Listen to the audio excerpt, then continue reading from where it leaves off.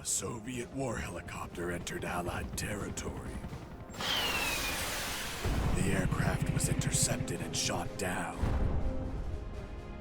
As the pilot emerged from the wreckage, he was arrested by the same bastards who shot him down, then later was brought to a military base for interrogation. That pilot was me. Name? My name is Fox. Jesse Fox. You don't seem to be Russian. Russian? Me? You were piloting a Russian aircraft 2 hours ago. I also drive a Toyota, and I'm not Japanese. All right, Mr. Fox. Before arresting you, I'm obligated to write down a report with your version of the facts. So tell us what the hell you were doing in that heavily armed Soviet helicopter.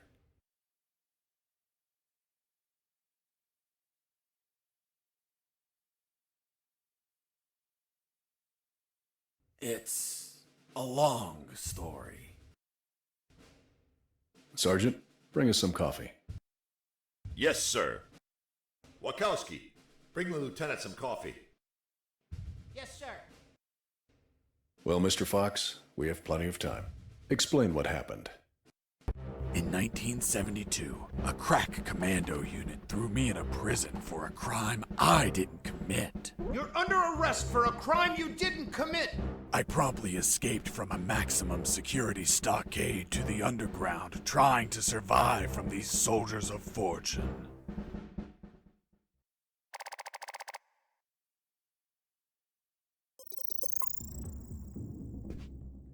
Let's start from the beginning. How did you escape from that cell? Piece of cake. I just had to write a note. A note? Where'd you get the paper from? I used toilet paper. I see. And how did you find a pen? A pen?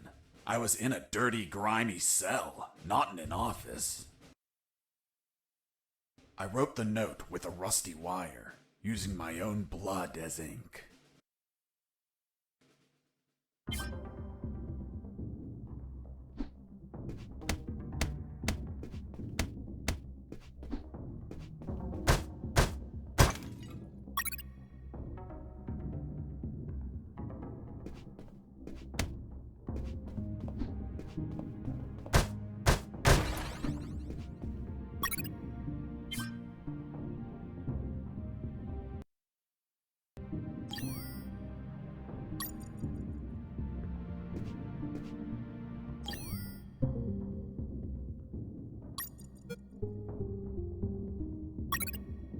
I scratched my arm with the wire and got to work.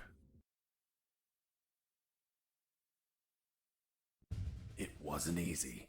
The toilet paper tore under the pressure of the bloody wire. Those bastards gave us cheap paper, one ply, unscented, and unpatterned.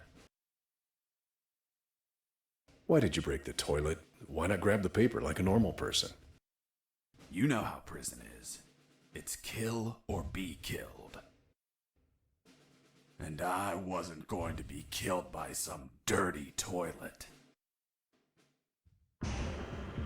Hey, you moron! Holy Jesus.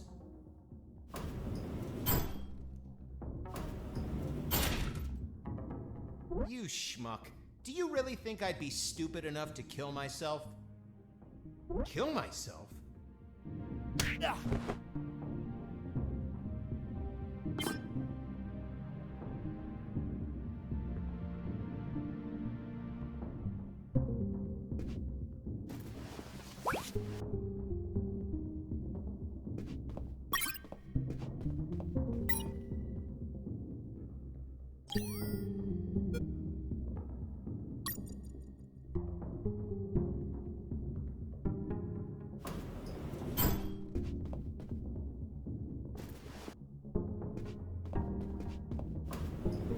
I left the guard locked in the cell. Then I threw away the key and got out of there. Mr. Fox, what about the noose? Where did you get that from? Where did I get the noose? Are you seriously asking me that? I am, Mr. Fox. I'll tell you later.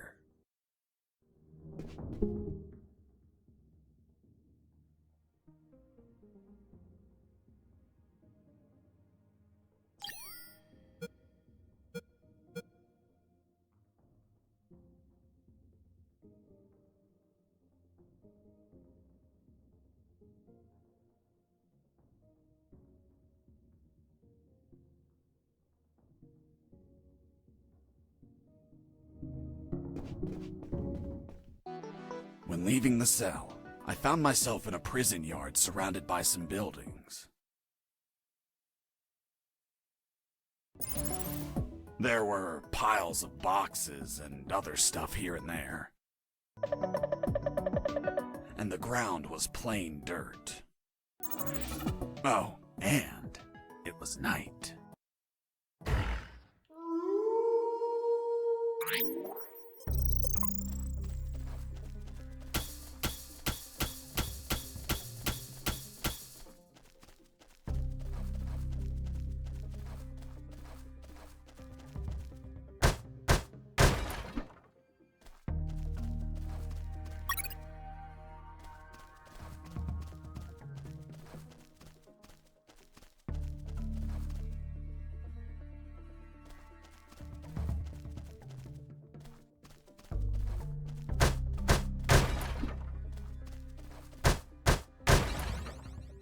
That box contained some filthy cloth scraps. I made some handy bandages to prepare for when I would get wounded. Bad news, dirty cloth rags don't heal you. They just stop the bleeding, and I ain't got time to bleed. Good news, I could reuse these rags as much as I wanted. Good dirty cloth is hard to come by.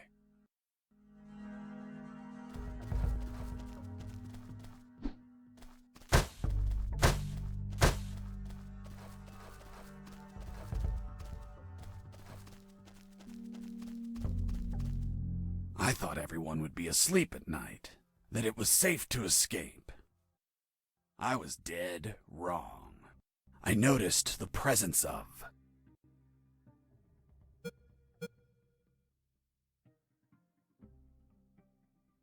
one guard on the night shift.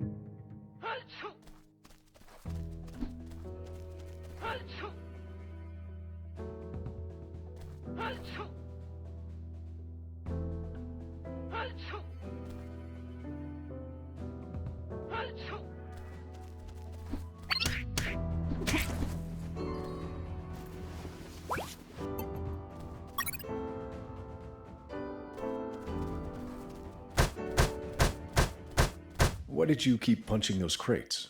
What did you expect to happen? Nothing in particular. Then why this gratuitous violence? I don't know. I suppose I got lost in the moment. You know, for being imprisoned for a crime I didn't commit.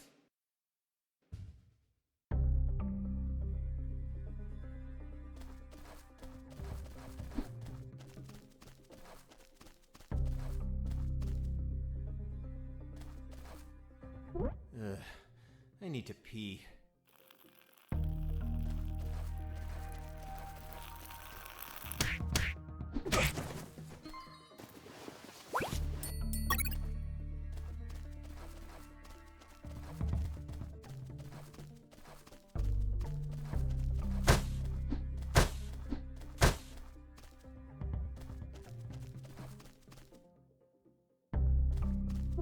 Hey, over here. Hello? You talking to me? Affirmative. My name is Colonel Alan Harris, 5th Battalion. I'm Jesse Fox. Rank? I'm not military, Colonel. Then tell me, Fox, what the hell are you doing here? I've been jailed for a crime I didn't commit. Do you know how to get out of here? Try to escape through any sewer. There must be one nearby. 'Cause it stinks when it's hot.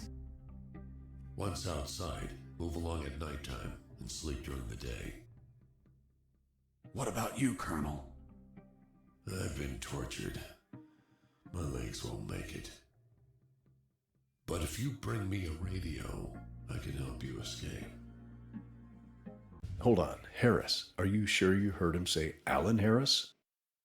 Yes, sir. Saw him yesterday. Look, Mr. Fox, Colonel Harris died a month ago in an ambush. Well, it's the name that stubborn old man gave me. I see. I'll write down on the report that you talked to Colonel Harris after his death. Continue your story. As I was saying, I searched for a radio to bring him.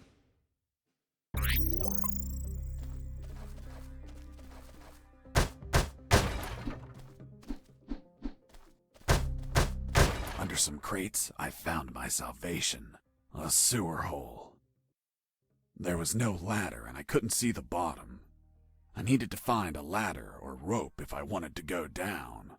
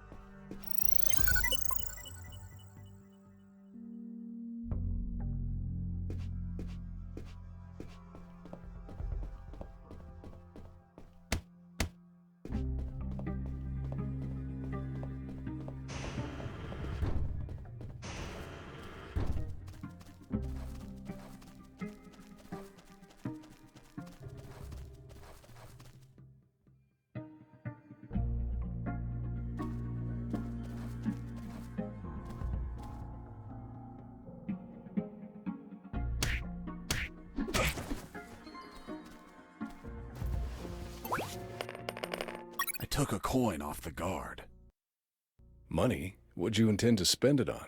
I suspect there's no shops open for an escapee on a midnight run. Who said anything about spending? I used it to distract soldiers. I quickly found out that guards love picking up free coins off the ground.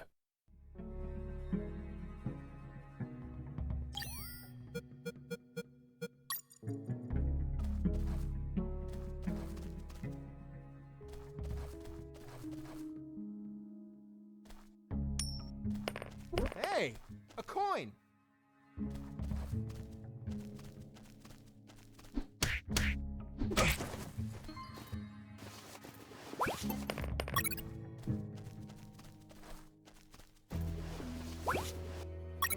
I picked up the guard's radio. Without encryption, I knew other guards could listen in on my conversations with Harris. I see. You still haven't told me how you got that noose. I'll tell you later. As I was saying, I needed to find a special encryption circuit to install in the radio.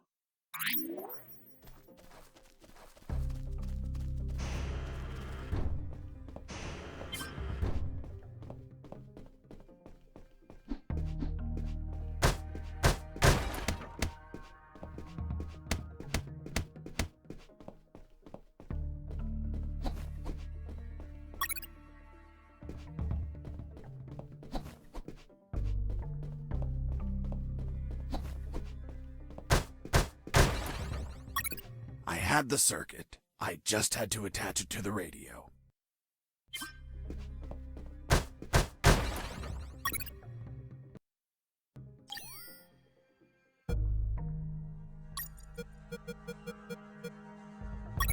With the modified radio, I could speak to Harris with no one listening. Now, I just had to bring it to him. And the noose? Later.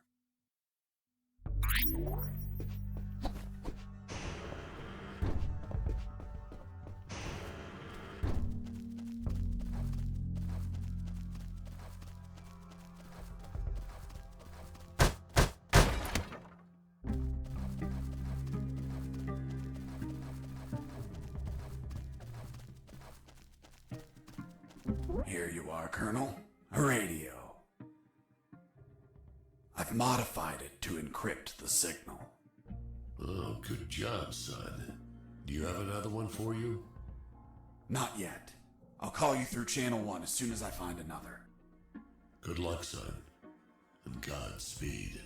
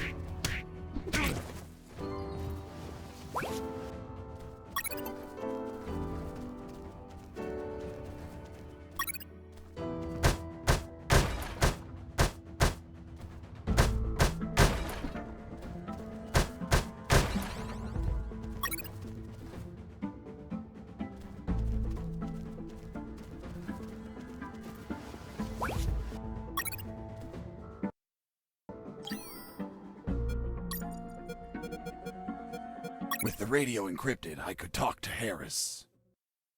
I wouldn't have been able to escape without his help. I hate to admit it, but the grumpy old man gave some good advice.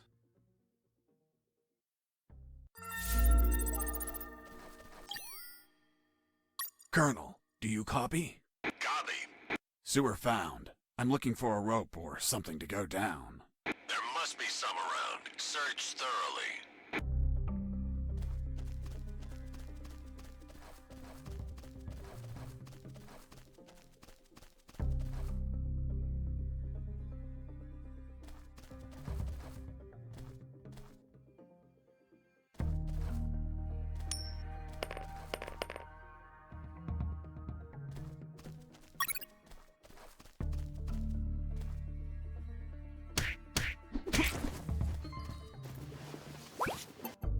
You stole a one-eyed man's patch?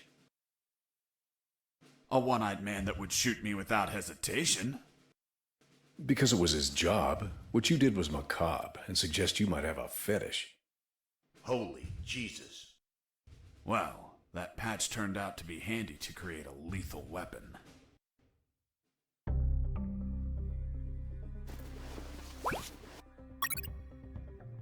You removed his glass eye too?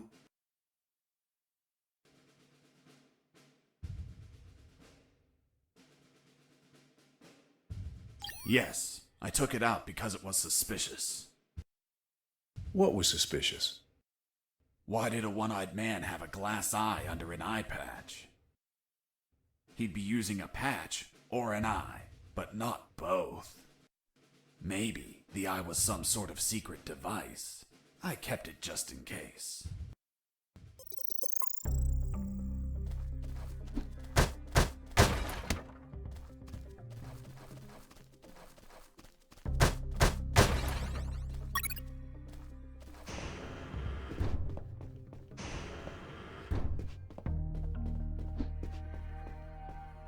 Hey, buddy!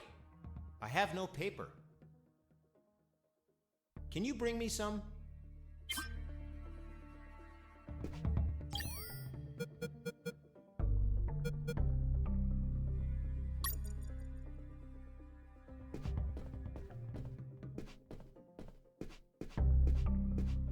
Here you are. Thanks, man. You saved my ass, literally.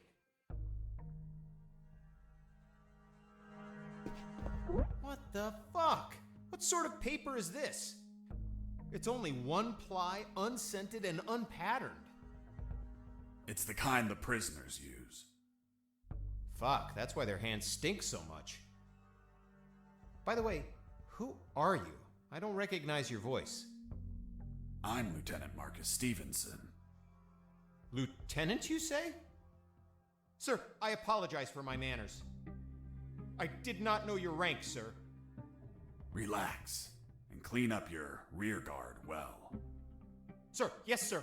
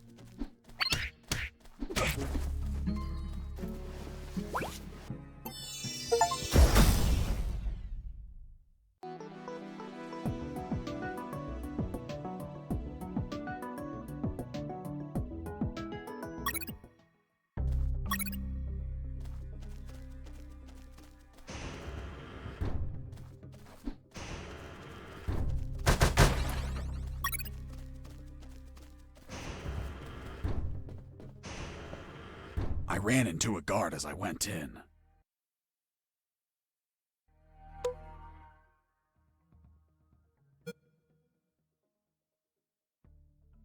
Luckily, the guy was sleeping.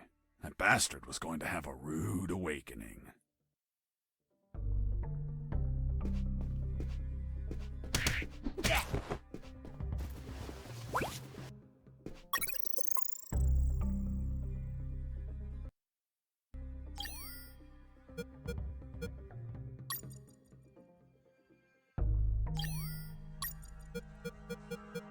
The lethal weapon you created with the patch was a slingshot?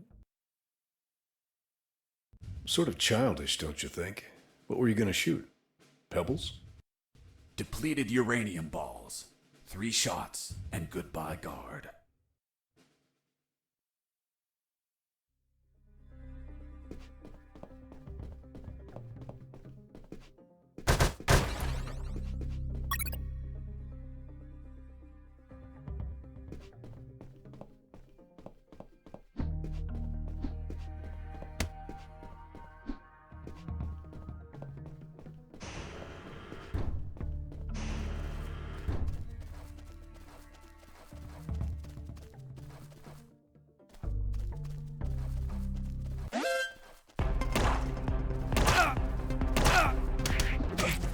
I was injured and losing blood. I had to heal that wound before I bled to death.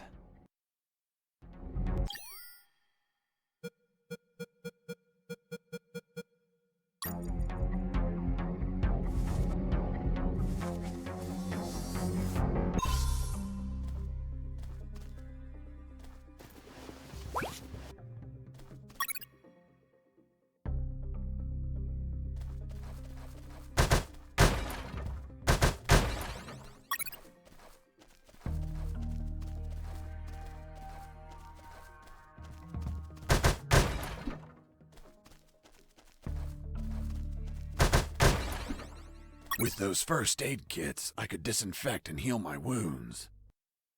Good news, those kits stopped any bleeding and also healed my wounds over time.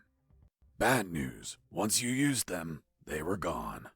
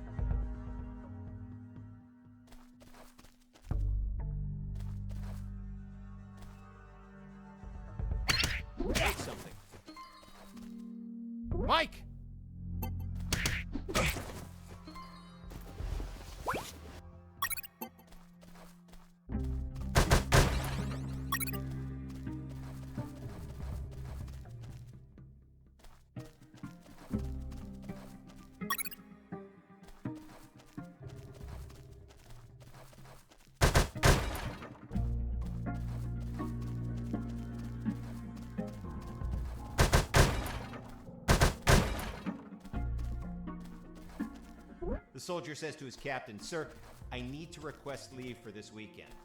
"Why do you need it, Private?" "I'm gonna have a baby, sir." "Congratulations, request granted."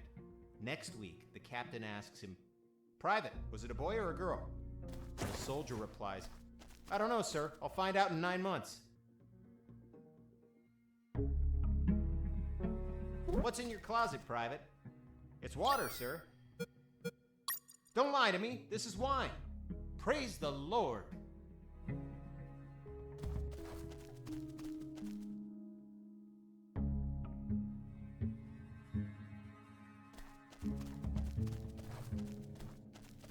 "Hey, Mike, can you tell them again?" "Of course." The Sarge says to the soldier, "Someone sent you a blank letter."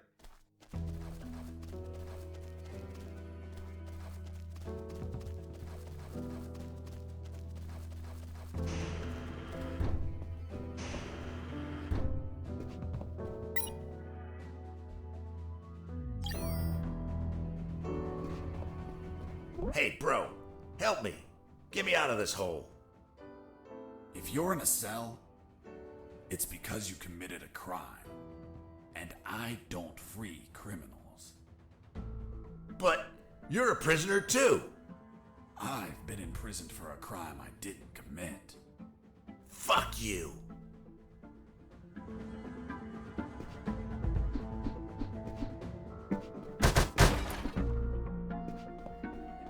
Hey, friend, I'm also innocent. That's what they all say. Please, they keep the key in that box.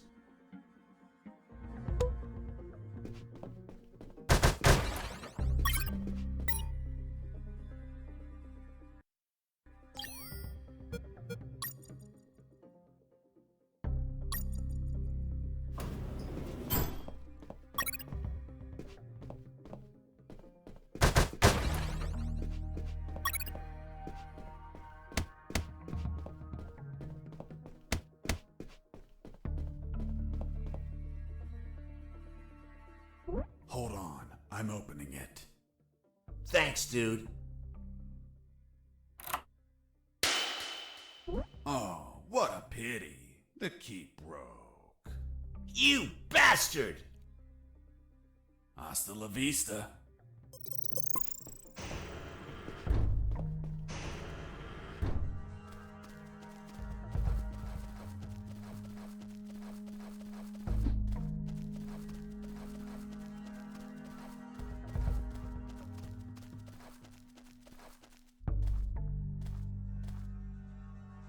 "Hey, Mike, can you tell them again?"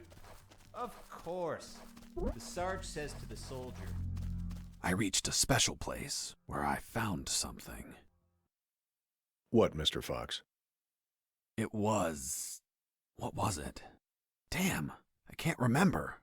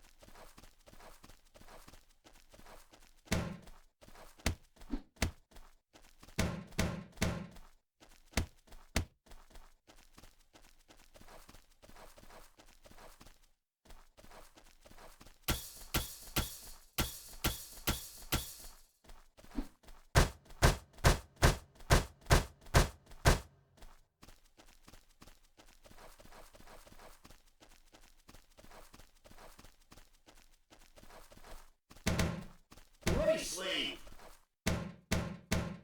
Be quiet.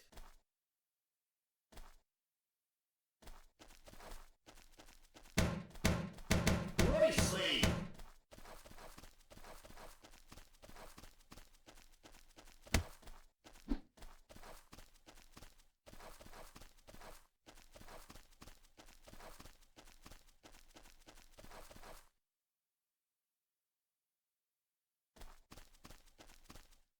Hey, Mike, can you tell them again? Of course. The Sarge says to the soldier, I sent you a blank letter. The soldier says, it's from my wife, Sergeant. How do you know that, soldier? Because we argued and we don't talk to each other.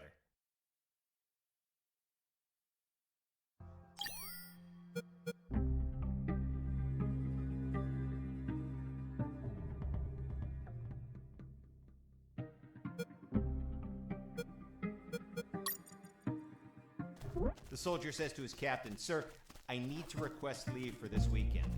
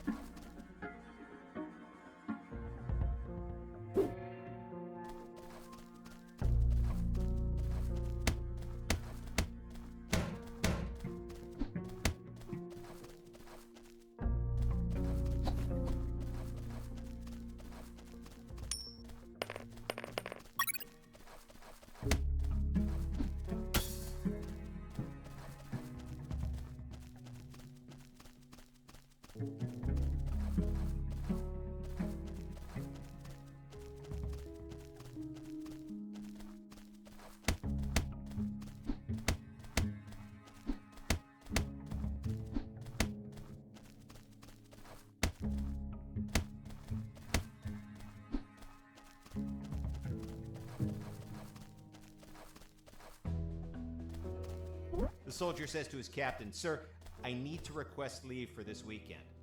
Why do you need it, Private? I'm gonna have a baby, sir. Escaping prisoner!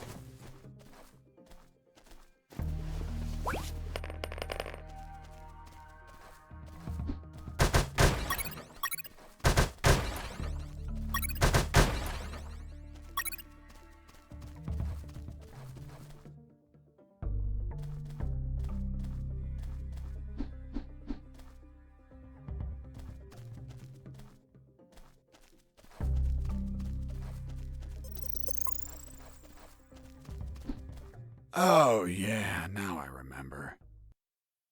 It was that damn grenade guy.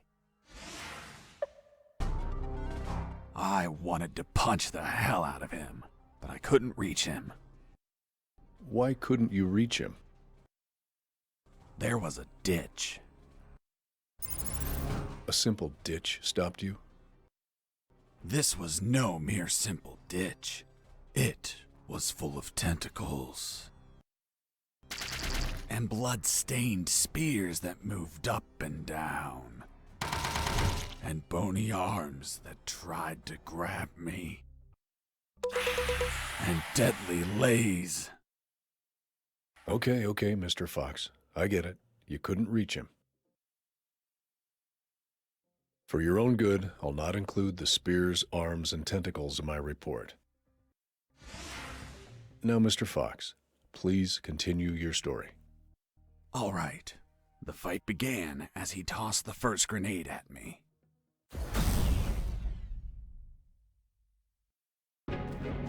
Running away. I'll be stupid, but not a coward.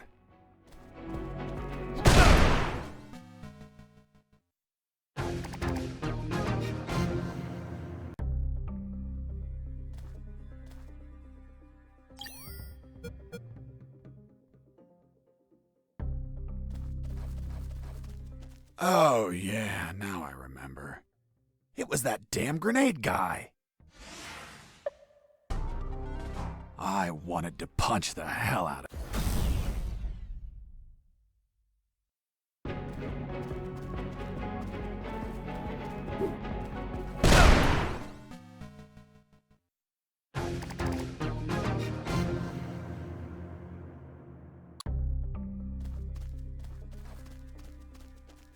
Oh, yeah, now I remember.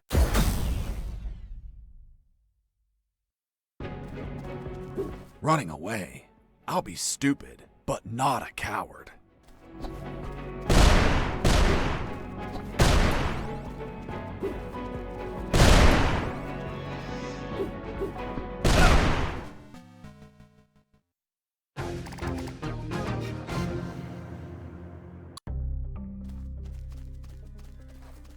Oh, yeah.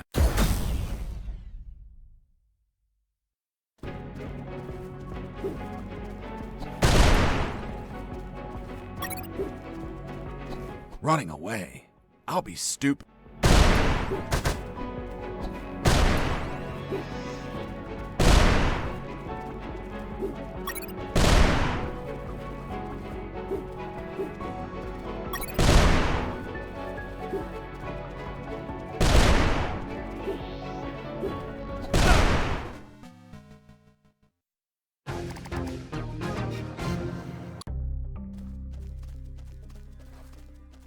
Oh, yeah.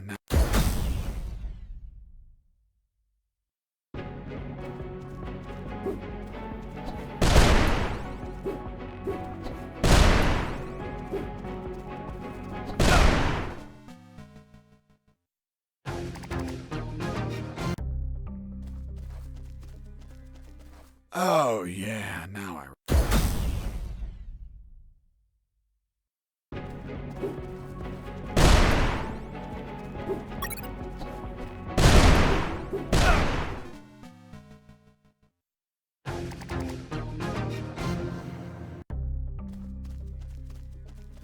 Oh, yeah, now...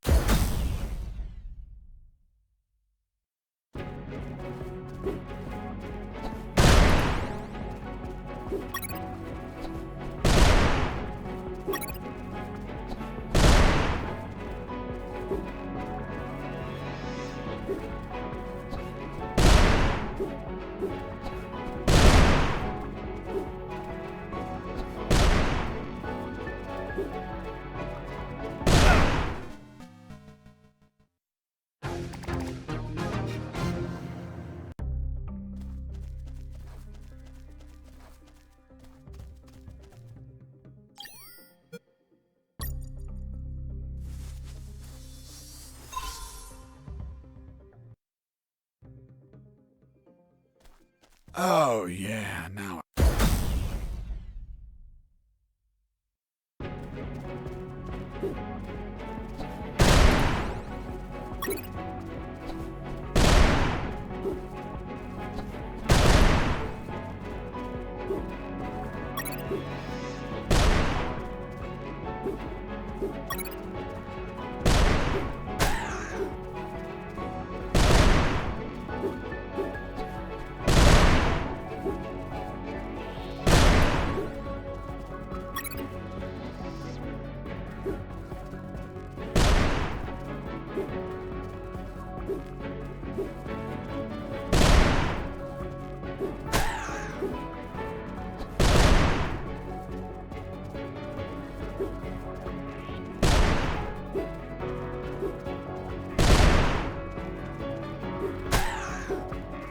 Running away.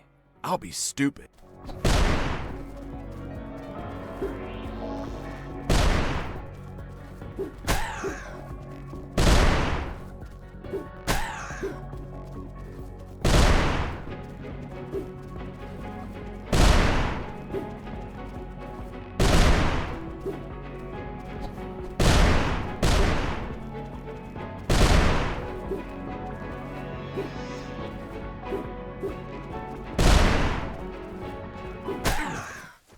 Boss defeated. I searched the grenade guy. Wait, wasn't there a ditch? I used the bridge. What bridge? But you told me you couldn't cross the ditch. Because I didn't see it at first. I was completely focused on my opponent, the grenade guy. I see.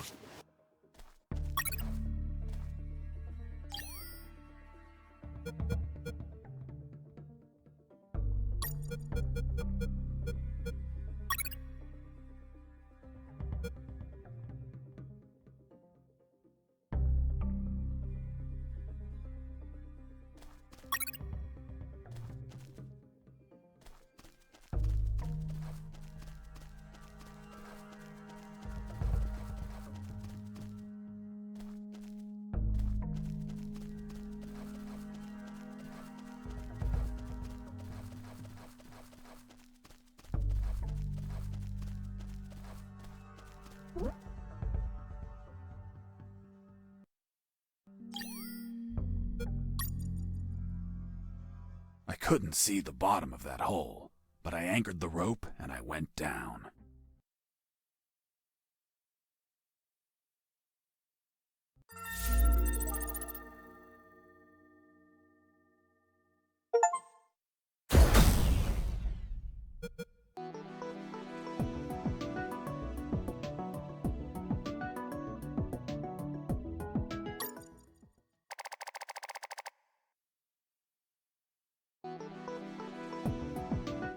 I anchored the rope and went down into the pitch darkness.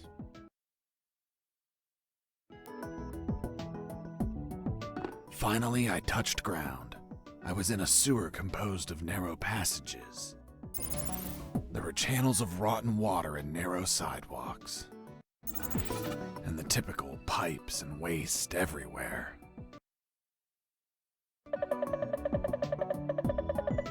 It smelled like shit. The putrid air was barely breathable. But once my lungs got used to that stench, I started to investigate my surroundings. First off, I had to check the depth of the water.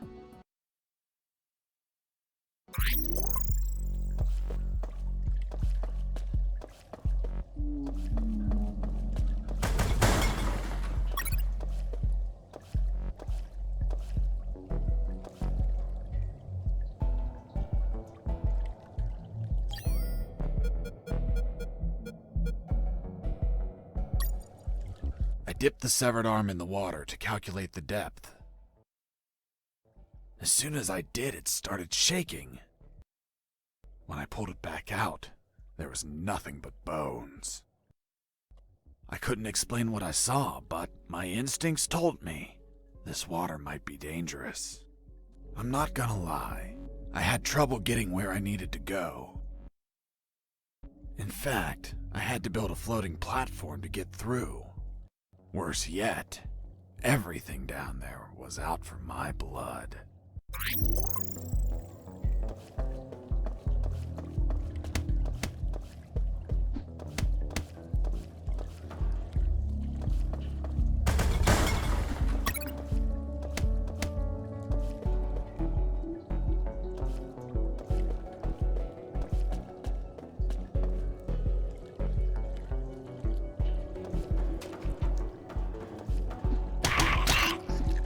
Hold on, Mr. Fox. What exactly did you say attacked you? What you just heard. Some sort of hybrid between piranha and human. A human piranha attacked you? I see. And in your opinion, could you elaborate how this hybrid could exist? That question kept gnawing at the back of my brain the entire day. I dwelled on it over and over again. And after seeing everything I saw on that base, their facilities, their experiments, their labs, I reached the only logical explanation. And what was that, Mr. Fox? A creepy scientist must have wanted to create a child of his own. But realizing he accidentally used piranha DNA, he deemed the child a monster. He held it up, looked deep into its fishy, loving eyes, and flushed it down the toilet with no care for its feelings. Holy Jesus.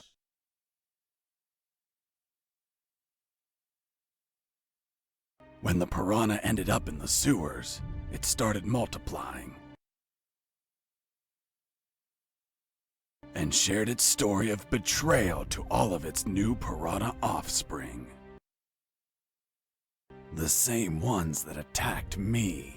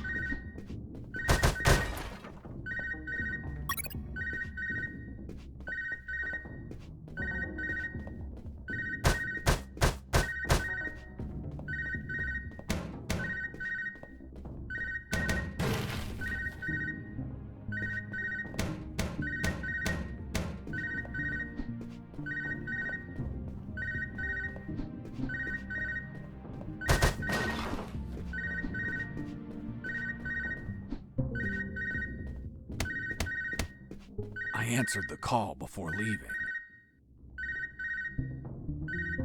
I answered the call before leaving.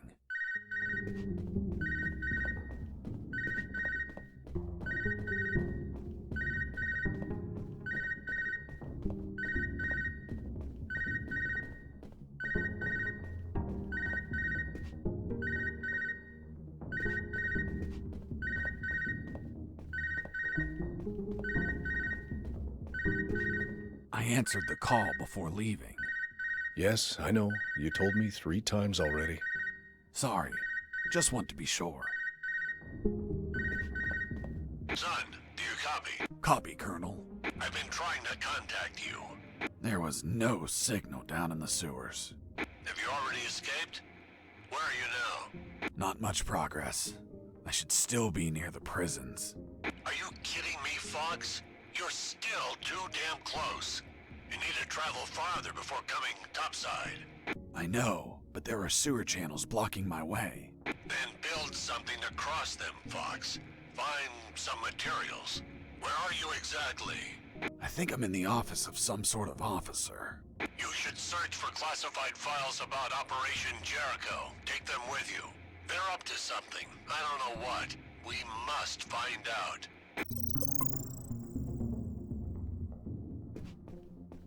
Before leaving the office, I searched for the documents.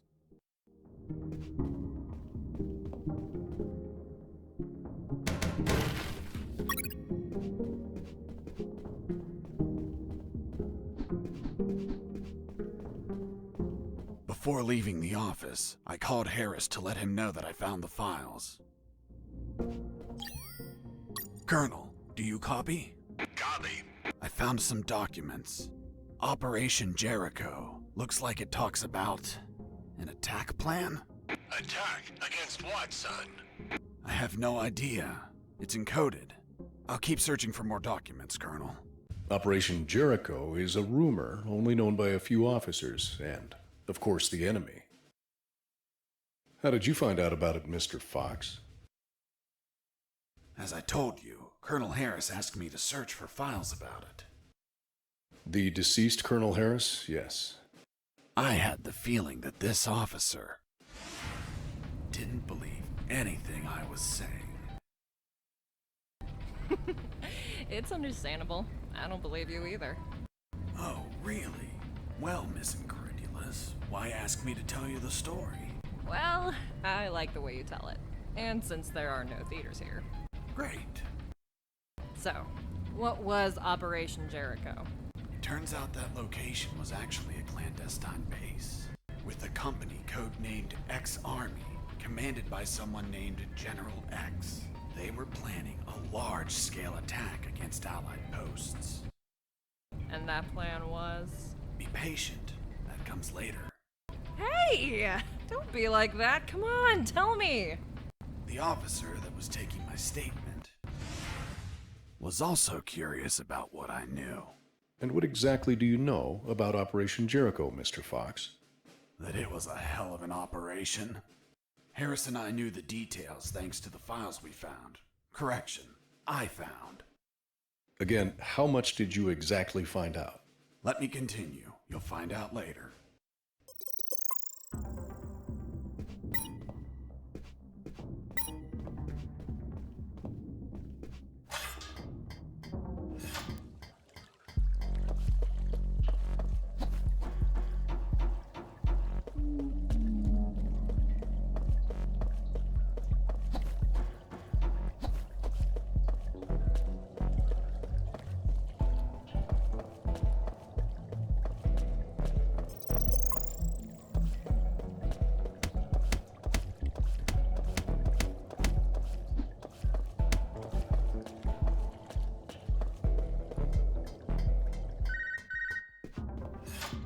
Sergeant Roscoe here.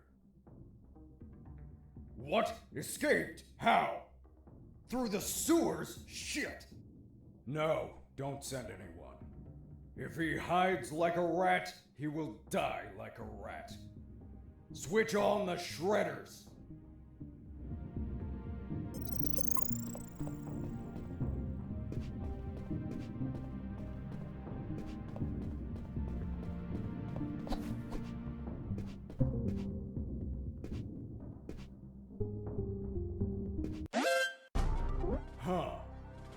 I just hear a rat.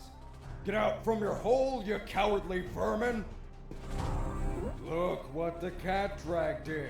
The escaped prisoner.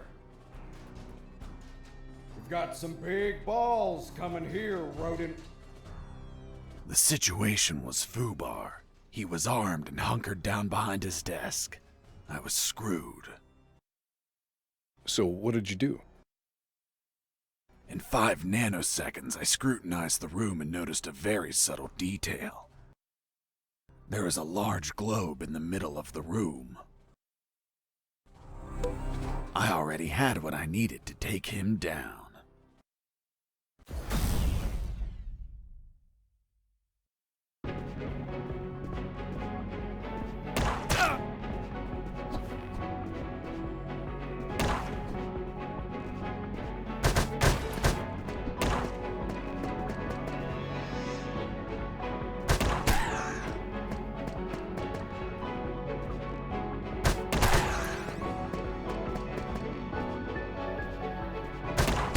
Pissing me off!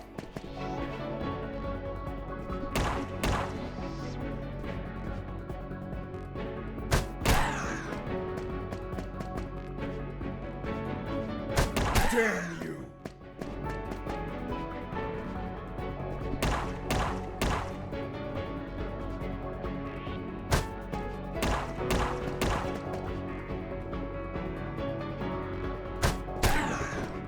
Boss defeated.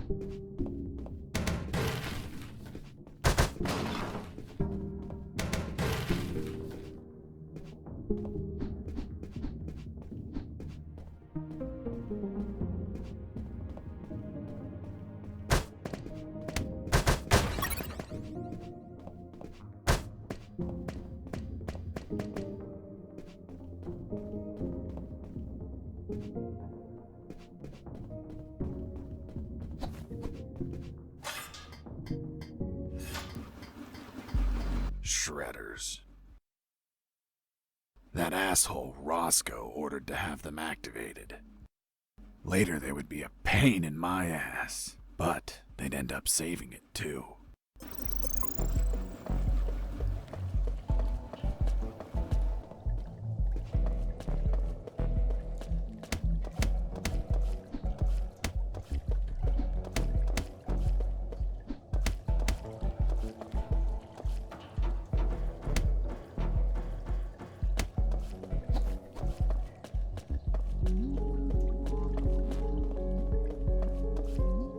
As I proceeded down the sewer sidewalk, I noticed a path nearby I couldn't reach.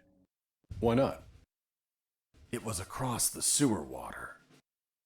What was the distance to the other side?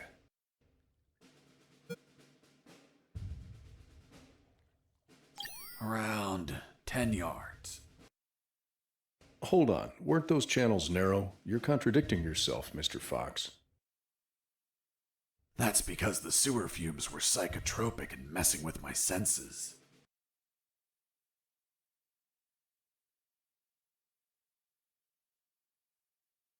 I see. I realized I needed something to cross to the other side.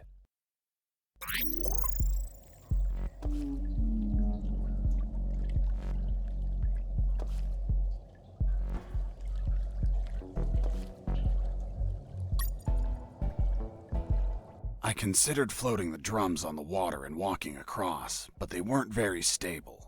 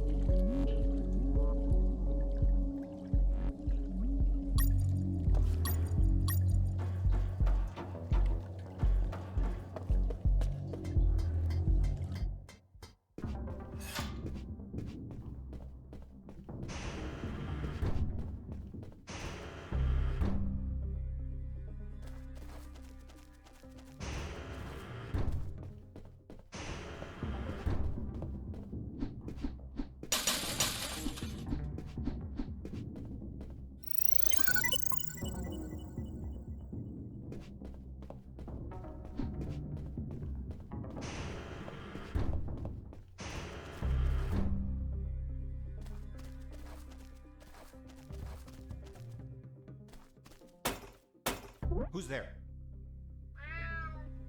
Damn cat. Who's there?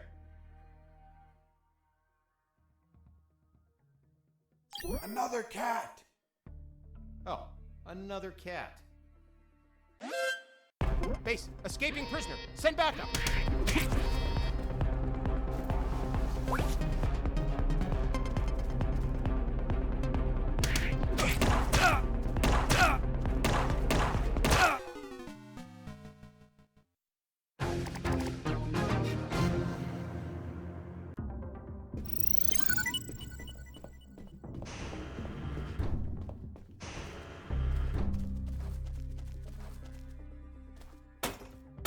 Who's there?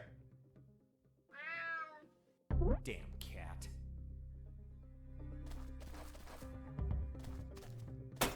Who's there? It's Mike! Fuck, Mike, you scared me. I'm sorry. Everything okay? Yeah, everything's okay.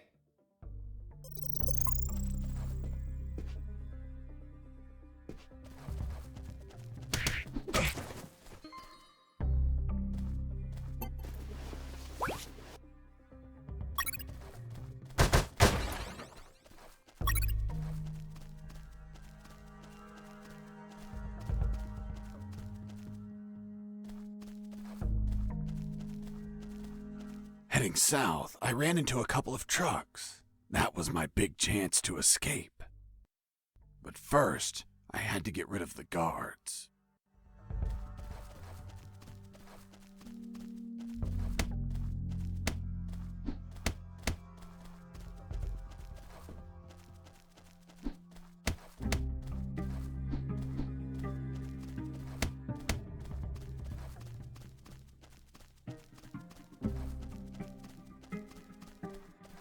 Heading east, I ran into a hound.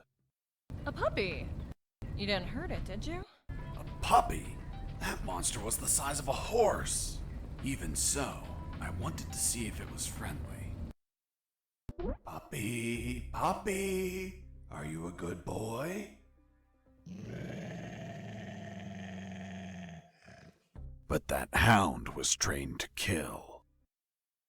Its bloody eyes looked at me like I was a well-done steak.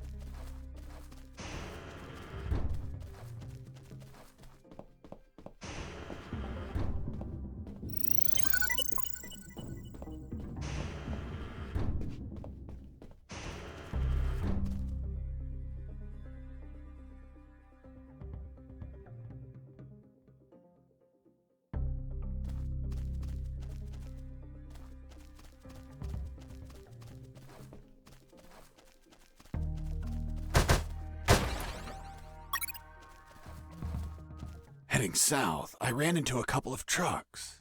That was my big chance to escape. But first, I had to get rid of the guards.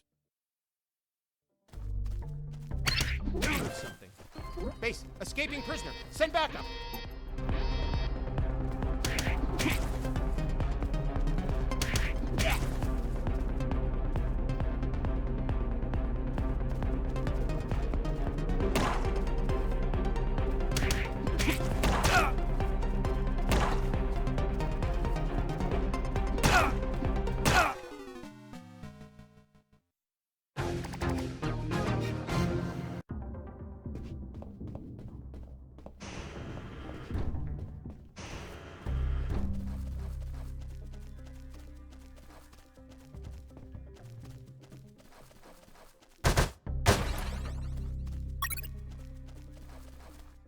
Heading south.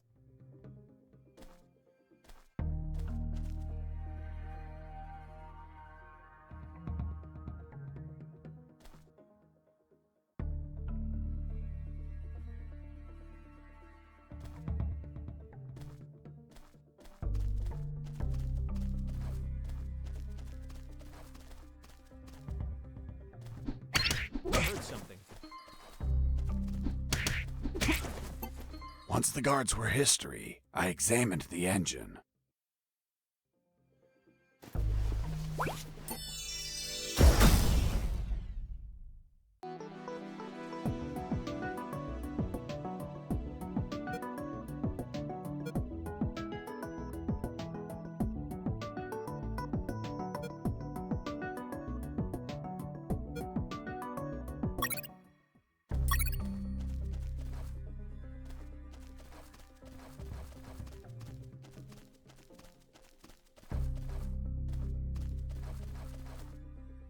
I took a glance and my worst fears came true. It was an old diesel engine with no AdBlue or particulate filter. What does that mean? Running away in that truck would have polluted the area with nitrogen oxides and microparticles. And I wasn't willing to sacrifice the environment for a hasty retreat. So I armed myself with patience, and I kept searching for another way to escape. Well, Jesse, I didn't know you were so eco-friendly. Well, it's nothing really.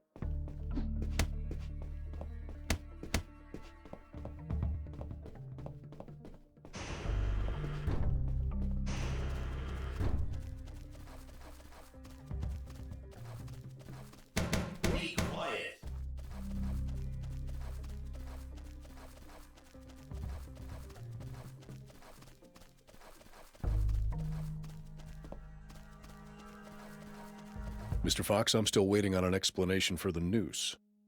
Later, officer.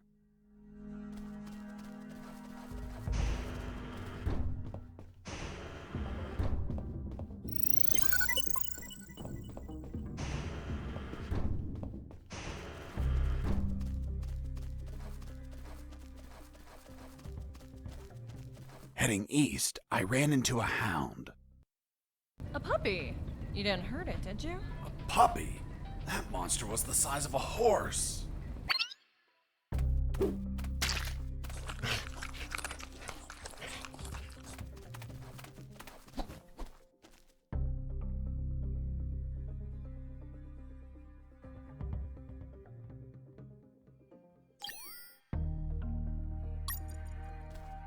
Psst, watch out. There's a guard looking here. If you move, he'll see you. Tell me when he's not looking. That bastard won't move. He's over here all the time. Fuck. Hold on, I have an idea. Yo, Mike! Mike! Shut up! I got pictures of your mom naked in the bathtub. Wanna buy them? Real cheap. You bastard! I'm done with his shit. Just go shoot that bastard. I'm already on my way. Burn it! Nice. Thanks for the help. Thank you for knocking out that dick. By the way, name's Jesse Fox. I'm Mike. Hold on. Don't tell me the prisoner was also named Mike. No. Hold on. It wasn't Mike. I'm Robert. Let's see if I can get you out of here, Robert. Thanks, Fox, but no. If you escape, they'll shoot you. And I'd rather be jailed than buried. You don't have a radio, do you? Hold on. I'll get one for you.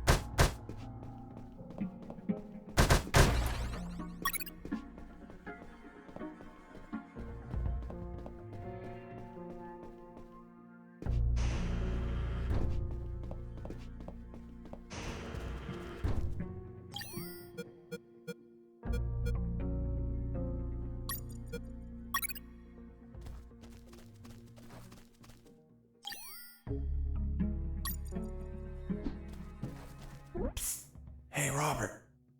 Did you get that radio? Yeah, here you go. Thanks, Fox. I'll call you if I find out anything.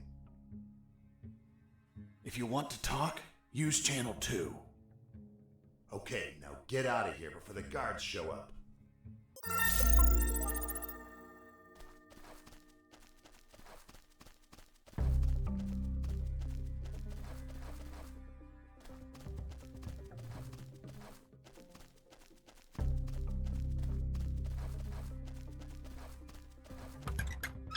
Nothing interesting.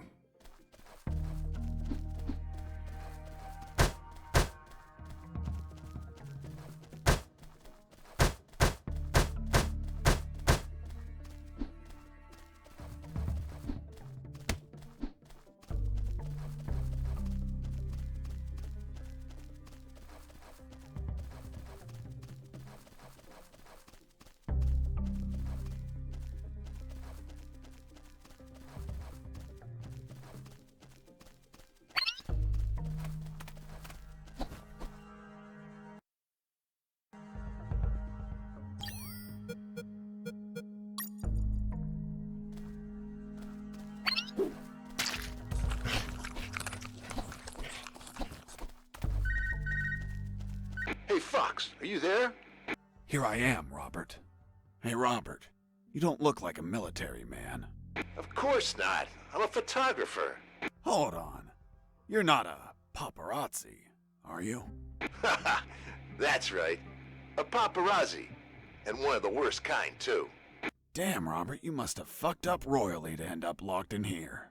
I've seen things I wasn't meant to, Fox.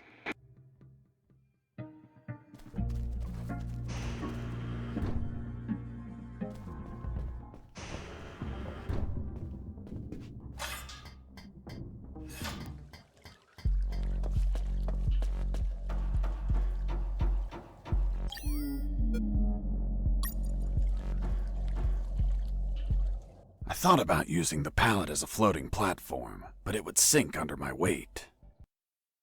I needed to attach something to make it float.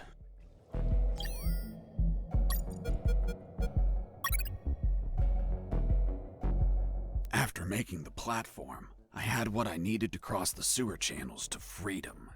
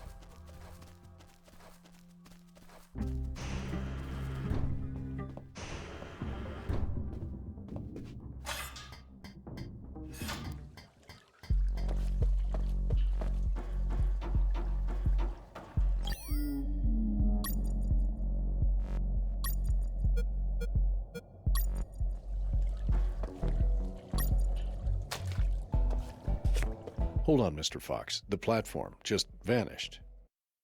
What? Of course not. I picked it up every time I got to the other side. You didn't mention that. Sounded like it vanished. Well, I didn't feel like I had to mention something so obvious. Then should I write down that you picked up the platform every time you used it? Yes, of course. Well, Mr. Fox, please continue with your story.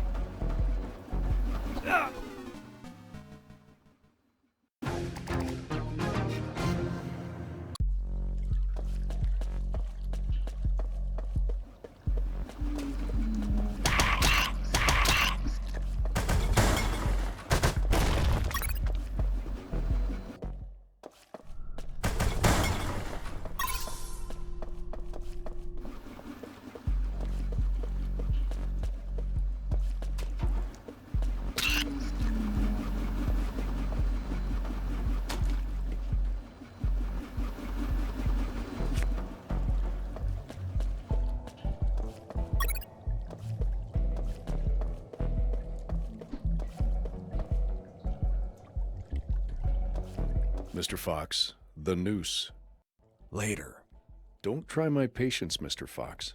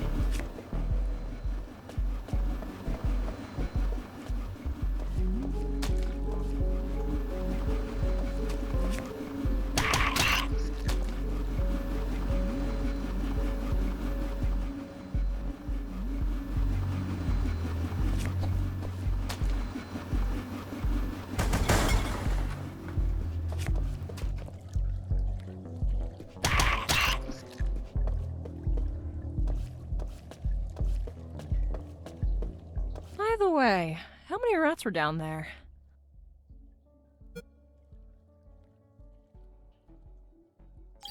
Hell yeah, the sewer was infested with assassin rats.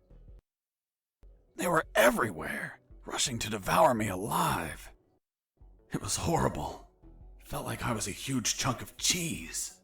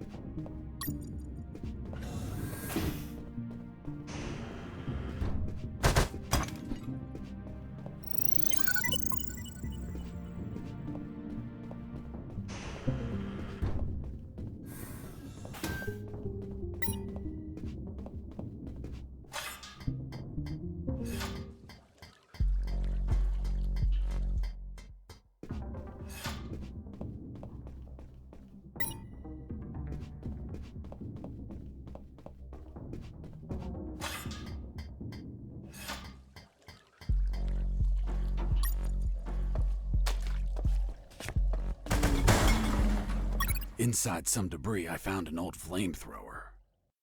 It was in bad condition, but I could fix it.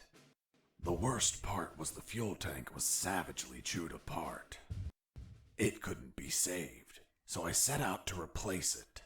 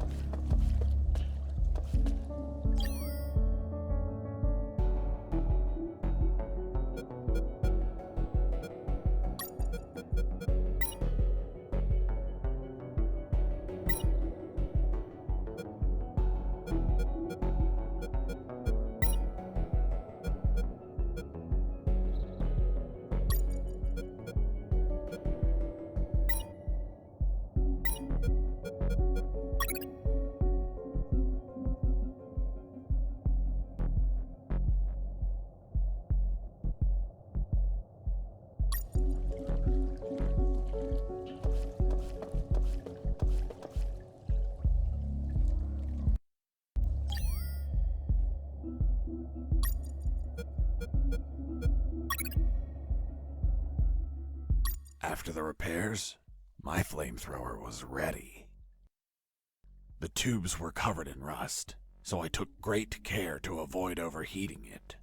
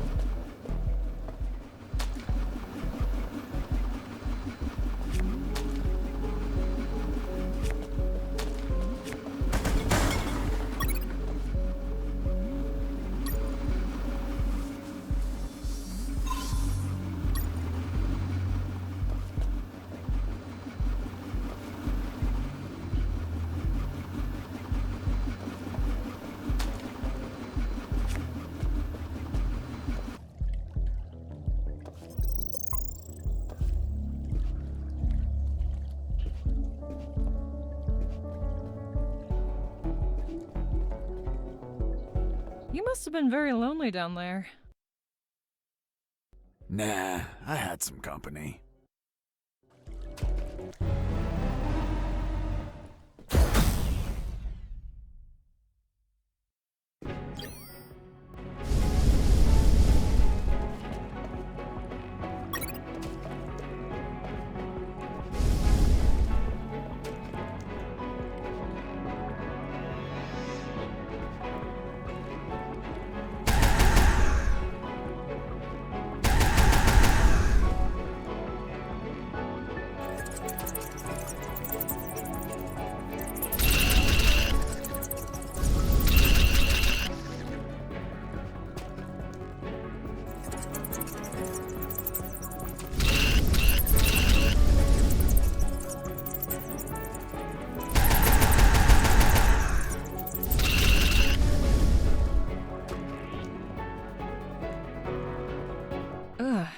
And that thing had tentacles?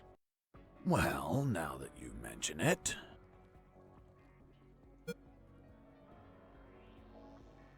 It had 24 tentacles.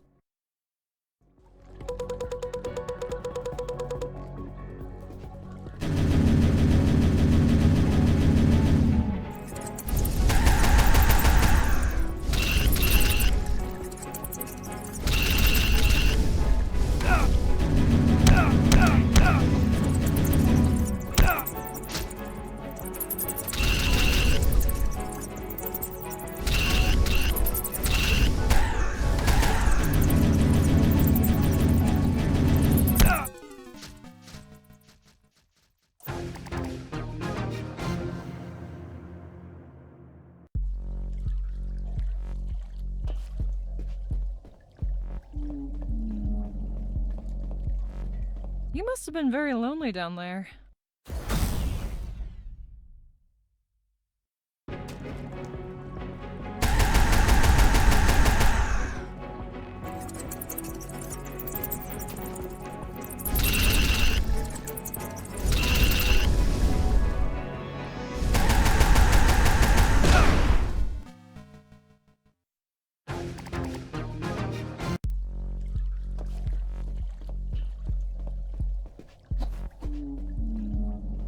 You must have been very lonely down there.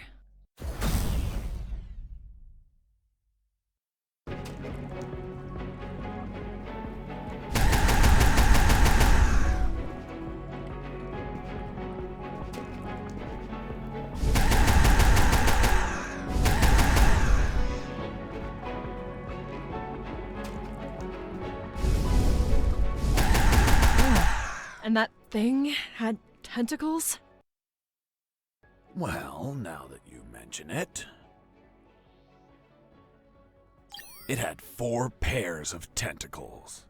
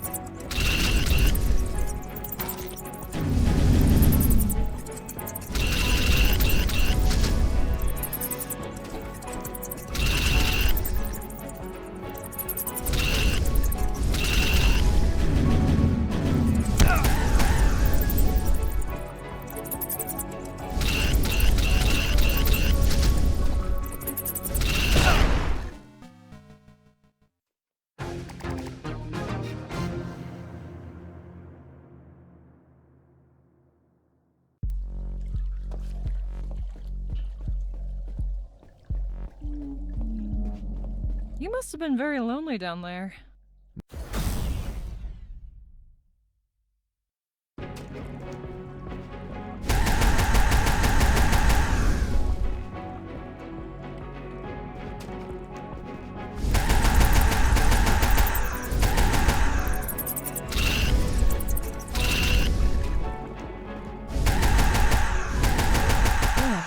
And that thing had tentacles? Well, now that you mention it. It had 6 tentacles.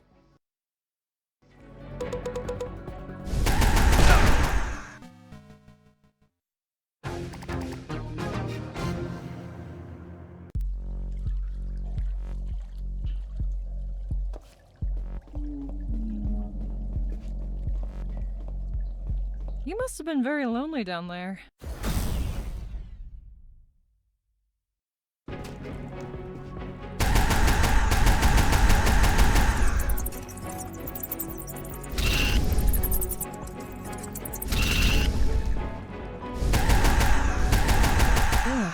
And that thing?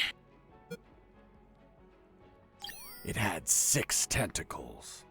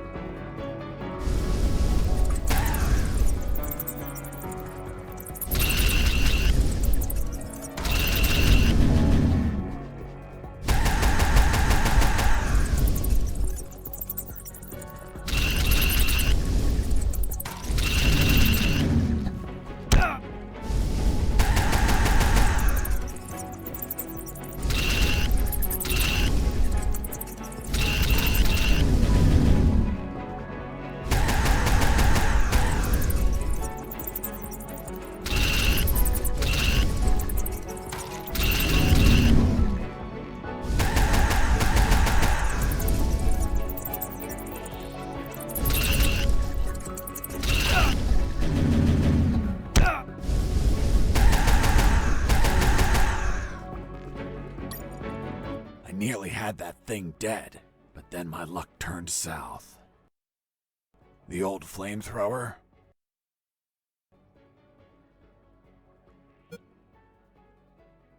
Broke apart as I continued the fight. So I finished it the old-fashioned way, with my fists.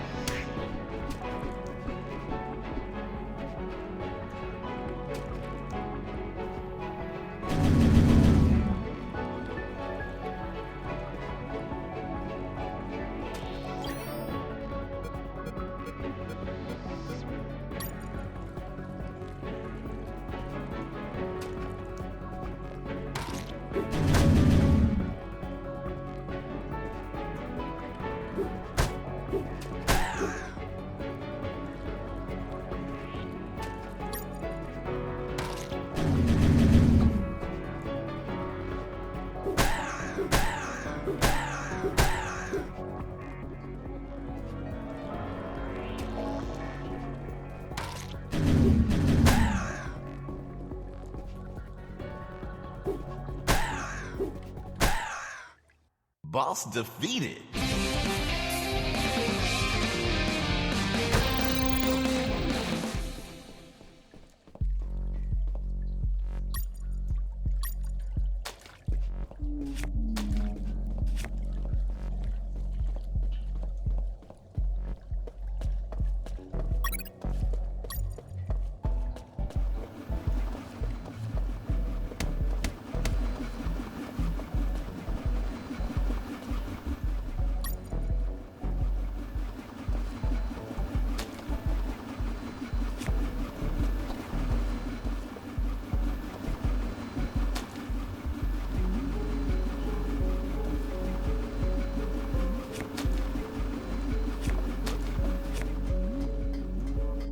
Mr. Fox, the gallows noose, tell me how you got it.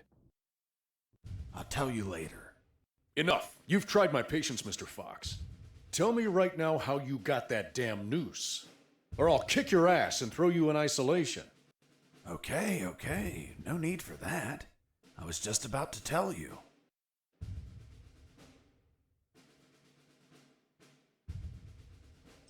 Using the rusty wire, I extracted a yard of my own intestine.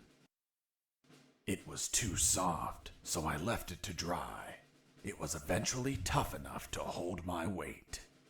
Turns out, having shorter intestines means you go to the toilet more frequently. Is that really how you got the news? Of course not. I lied to the officer. Why? Because no one threatens me to tell the truth. Then how did you really get the news? I'll tell you later.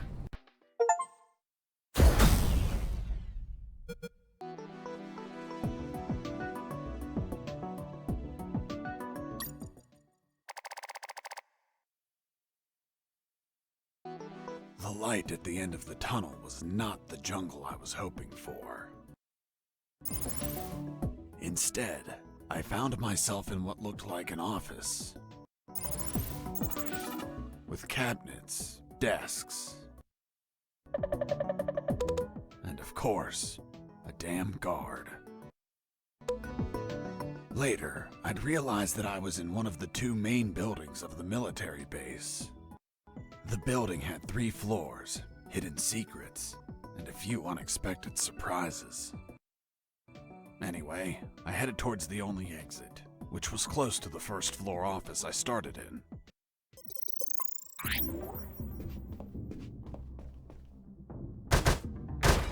Huh? What was that?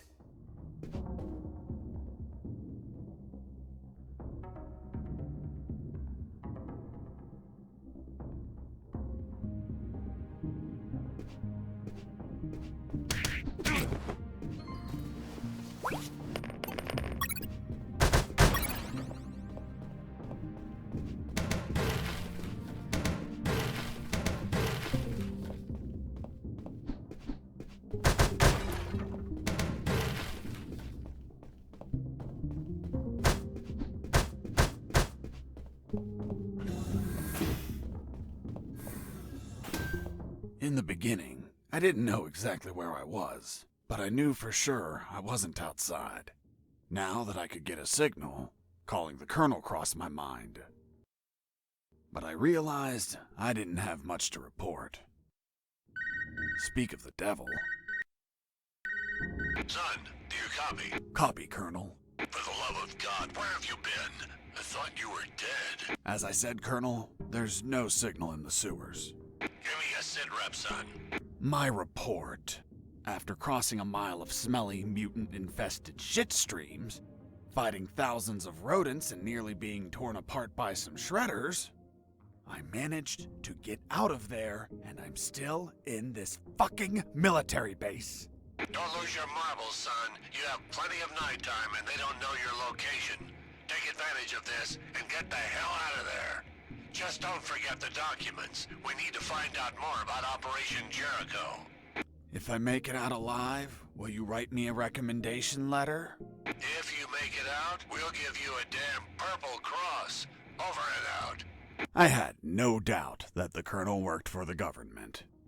Why is that? Because the only thing that old bastard did was demand, demand, demand.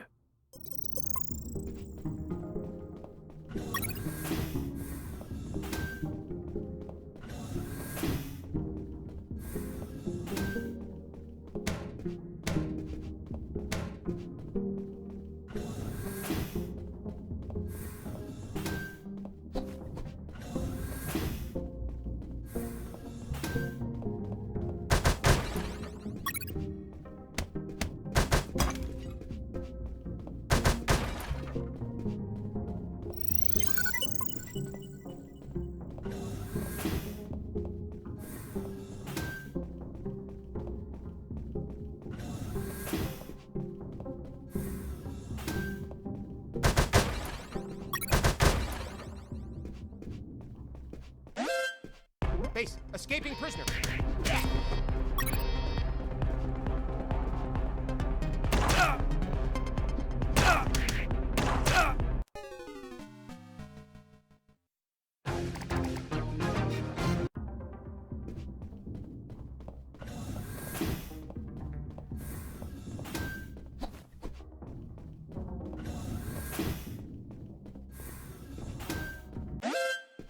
Base, escaping prisoner.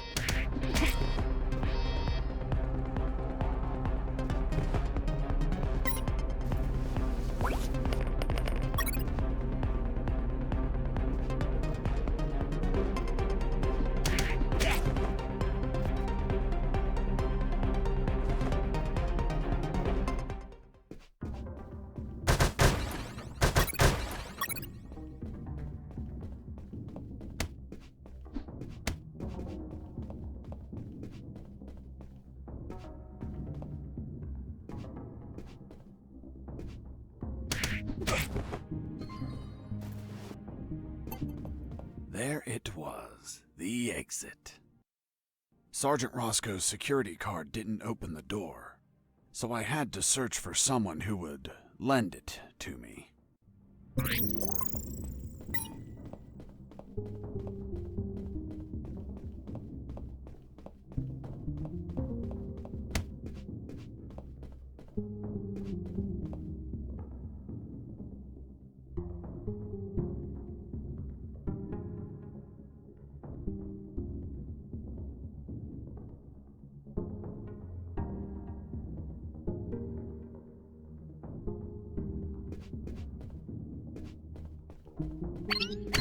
Did something. Mike! Are you okay?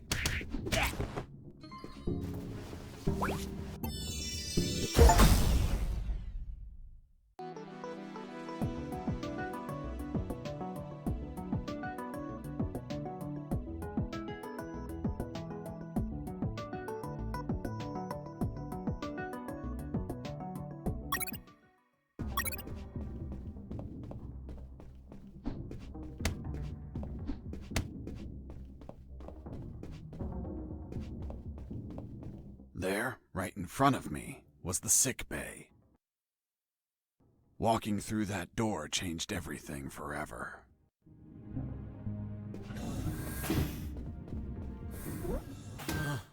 It's him. It's the prisoner that hit us. It turned out that all the guards I knocked out were brought to the sick bay. And some were still there. Freeze! Don't move or I'll shoot! Okay, I surrender. The woman that was aiming at me was the doctor. She, of course, was very pissed off because of the copious amount of work I caused. What a face. What a body. What a beauty. This girl was smoking hot. And she had a gun aimed straight at my head. At that distance, I couldn't do anything to neutralize her. I had to improvise. I needed something that would cause a non-lethal wound, like a sharp piece of metal. But I had to grab it without making a single step.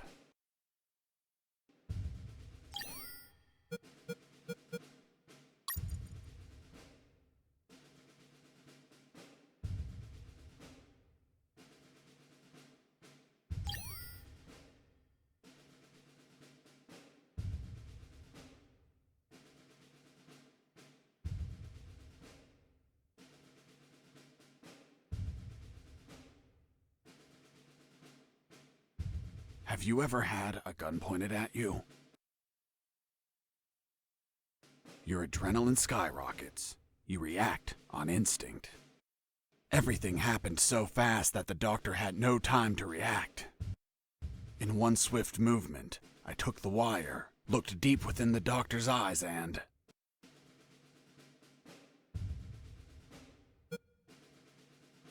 I stuck it in my thigh.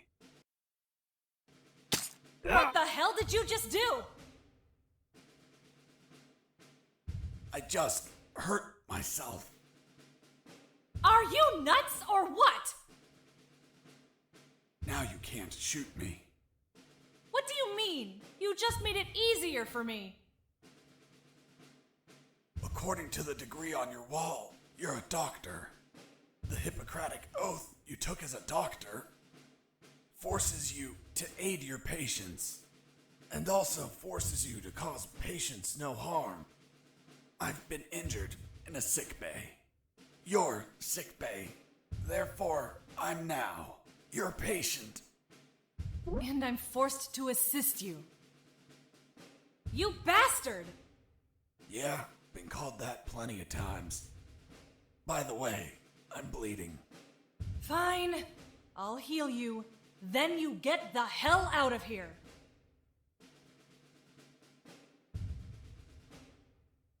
Done.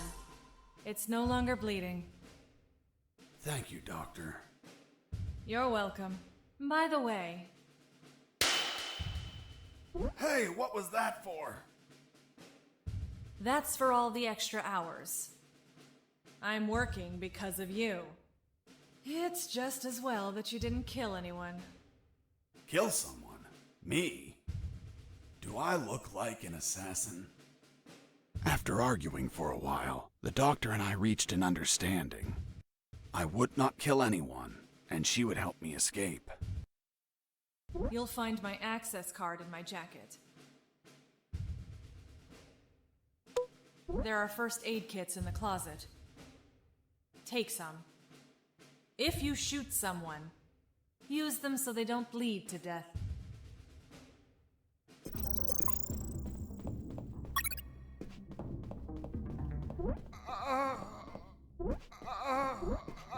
Doctor, it hurts.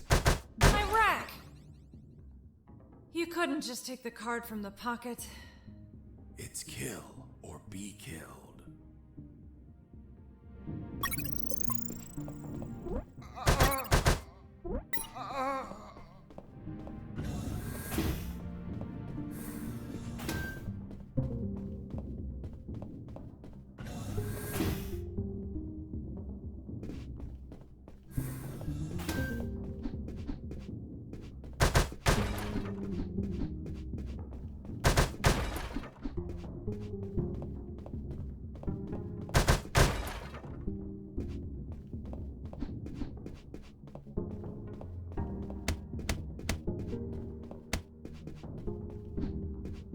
Before I left, I found something in a box that proved useful later.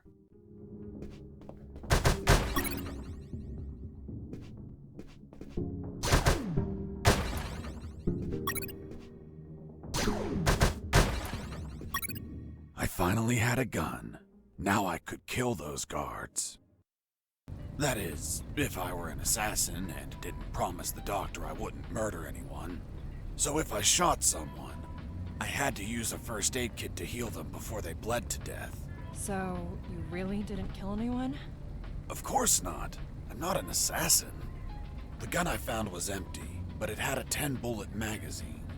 So, I loaded it up with any bullets I found.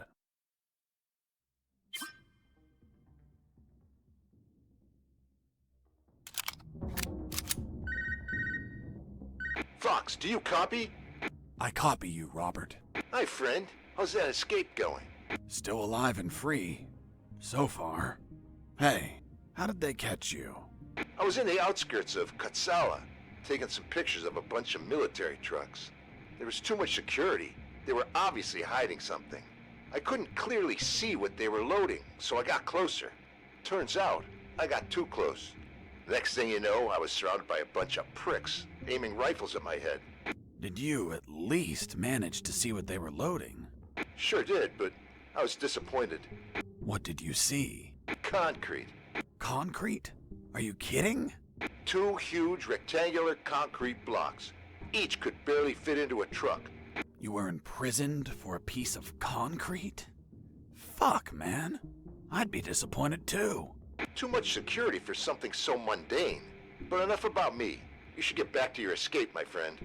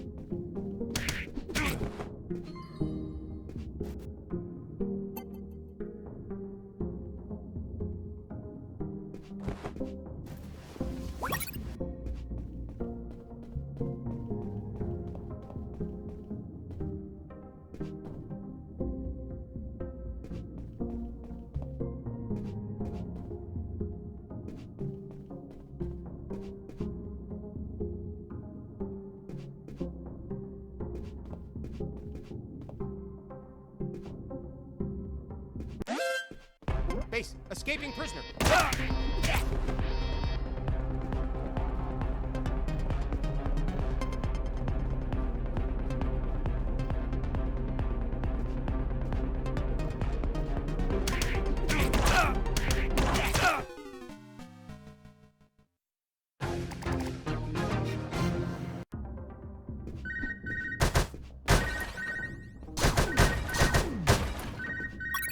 Hey, friend.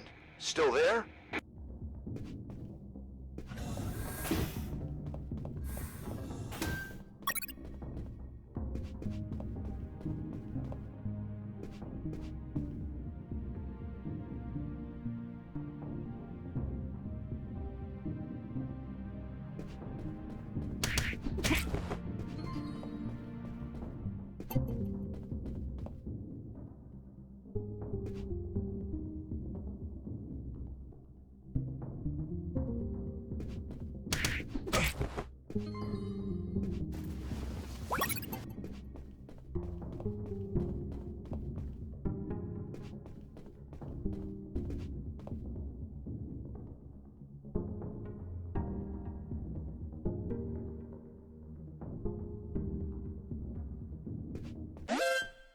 Base, escaping prisoner. Send backup.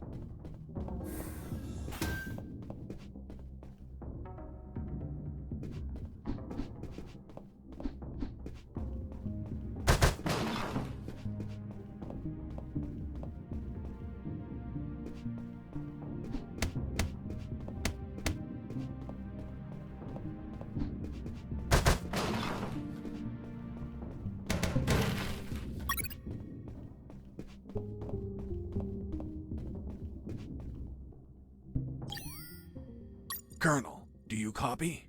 Copy. I found more documents. They look like a list of coordinates. Coordinates of what? This document is encoded as well. I don't know what the coordinates are for. They could be strike targets. Those bastards could be planning to attack us.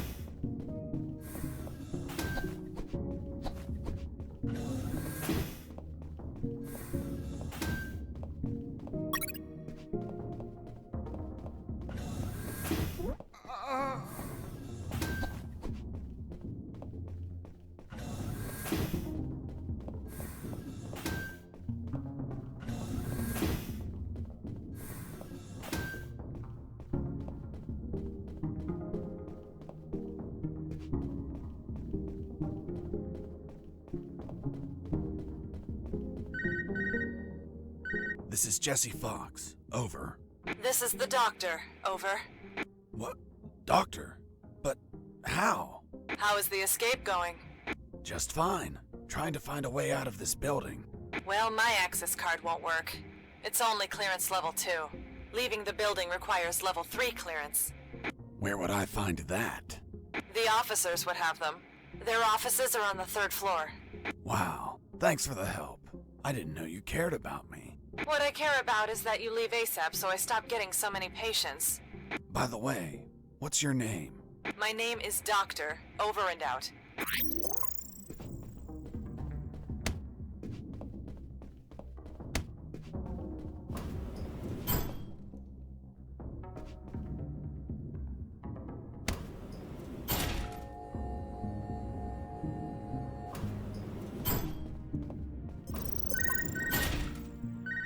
Colonel? Fox, do you have what you need to leave? Not yet, Colonel, but a contact told me where to find an access card. A contact? Yes, a doctor. A doctor? Give me a description. She is smoking hot. Oh, for God's sake, control your hormones, son. We're in the middle of a very serious operation. Listen, Colonel, make no mistake. I'm not in any operation of yours. Nor am I any of your soldiers. I'm only trying to escape from this damn place. Damn it, Jess, don't you realize this isn't an escape, son? You must realize Operation Jericho could end up with countless casualties. And it's your moral duty as a citizen to prevent it. Prevent it? Me? Is that a joke? Yes, you! Search every damn office in that building for any information you can prevent that damned plan. Over and out.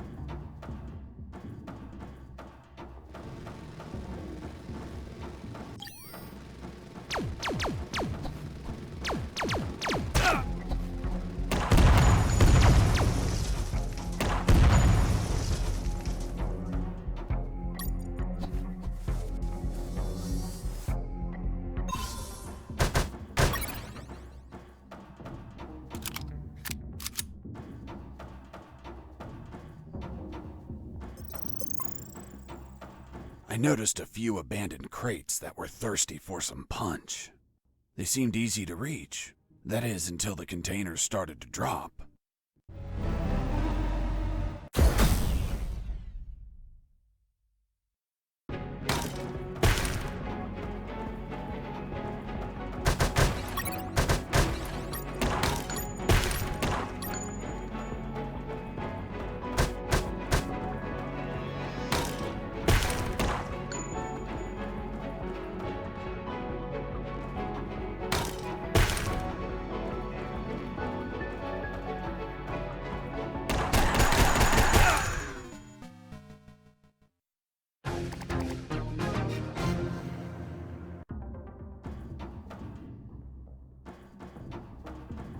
I noticed a few abandoned crates that were thirsty for...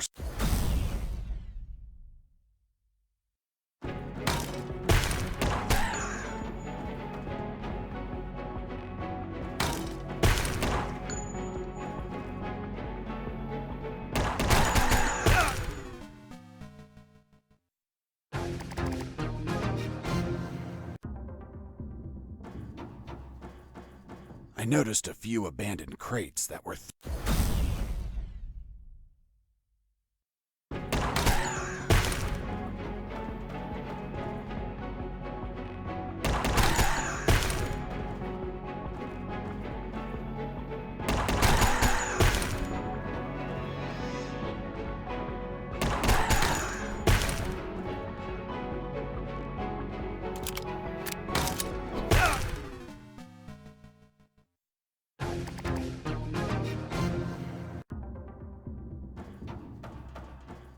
I noticed a few abandoned crates that were thirsty.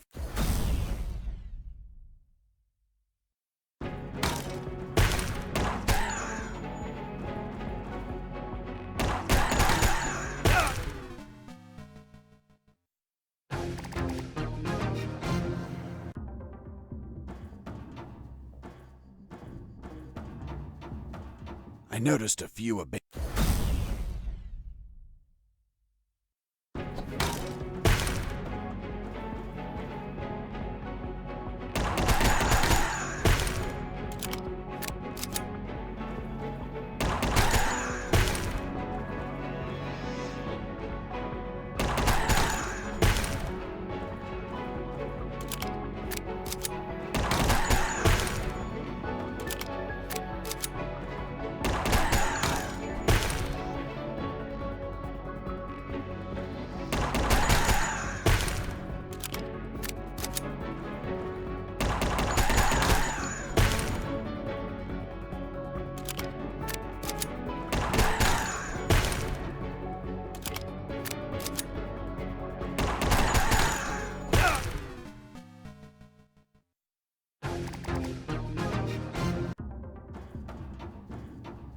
I noticed a few abandoned crates that were thirsty for some punch.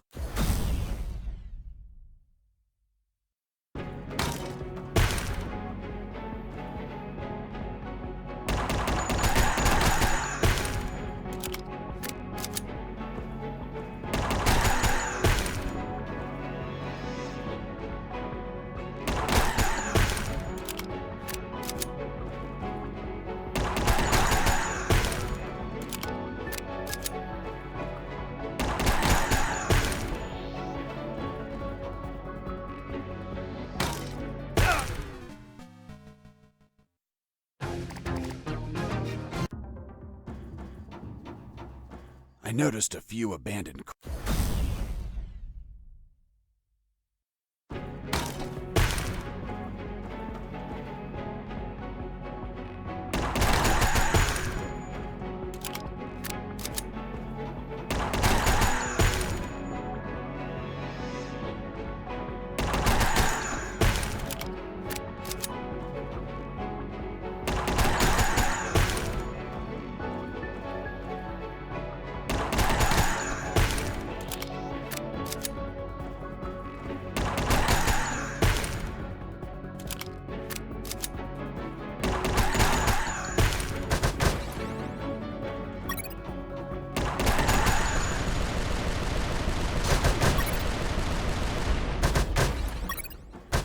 Boss defeated.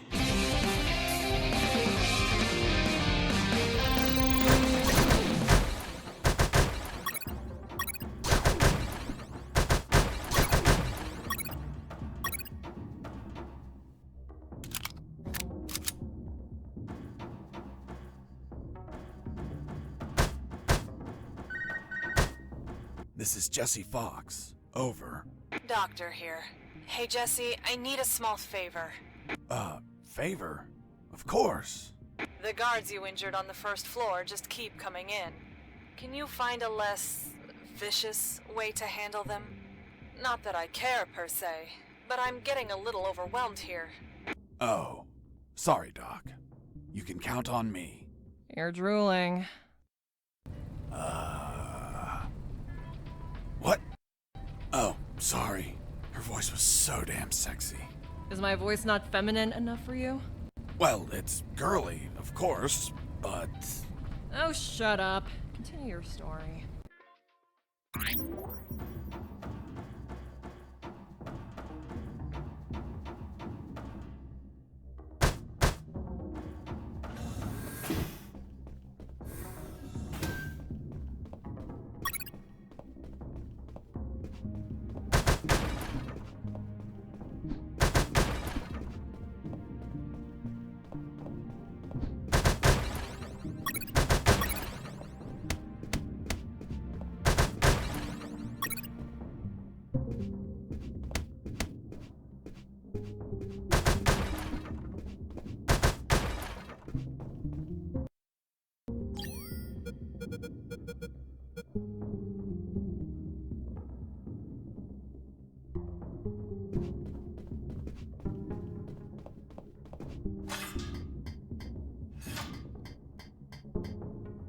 I climbed down into a poky little room that seemed to be stocked with a lot of chemicals.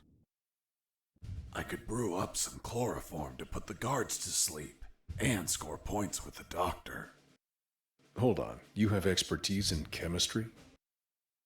Chemistry's not that hard. You just have to mix the ingredients correctly.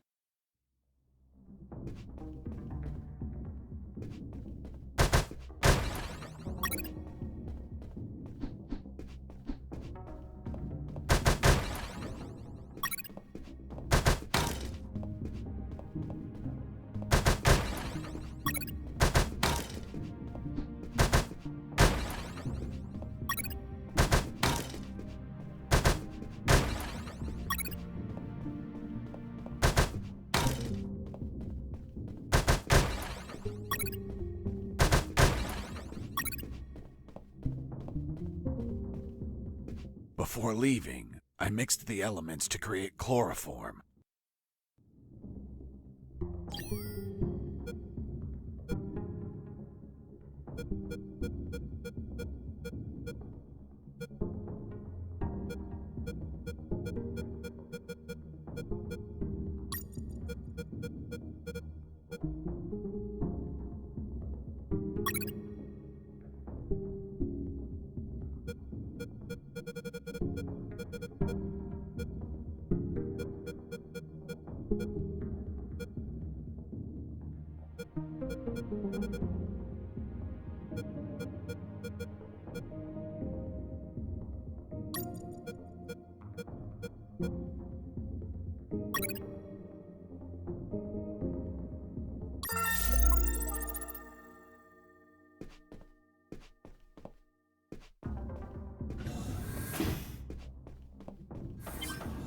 A guard with his back turned was listening to music. It was the perfect chance to test out the chloroform. I just needed to sneak up and put him to sleep.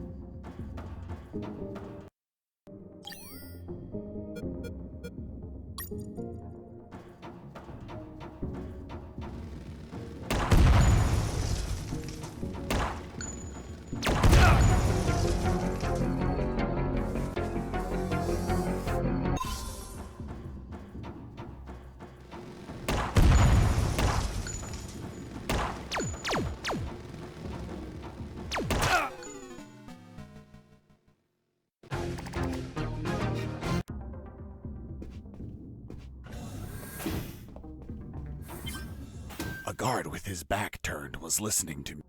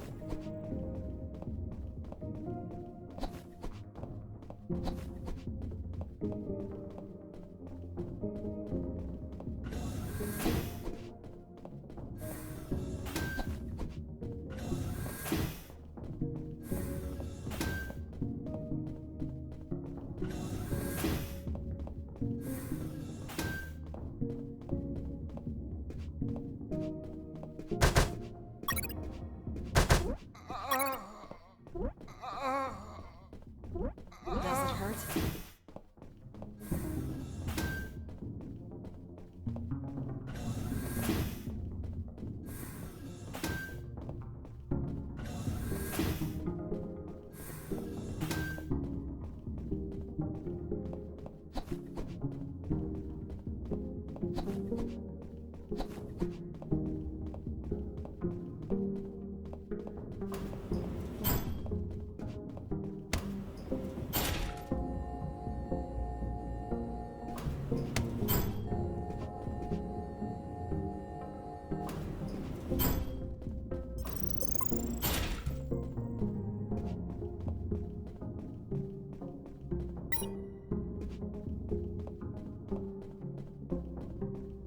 Thermal sensor. Those thermal sensors had a detection angle of 90 degrees, and would sense the heat of my body like the Predator. They obviously wouldn't detect through the tall brown boxes in the facility, so I could hide from them like how I've been sneaking around the guards. But the containers weren't everywhere. Any wide open areas were a problem. That's when I thought to call the Colonel, where I'd learn a way to trick the sensors. Colonel, do you read me? Loud and clear, Fox. I'm on the 3rd floor. This is where the offices should be. Search for more files. We need more intel about the attack. That's not going to be easy. In the middle of the night, those offices should be empty. Haven't seen anyone yet, but there's a thermal sensor. I can't proceed without setting it off. Do you have any ideas? In the Army, we use insulating suits to conceal our body temperatures.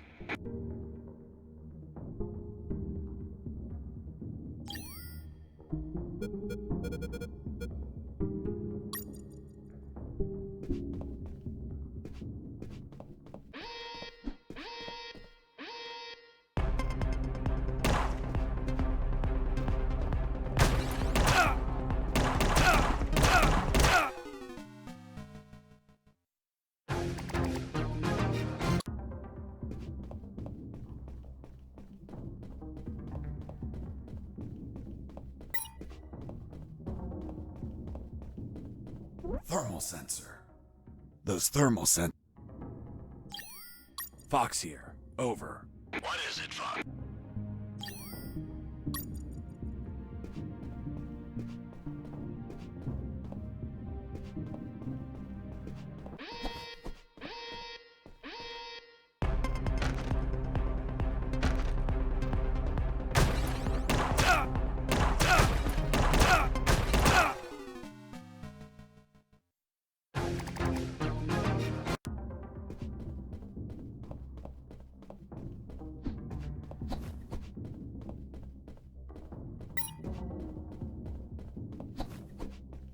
Thermal sensor.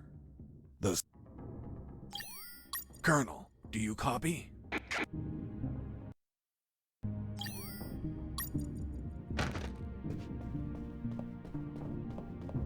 I knew better than to punch while wearing the suit.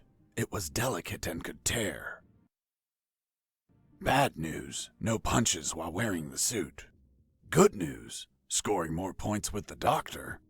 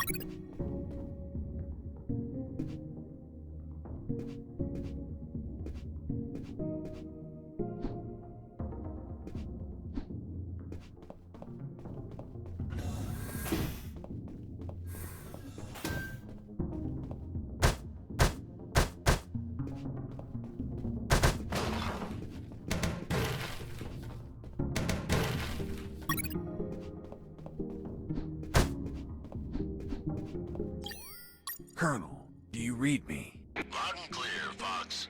Colonel, I discovered a 3rd document. Good job, son. What's on it? Let me take a look at it. Interesting.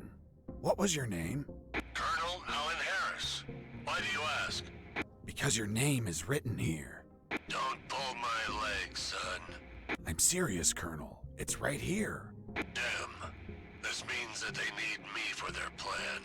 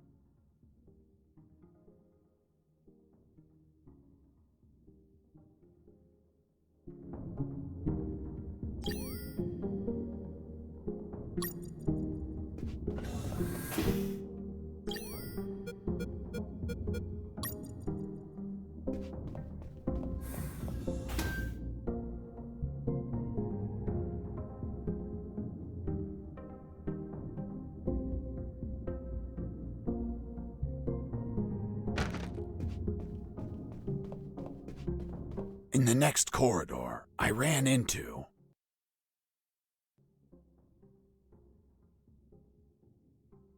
three guards.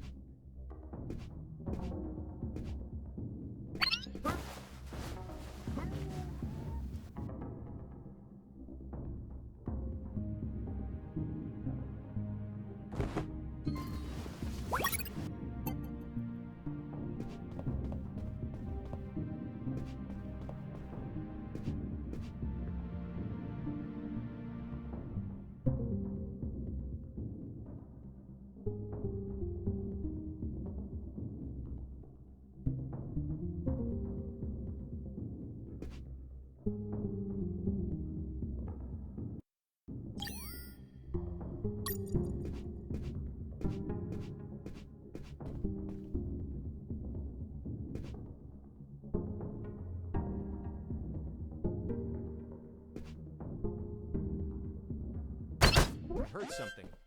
Case, escaping prisoner. Send backup.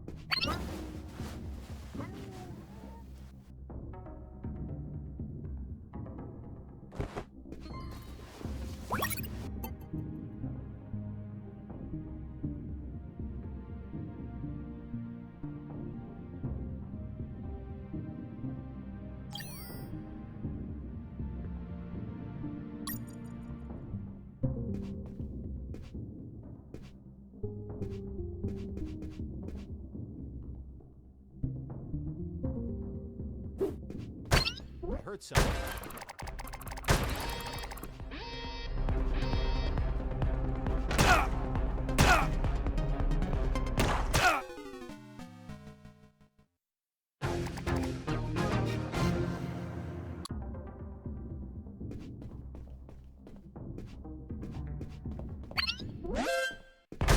Escaping prisoner. Send backup.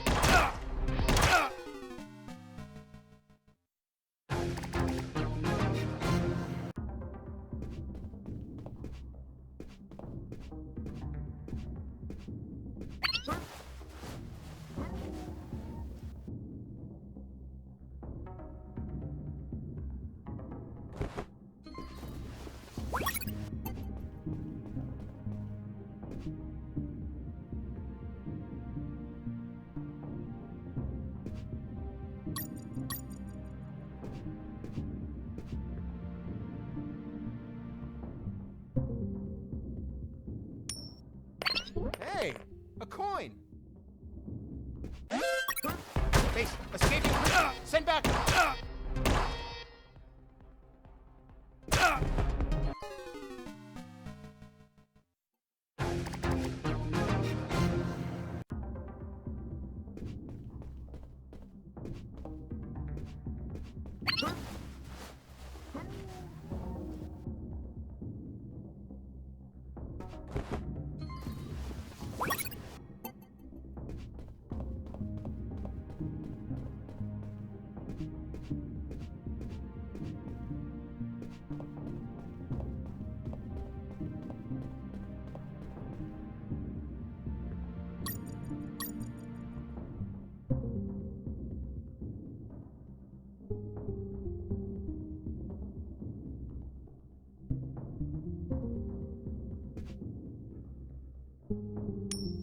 Hey, a coin. Base, escaping prisoner. Send back.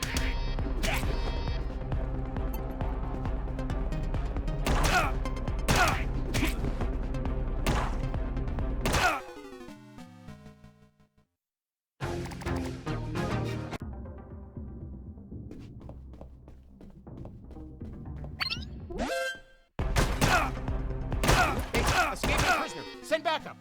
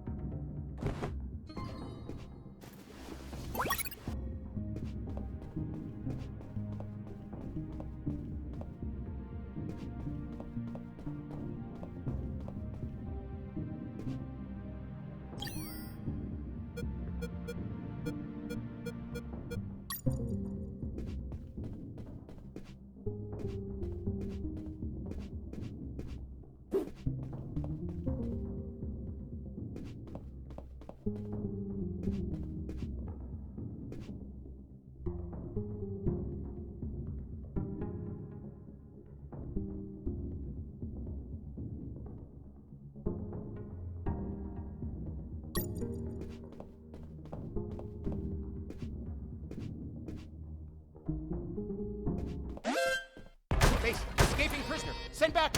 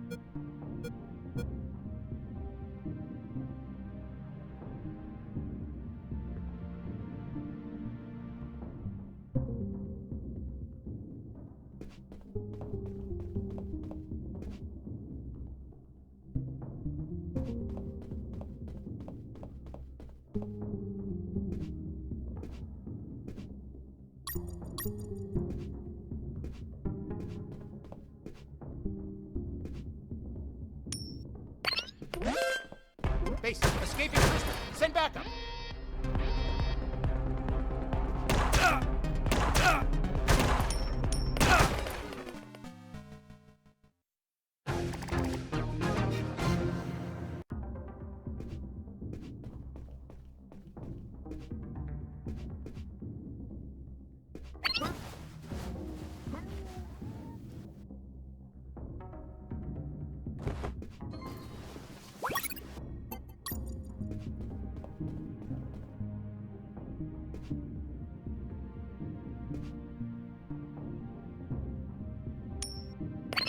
Heard something.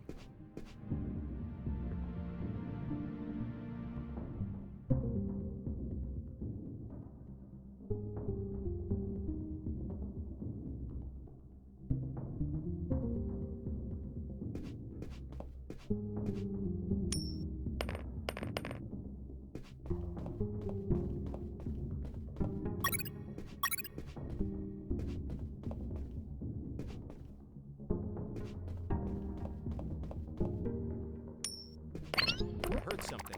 Hey, a coin.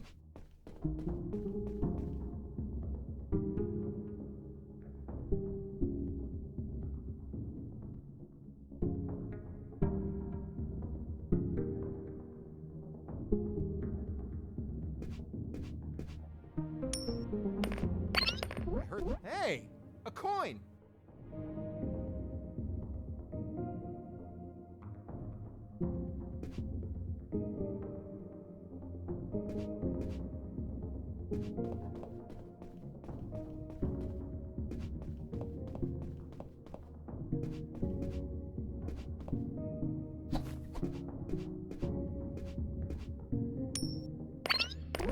Hey,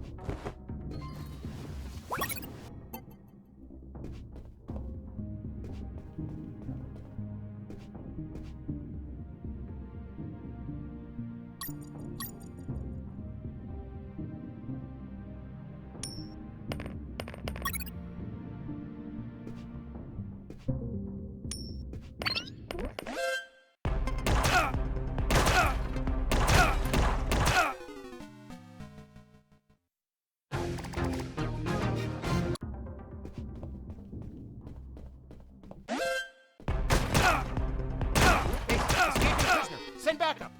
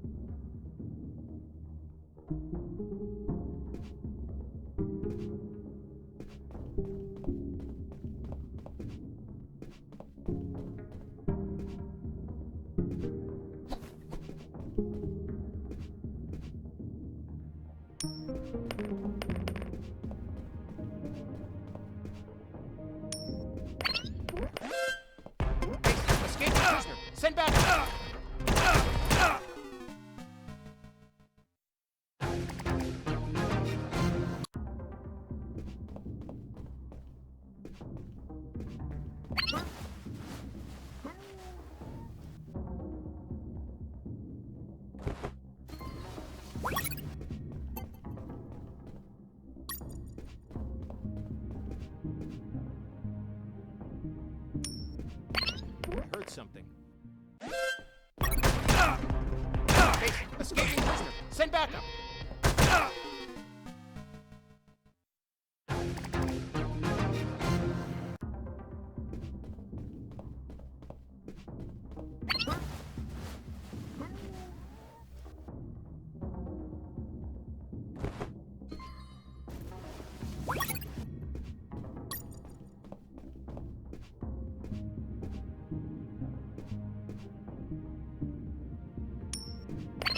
Heard something. Base, escaping prisoner. Send backup.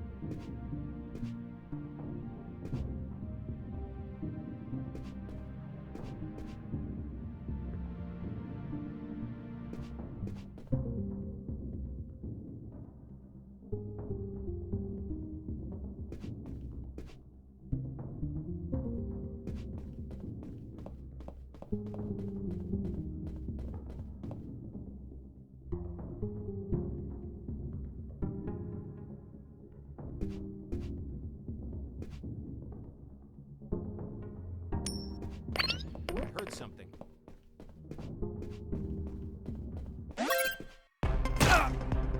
Base, escaping prisoner. Send backup.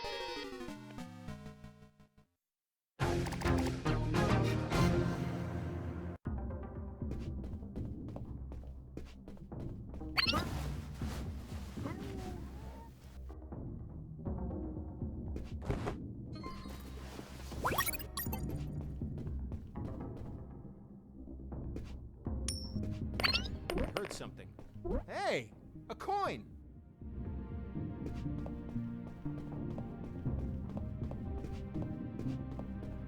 Hey, escaping prisoner. Send backup.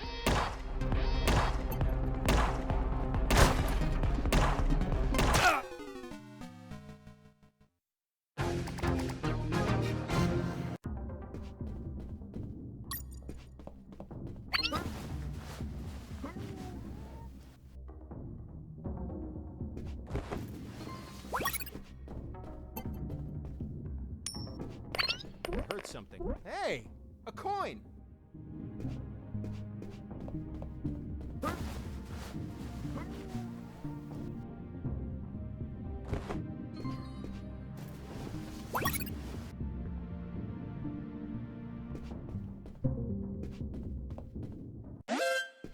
Base, escaping prisoner. Send backup.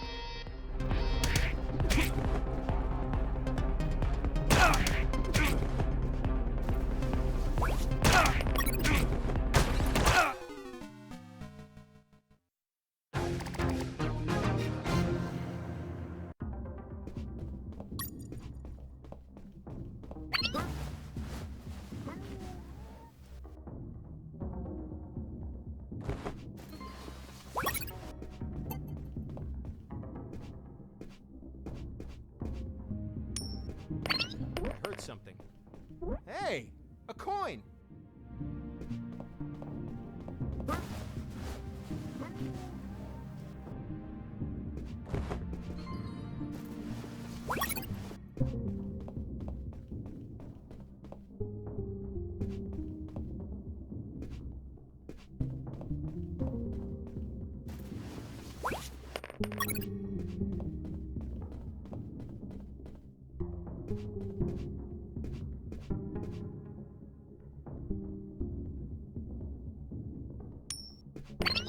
Heard something. Hey, a coin.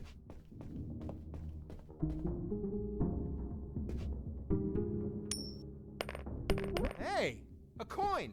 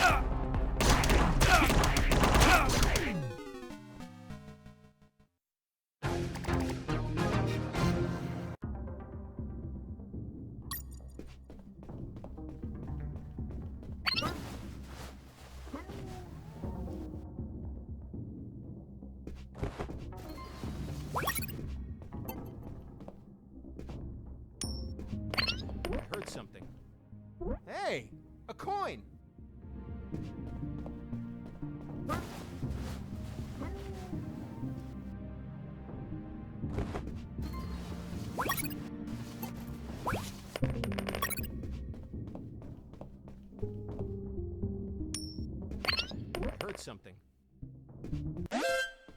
Base, escape!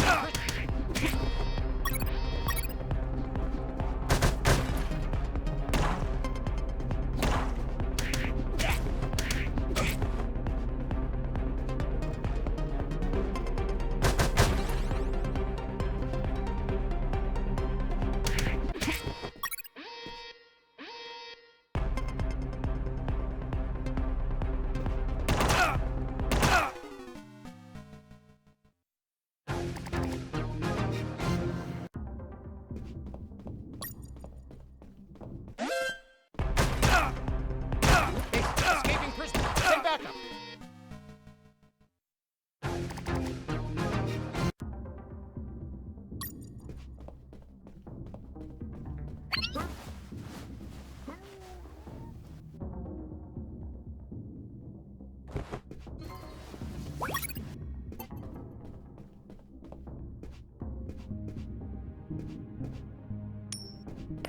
I heard something. Hey! A coin!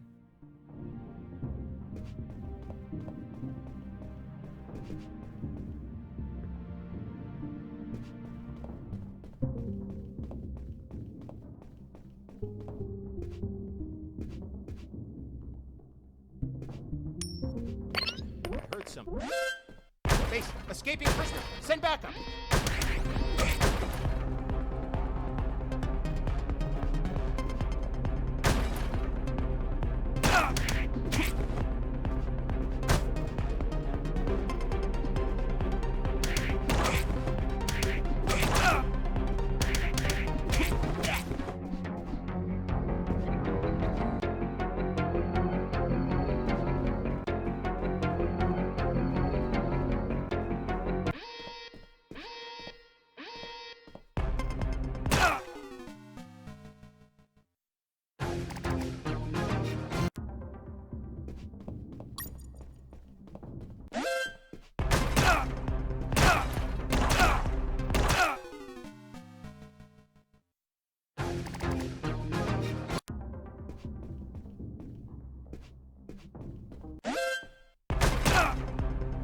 Base, escaping prisoner! Send backup!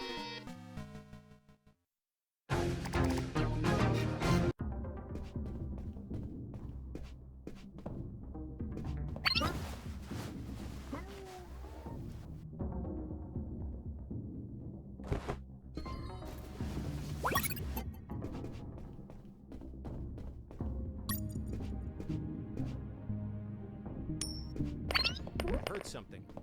Hey! A coin!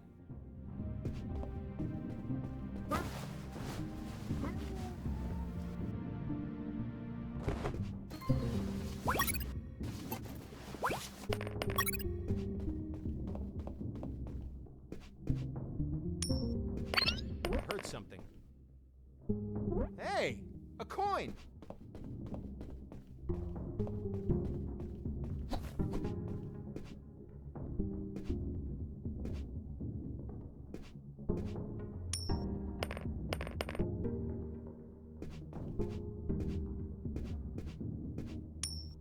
Hey! A coin!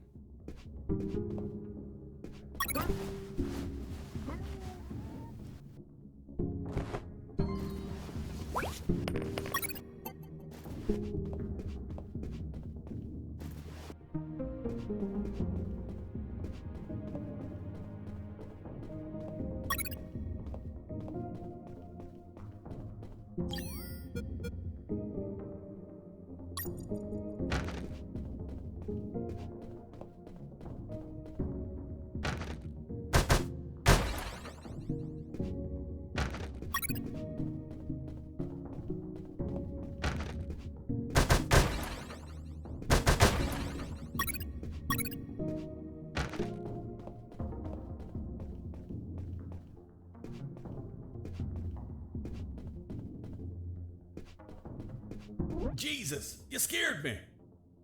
Sorry, I didn't think anyone was up here. Yeah, me neither. My name's Mike. And you are?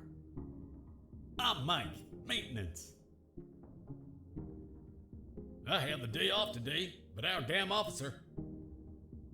Kept me here the whole night fixing stuff. What an asshole.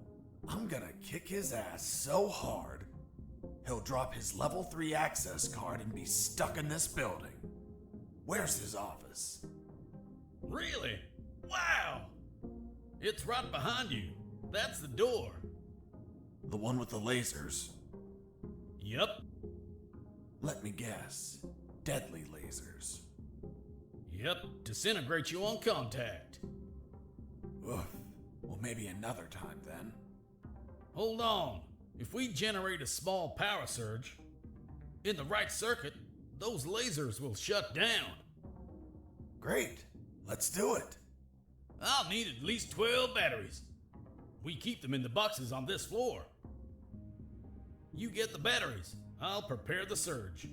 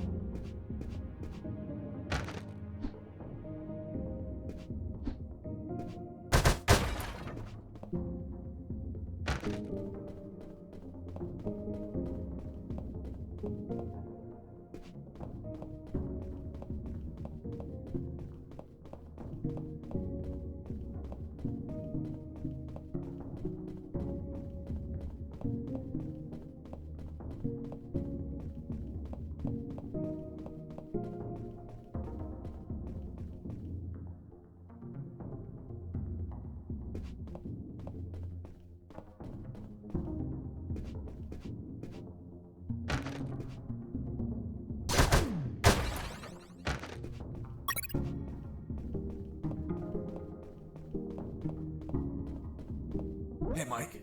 Here are the batteries. Good. Hand them over. I'm ready here. Just gotta connect them to this wire and... Woohoo! Lasers deactivated? Nope. Shocked my hands. Let's try this again. Let's try this wire instead. Whoo! You okay? Bye, lasers. It's gonna take a while to fix them, but no regrets. Totally worth it. Thanks, Mike. I owe you one. Don't sweat it, Mike. We're even.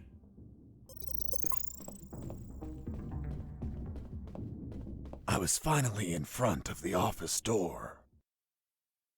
On the other side, I could hear someone talking on the phone. Yes? I see. Are you sure about that? Damn! That's high treason! No, that won't be necessary. I'll deal with it personally.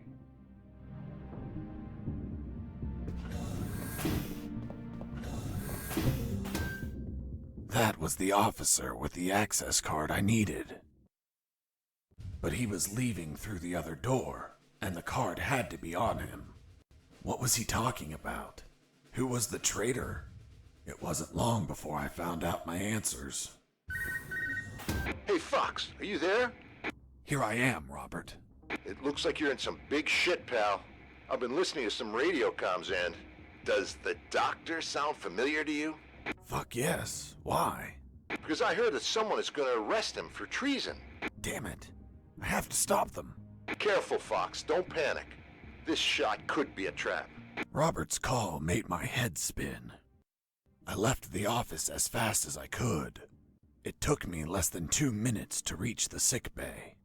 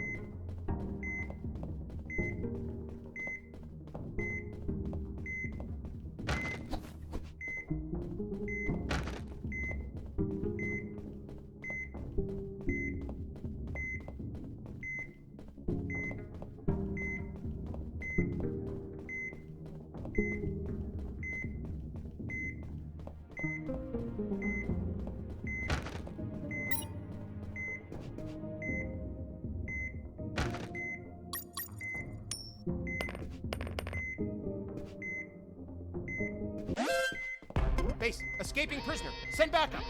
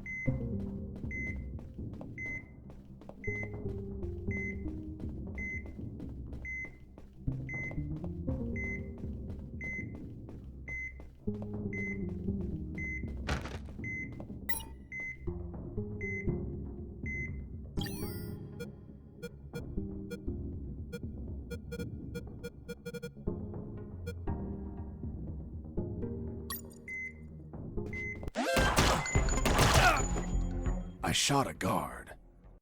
I couldn't let him die. I promised it to the doctor.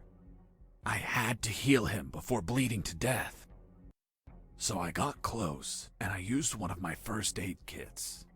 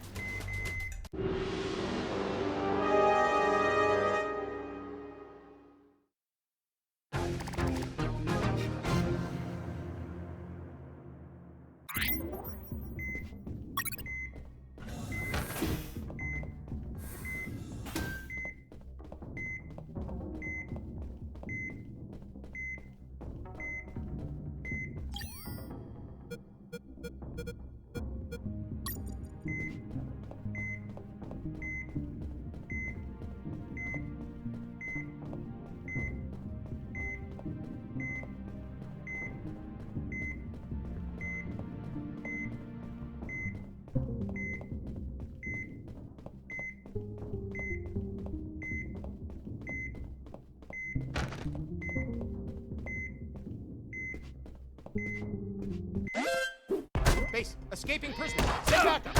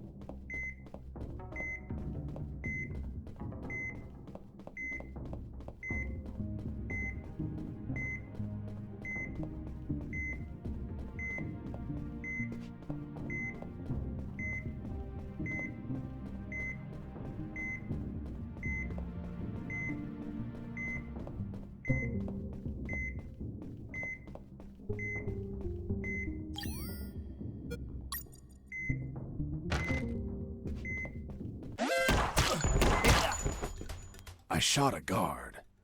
I couldn't let him die. I promised.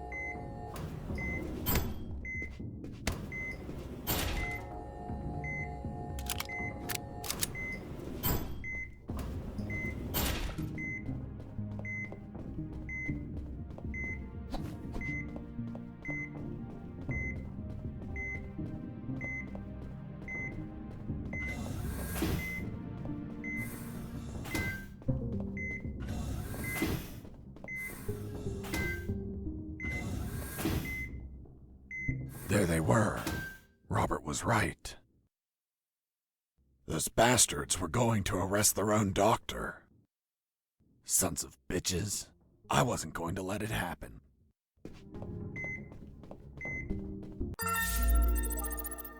As I got close, I could hear shouting from inside. Then I remembered what Robert told me about being careful. I held back my urge to kill and listened to the conversation. And why did you give him your access card? I didn't. He took it from my jacket. But you did nothing to stop him. This is high treason. You're in deep shit, Dr. Hoffman. So, Dr. Hoffman. I'm surprised, Mr. Fox. You managed to remember a surname. Well, I had a neighbor named Hoffman. Big German man. Very hairy. He won the lottery and was planning to retire, but his gonorrhea had other plans. Fascinating. Let's return to the story, please. Sure. Where was I? This is high treason. You're in deep shit, Dr. Hoffman. Good. Just testing if you were listening. You want a doctor that has no idea how to fight? Stop a man that knocked out all your guards? Are you really that stupid? Don't you dare insult my intelligence. I know you gave him medical attention. How many wounded have you healed, Lieutenant? I'll tell you, none. Why? Because your job is to be a paper-pushing butterbar. Mine, on the other hand, is to heal and attend. To anyone who needs it. Even if that person killed my family. Aiding the enemy in this base is treason. My oath has no restrictions on who I must heal. You want to arrest me? Then tell me, Lieutenant. Who is going to save the lives of your soldiers if I'm in a cell? You? A man so incompetent that a prisoner is running circles around him? How dare you! Now stop pestering me and get the hell out of my sick bay! This isn't the end, Doctor. You're on thin ice. Man, she's one badass doctor. Shit, they're coming out.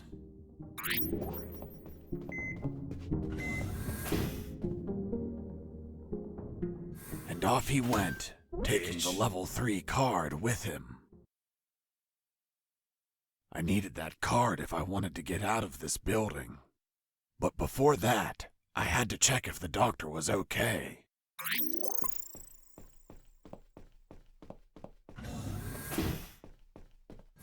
Doctor, are you all right?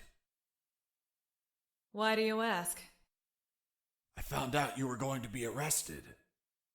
So I ran here to help, but I heard people shouting, and I saw those men walking out. That's Lieutenant Marcuson. All bark and no brain. I can't stand that moron. Really? I couldn't tell. But once he speaks to General X, I'll have some serious problems. You've dragged me into quite a mess. Sorry, Doc. I didn't mean to cause you trouble. Yeah, I know. Anyway, thanks for worrying about me. It's what I do. That Marcuson has a level 3 card on him. I'll understand if I see him in my sick bay later. You read my mind. See you around, Doc. Hang on.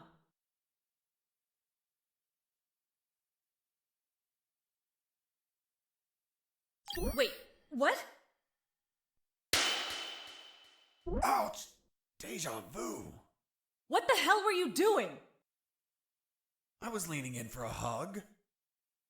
With your eyes closed? And you said kiss out loud. Sorry, let's never speak of this again. Fine by me. You look tired. Take these first aid kits. Thanks, Doctor. Save some for Lieutenant Marcuson. If you shoot him, don't let him bleed to death. I'll be executed as an accomplice if he dies. Now go! Catch him before he exits the building.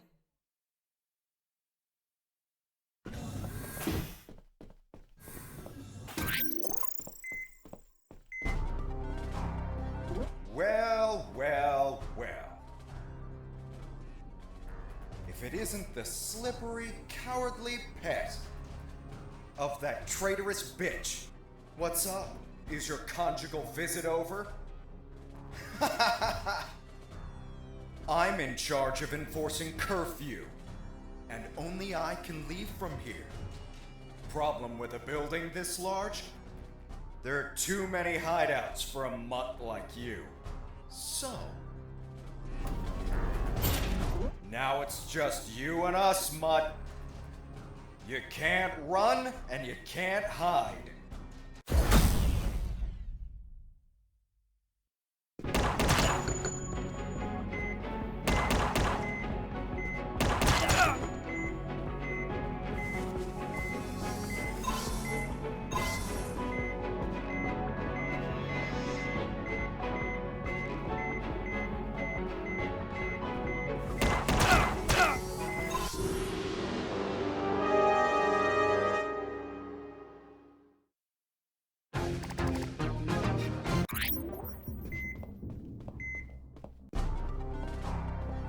Well...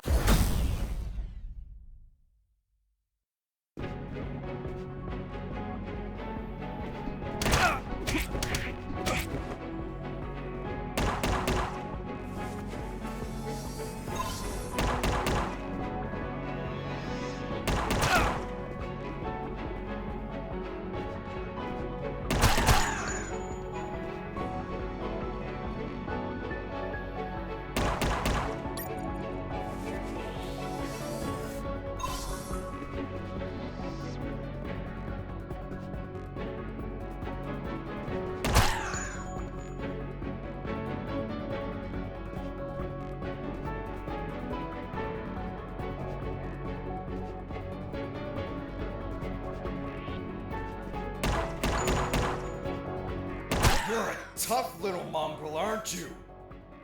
I wonder if old dogs can learn new tricks. Let's see you chew your way through lasers.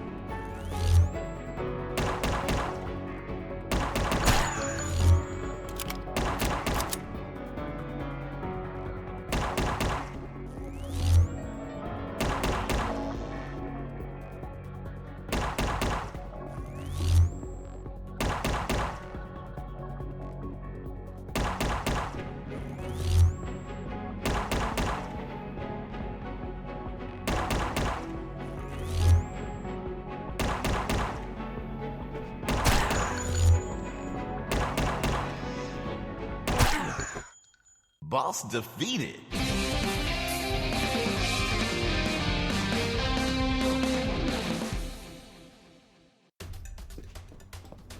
Finish this. Once and for all. Don't even think about it, bastard. Death would be too good for you. I'm going to keep you alive. And you'll lie here on the ground until someone finds you. Everyone will know that a single prisoner defeated you. The best part? You'll be severely injured. I wonder how it'll feel being the patient of a woman you called a traitor. No! No!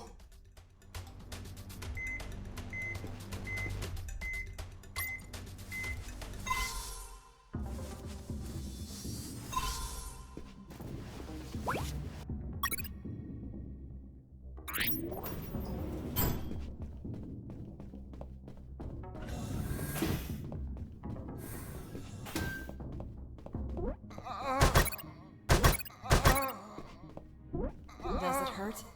Yes, so much. Need more morphine.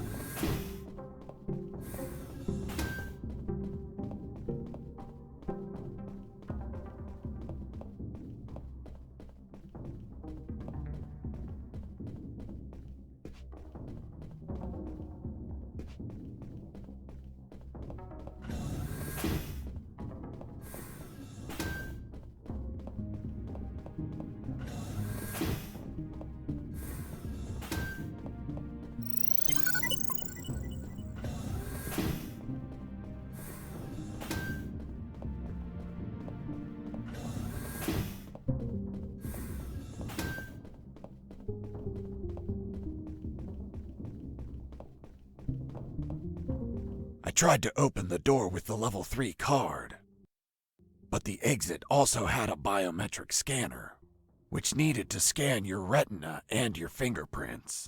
In other words, only authorized people could open that door, and I was not one of them.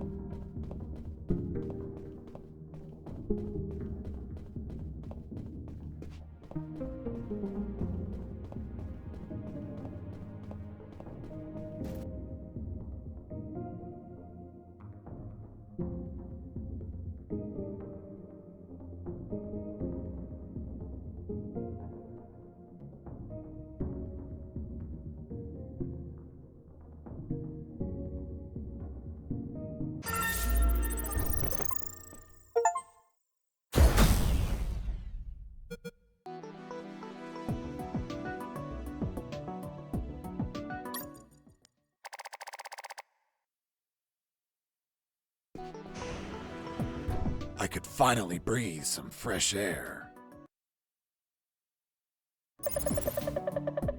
The ground was untended. Uneven grass covered the soil. And the jungle was relentless. Everything was dark, save for a light above the door.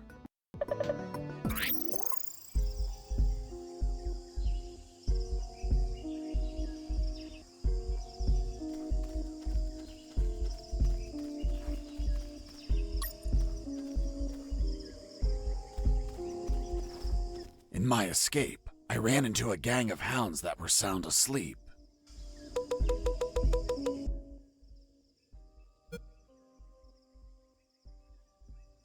Their sense of hearing was 100 times stronger than ours. I had to pass between them very slowly in order to keep them asleep. The further I could tiptoe around them, the better.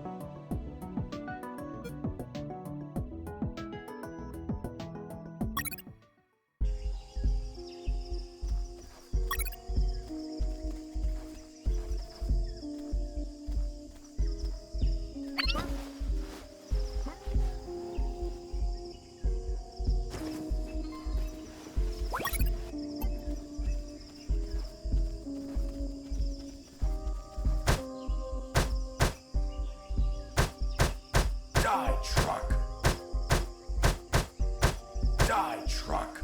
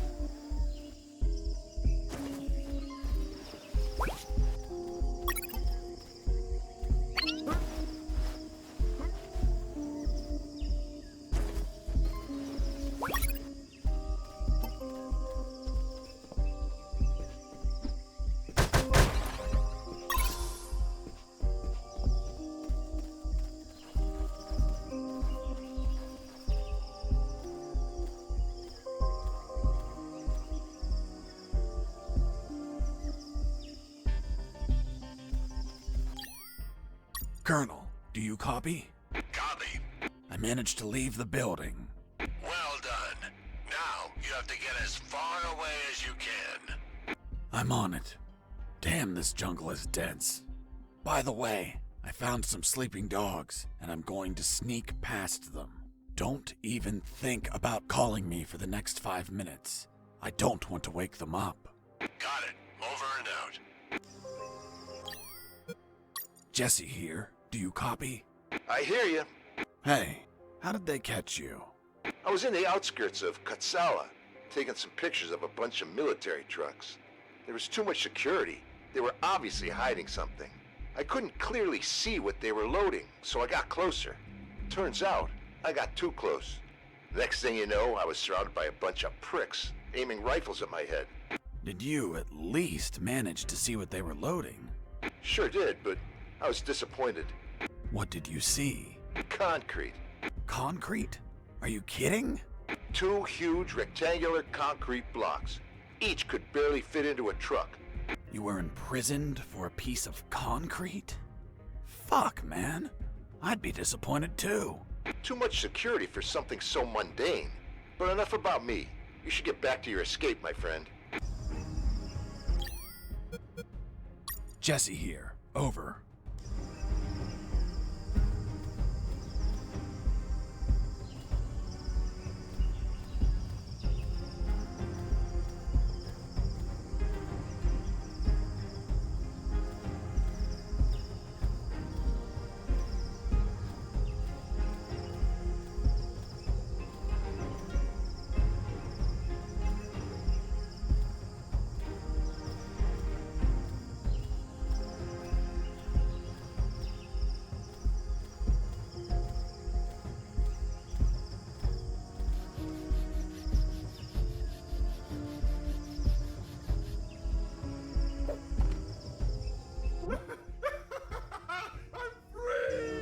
Mike, aren't we supposed to shoot him? No need. Let's make a bet, Mike. How high? How high what? Fuck! The landmines! Wait! The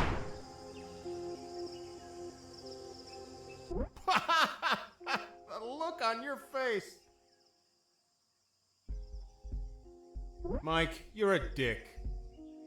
Yeah, I know.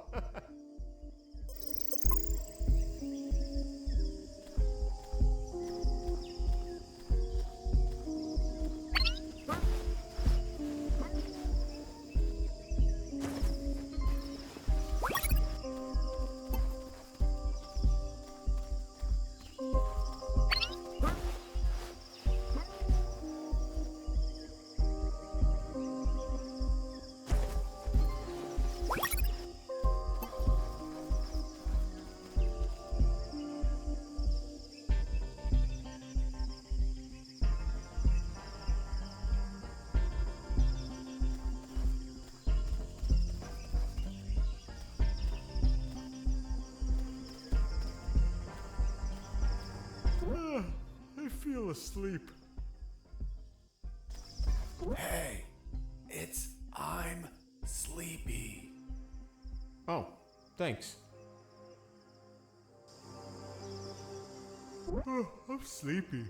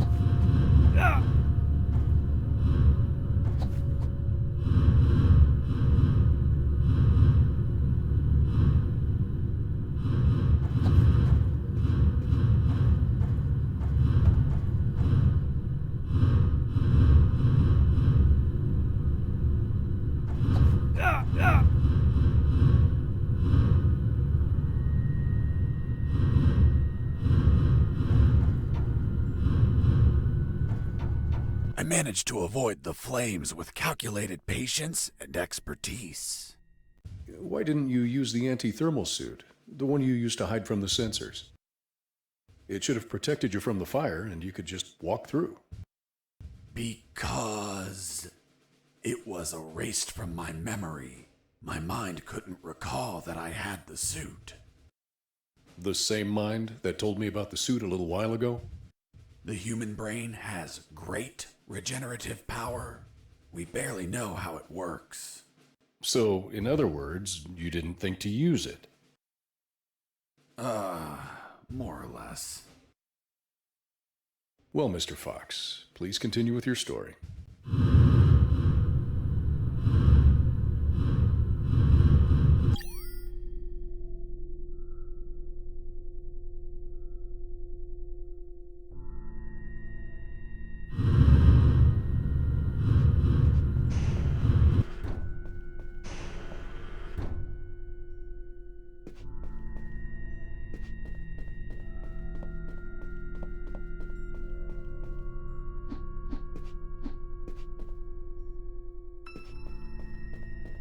There was nobody in the room, but my instincts told me it was a perfect place for a trap.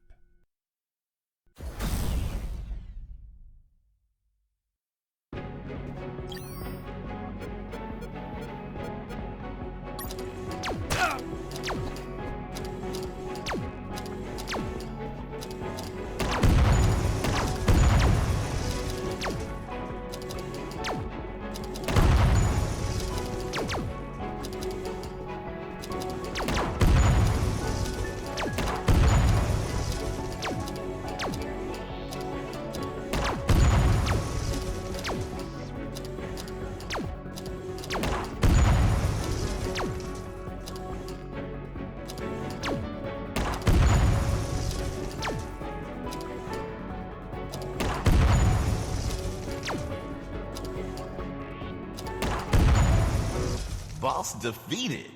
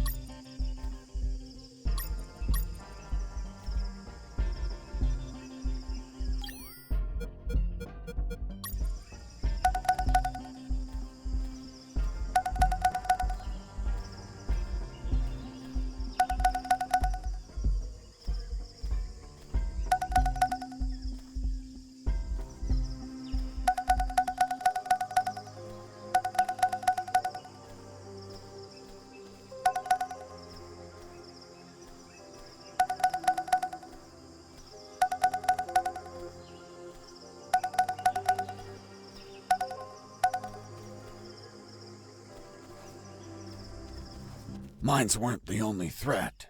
The jungle was home to ferocious hunters.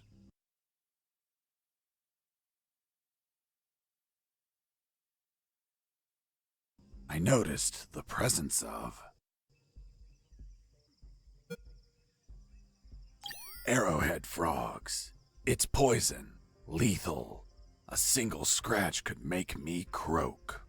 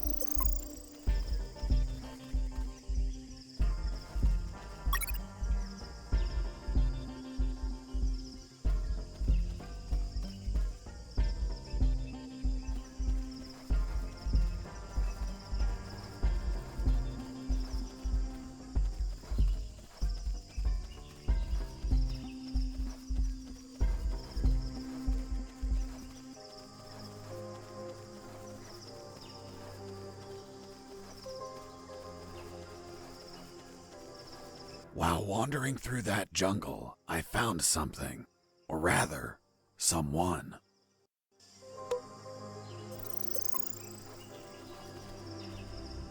I saw the rotting remains of an escaping prisoner. It had a note. If you're reading this note, then I'm dead. My name is Henry Stanley, and I was imprisoned for a crime I didn't commit. Damn, just like me. After escaping from my cell, I ran away through the sewers, then ended up in the Alpha building. I finally managed to leave that damn building, but now I'm lost in this tropical hell. I've spent 30 years trying to leave this damn jungle, but no luck. I'm old, and my strength is fading. I won't last long. These are my last words. These were his last words. Other than the note, there was a compass, but the needle was missing. A broken compass was useless, so I didn't take it.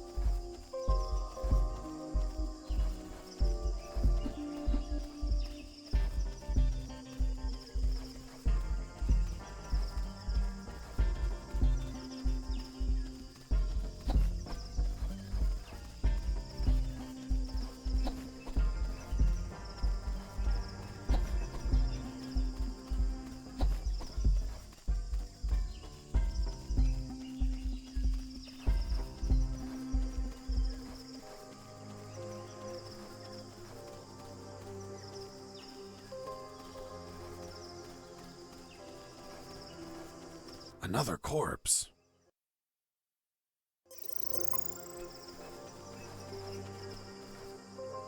I searched the corpse.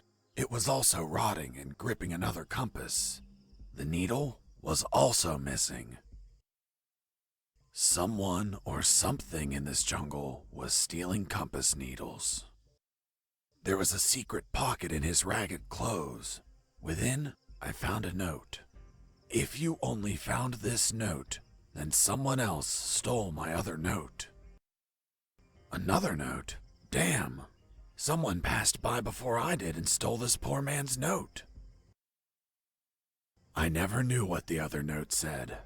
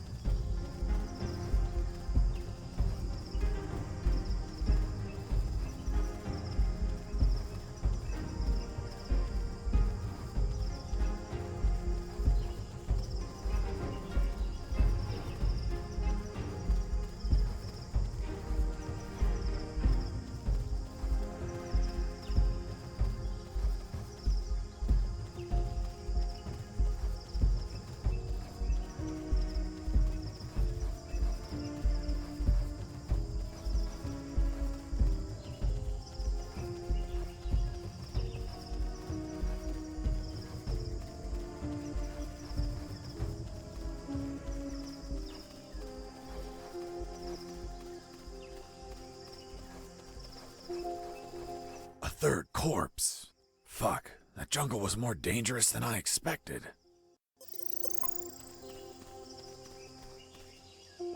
It was rotting too. Like the others, it had a compass on it. Don't tell me. The needle was missing. Exactly. Could it be that you were running into the same corpse over and over again? I commend you for coming to the same conclusion. I passed by 7 times to confirm it. I was wandering in circles. The damn jungle was toying with me. I had to orient myself somehow or I'd end up spending 30 years in that maze of trees. I tried to direct myself by watching the stars.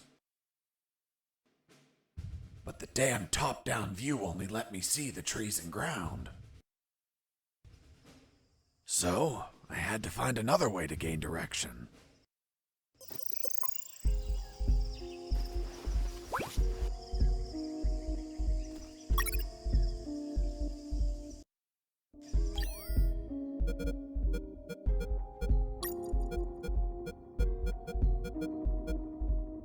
What was the diameter of the compass, Mr. Fox?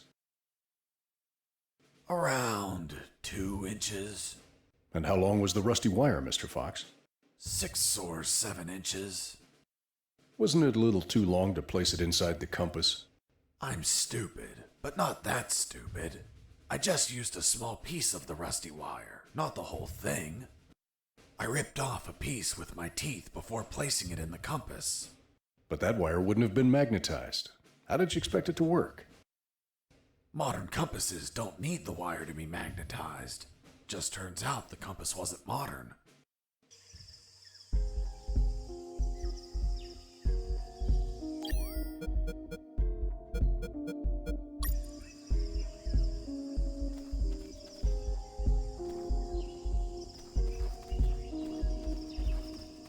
I was looking at the compass, thinking of how to make it work, when something caught my eye.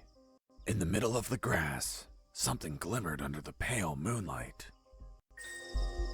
In my peripheral vision, I noticed I was not the only one to spot it.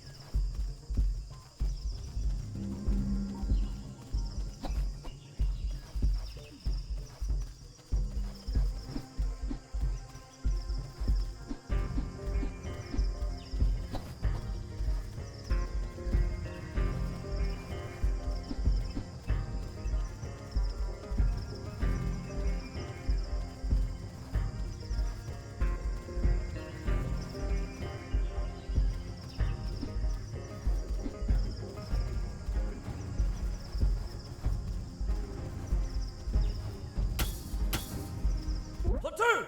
Attention! Are you ladies the new recruits? Fuck, you're the saddest bunch I've ever met. And I've seen stacks of shit taller than you are. You think you're macho because you stuck your dicks in God knows what hole? I'm going to beat you shit stacks into weapons of war, even if it kills you.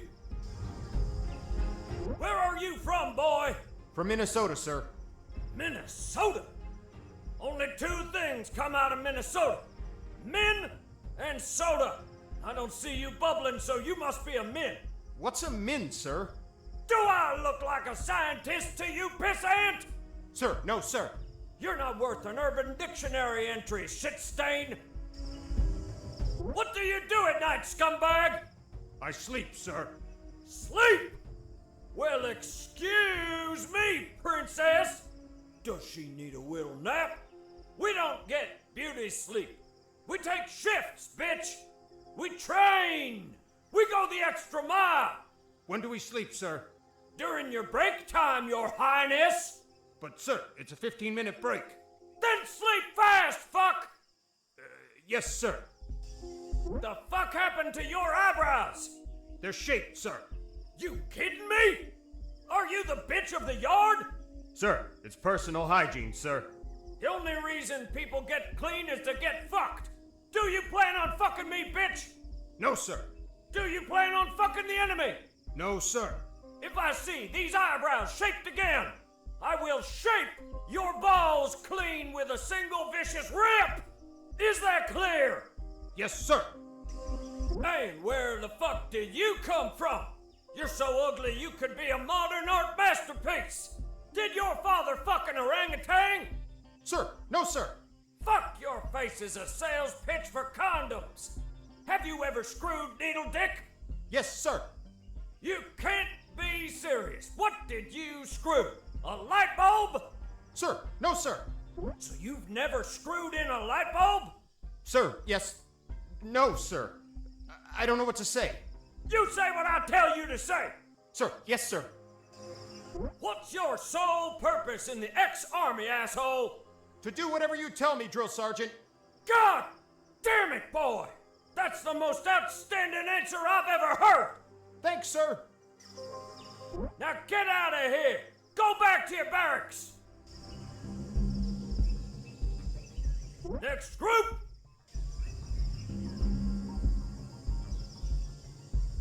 Platoon! Attention! Are you ladies the new recruits? Fuck, you're the saddest bunch I've ever met! And I've seen stacks of shit taller than you are! You think you're macho because you stuck your dicks in God knows what hole!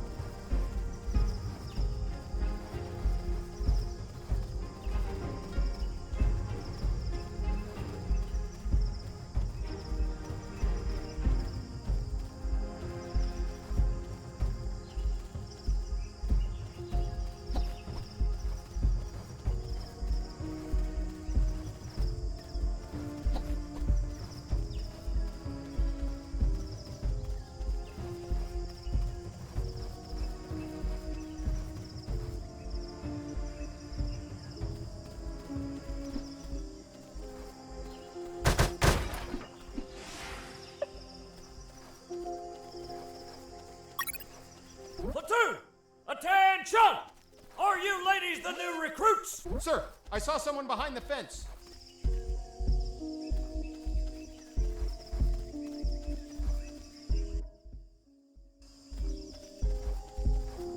I arrived at what looked like the exit of a barracks.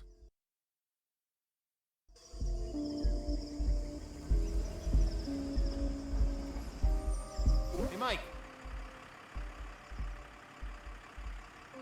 I'm late and I have to take this truck to the port. Are you gonna open the damn door or not? Hold on, I'm opening it. My instinct told me the gate was going to open and a truck was going to leave. I could sneak onto the truck and get far away from here. See you later. Yo, Mike! Mike! What's up? Hold on. I need to verify the departure permit. Fuck, Mike, hurry up! Yeah.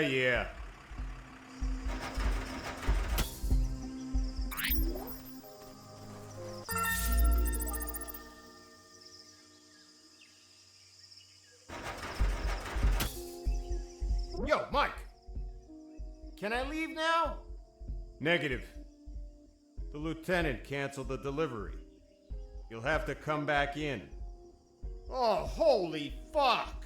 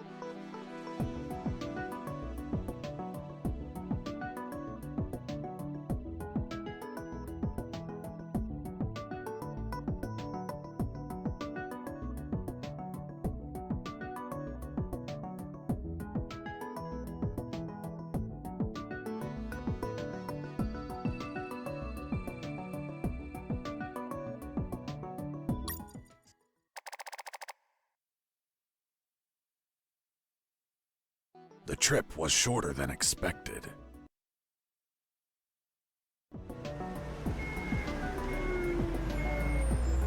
Instead of heading away, I ended up inside the compound.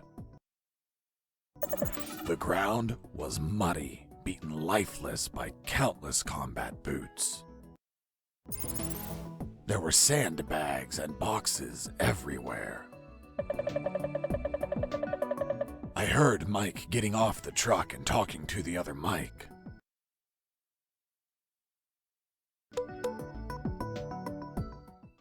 Hey, Mike, what the hell happened?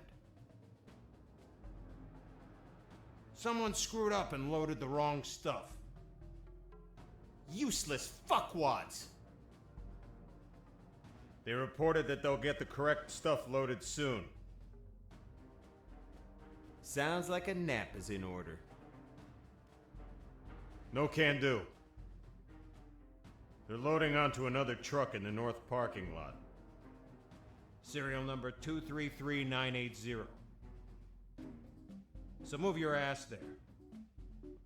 They told me to head to the south gate just so I could be sent back to the north one? Fucking bureaucracy. My instinct was back, and it knew of another truck I could ride. My plan to stow away wasn't screwed at all, just slightly delayed. I only had to reach the north gate without being seen.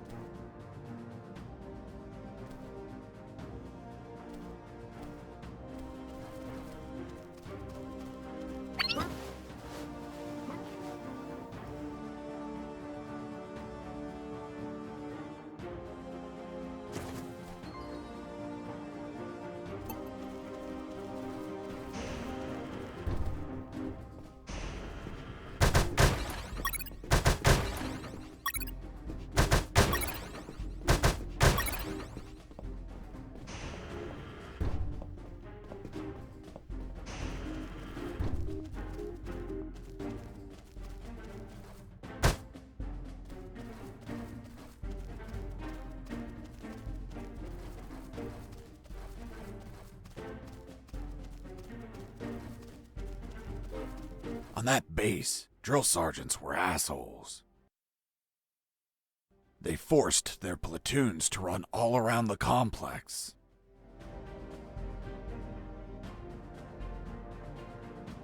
I had to be careful not to be seen.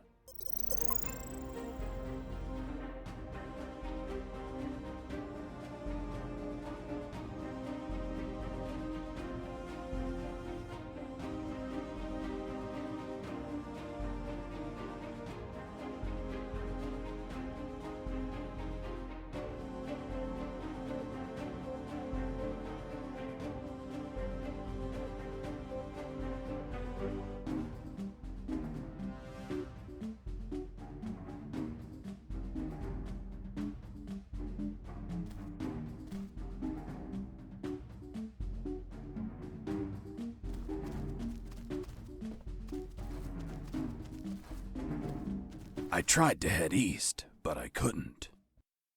Why not? There was a painted line on the ground. And a simple line stopped you? This was no mere simple line. It was full of tentacles. Okay, Mr. Fox. You could not cross that line. Let's just focus on what happened in the opposite direction.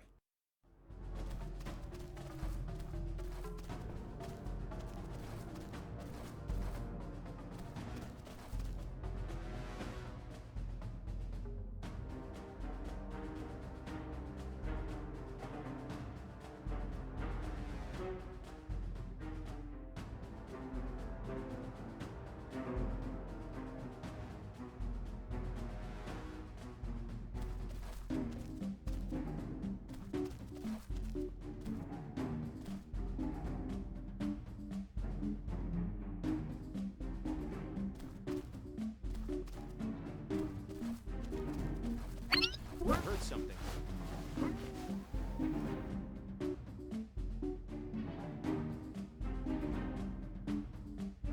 I just neutralized a soldier, but I couldn't leave him in sight. Those platoons could pass by, see him, and raise the alarm. So I made sure to carry the soldiers I neutralized, hiding them elsewhere out of sight of those patrols.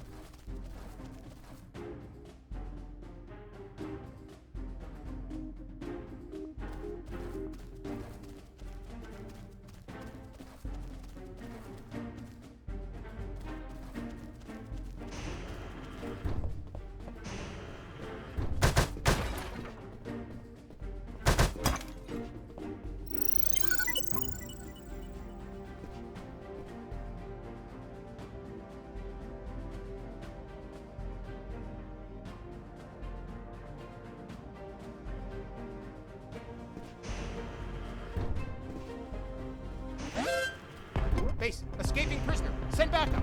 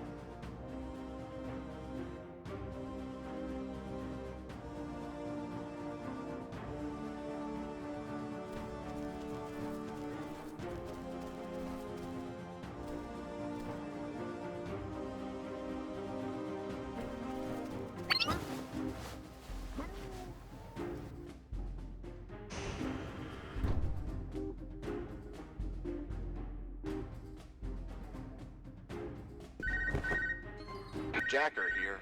Ghost, do you copy? Who the hell are you? Huh? Who are you? Where is Ghost? I don't know who that is. I think you got the wrong channel.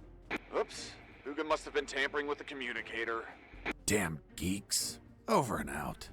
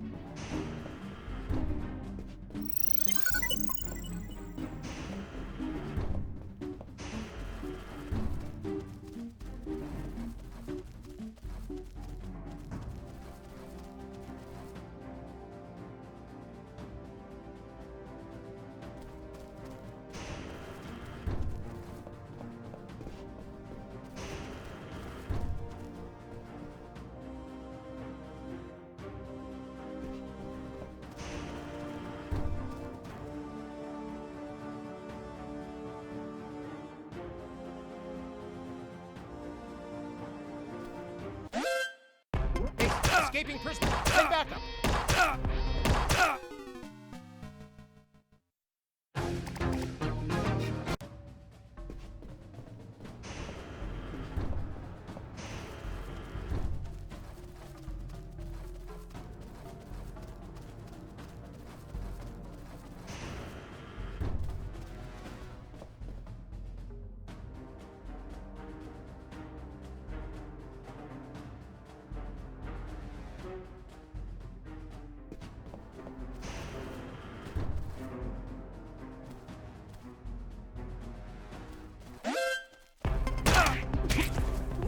Escaping.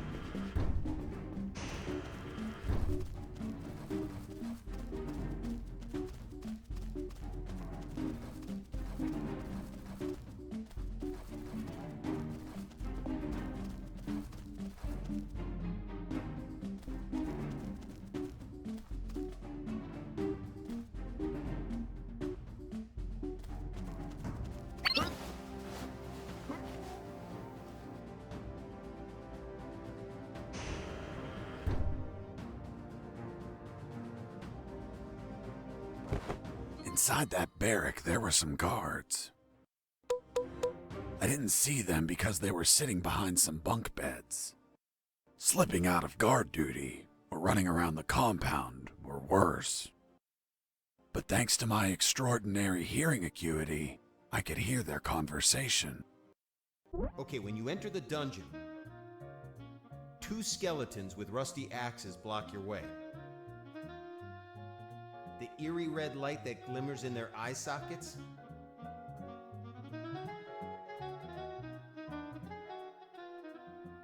watches you fixedly. What do you do? I load my elven bow and shoot. Hang on. Are you really shooting an arrow at a monster that can't bleed? What do you think will happen? That the arrow gets stuck between its ribs and slows it down? Someone just walked in. Fuck, it must be the drill sergeant. Quick, hide yourselves.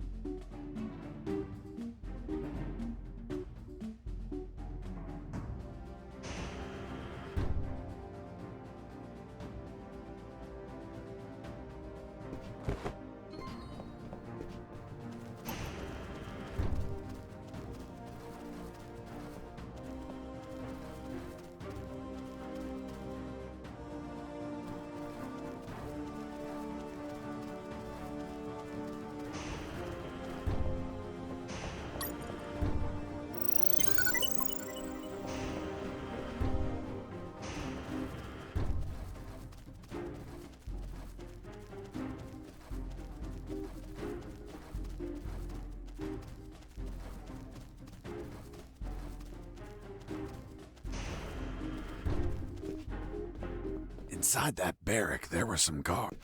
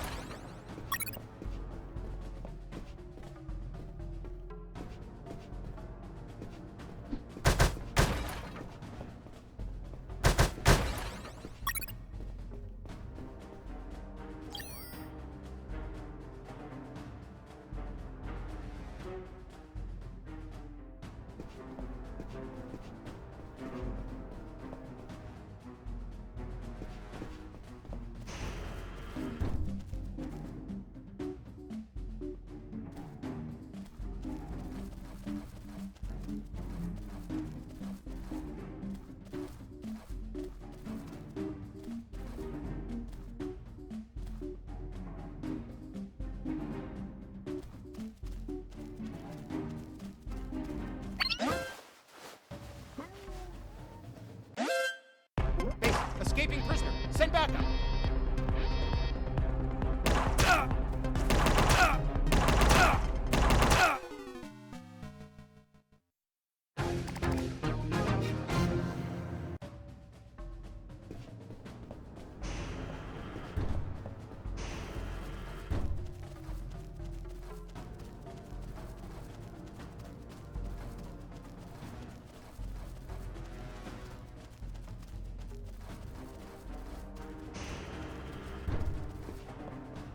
Inside that barrack, there were some guards.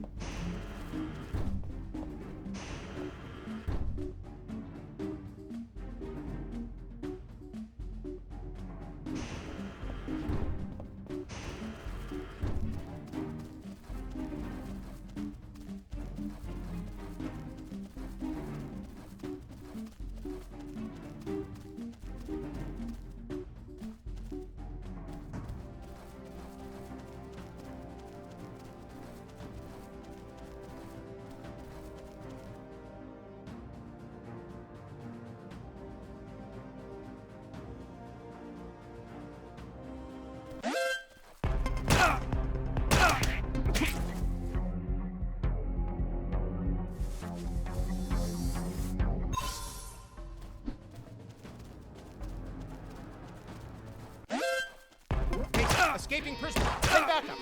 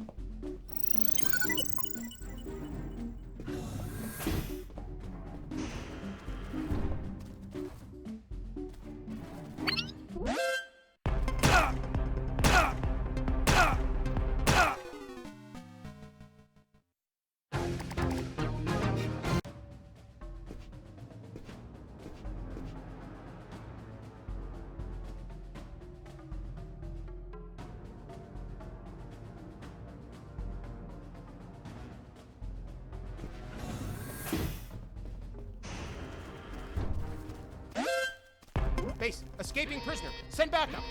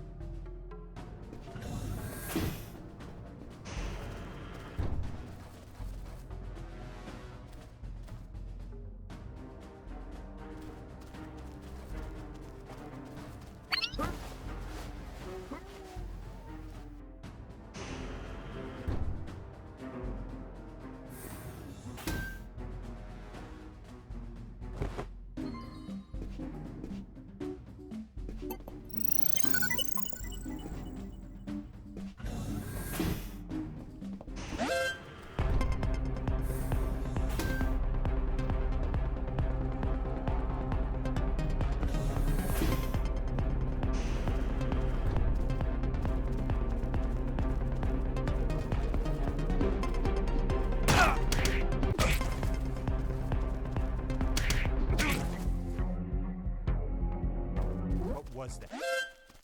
Base, escaping.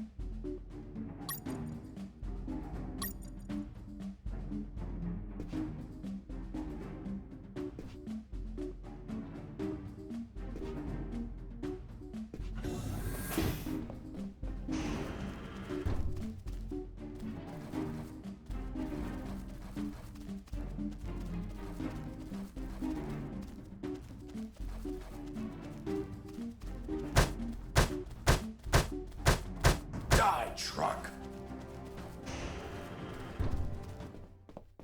As I walked in, I ran into a soldier. The guy was so hammered that he confused me with one of his buddies. Hey, Mike. You want a drink? No thank you. I don't drink when I escape. Hold on. You're not Mike. No, I'm Fox. Jesse Fox. You're the prisoner? I would escape too, if I could. Why? To see my daughter. It turns out that he had a little daughter who he hadn't seen in 3 years.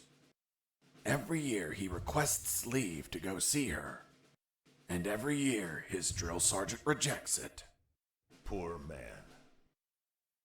So, in a week, the daughter was turning 6, and Mike requested leave again.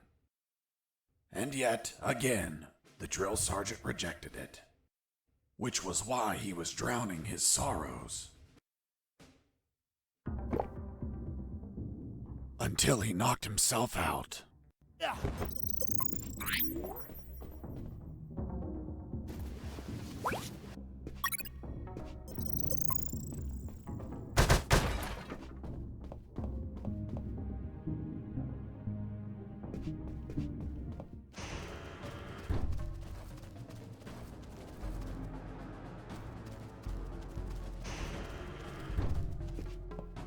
I ran into a guard as I went in.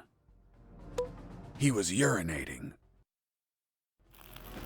Please don't tell me you pissed that guard off while he was urinating. I couldn't. Someone beat me to it. What the hell are you doing, scumbag? Sir, I'm peeing, sir. Did you wash your hands? No, sir. I'll wash them when I'm done, sir. Are you touching your dick with your dirty hands? How can you be such a pig? Hands are washed before, not after peeing. Sir, yes, sir.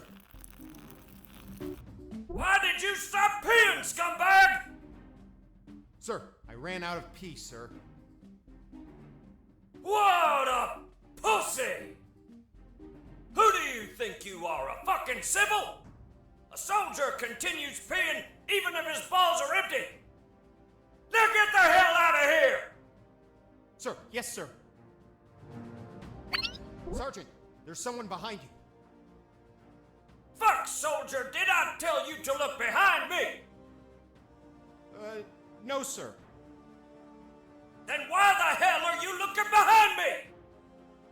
Here, you don't look, listen, or speak unless I tell you to do it. Understood? Sir, yes, sir. That damn drill sergeant acted tough with his men, but he ended up crying like a baby with me.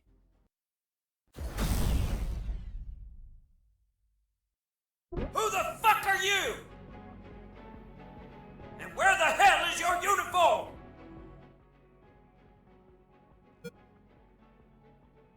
In the laundry, sir.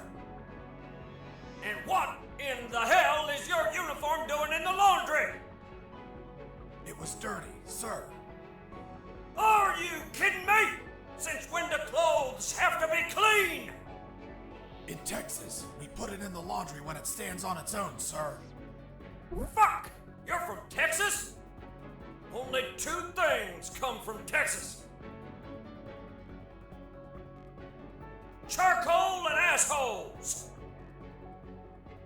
Which one are you, boy?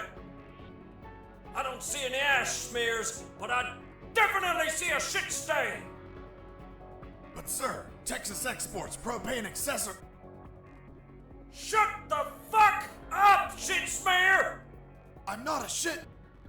Yes, you are! No, I'm not. Hold on, Mr. Fox. Didn't you say it was the drill sergeant who ended up crying like a baby? You're contradicting yourself. It was you. Sergeant, execute this liar. Yes, sir.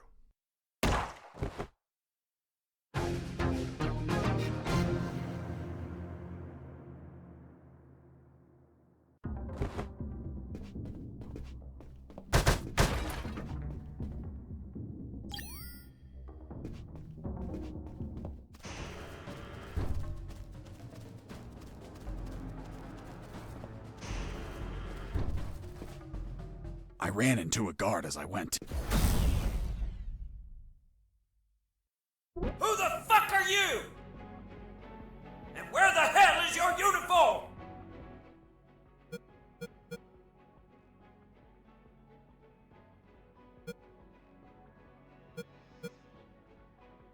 It's been stolen, sir.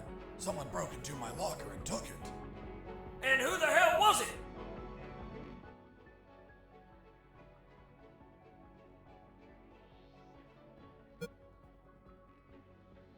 It was Mike, sir.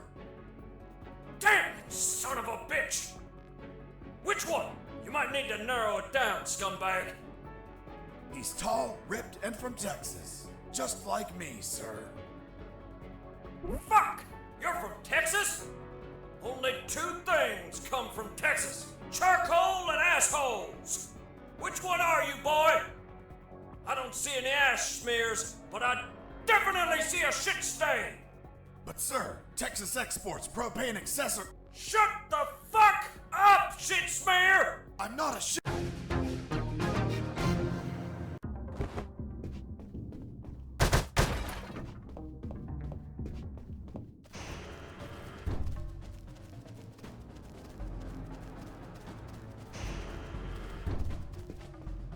I ran into a guard as I went.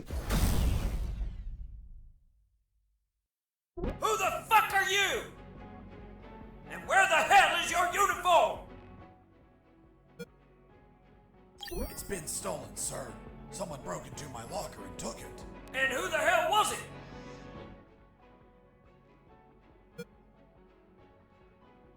I can't say who did it, sir. Why the hell not, scumbag? I'd never betray the loyalty to my mates. Loyalty to some scumbag mate that stole from you? In this world, those who break the rules are scum, sir. In Texas, those who betray our mates are less than scum, sir. Fuck! You're from Texas? Only two things come from Texas.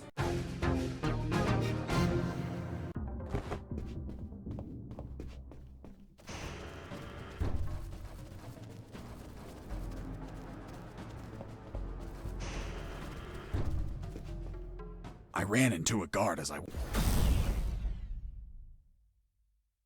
Who the fuck are you? And where the hell is your uniform? It's been stolen, sir. Someone broke into my locker and took it. And who the hell? We still don't know his identity, sir, but we have a clue. What clue, you fuck? We know he was born...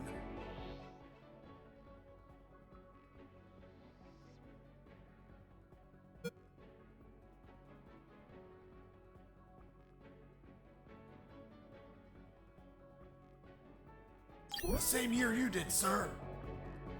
In '69? Fuck! That was a damn good year! Indeed.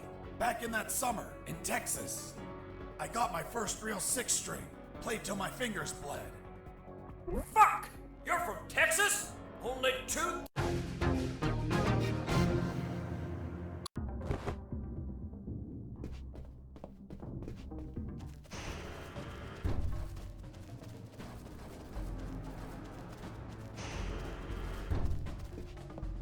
I ran into a guard as I went.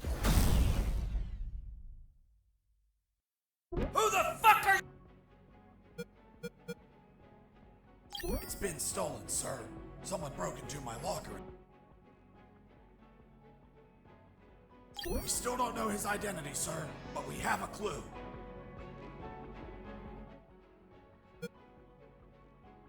Without one arm. Are you kidding me, scumbag? There's no such thing as a one-armed soldier here!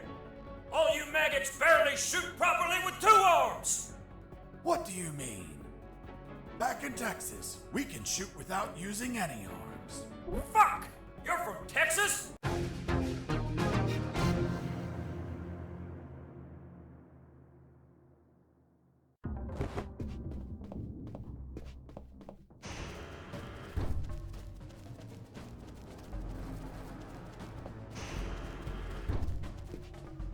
I ran into a guard as I went. Who the fuck are you? It's been stolen, sir. Someone broke into... We still don't know his identity, sir, but we have... In the same state you were, sir. So that son of a bitch is from Texas! Hold on. You're telling me you're from Texas? Only two things come out of Texas. Propane and assholes. I don't see any propane accessories, and I know you're full of shit. Me full of shit? What, you little... Of course you are. Look at your brown eyes. What? My eyes are blue! You sure? The whole base is talking about your brown eye. No! No! I'm not! To avoid confusion in the record, did he have blue or brown eyes, Mr. Fox? Both, but now he had black eyes. On second thought, I'll leave this out of the report. Proceed. Just as he started to tear up, I helped old Blue Eyes kiss the canvas. Boss defeated. Thanks, dude. Oh, I mean... Freeze, or I'll shoot. What the hell are you doing, scumbag? Aiming at you with my weapon. Fuck, soldier, did I tell you to aim your weapon at me? No, sir. Then why the hell are you aiming your fucking weapon at me? Here you don't look, listen, or speak. Unless I tell you to do it. Understood? Sir, yes, sir. Did you wash your hands before aiming your weapon at me, scumbag? No, sir. Fuck, how can you be such a pig? Get the hell out of here. Sir, yes, sir.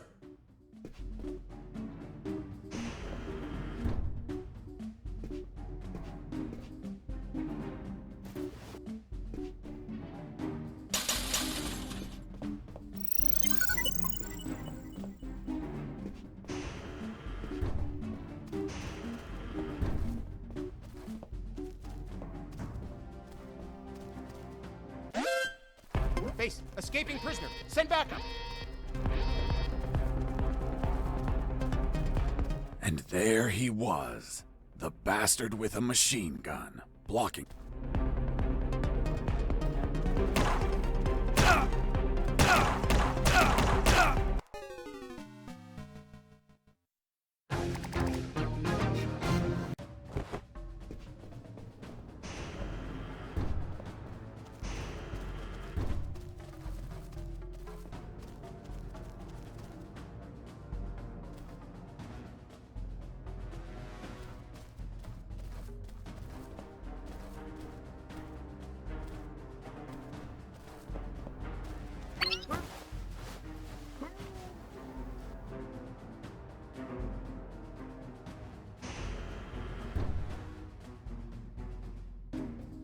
As I entered one of the barracks, I saw that it was different from the others.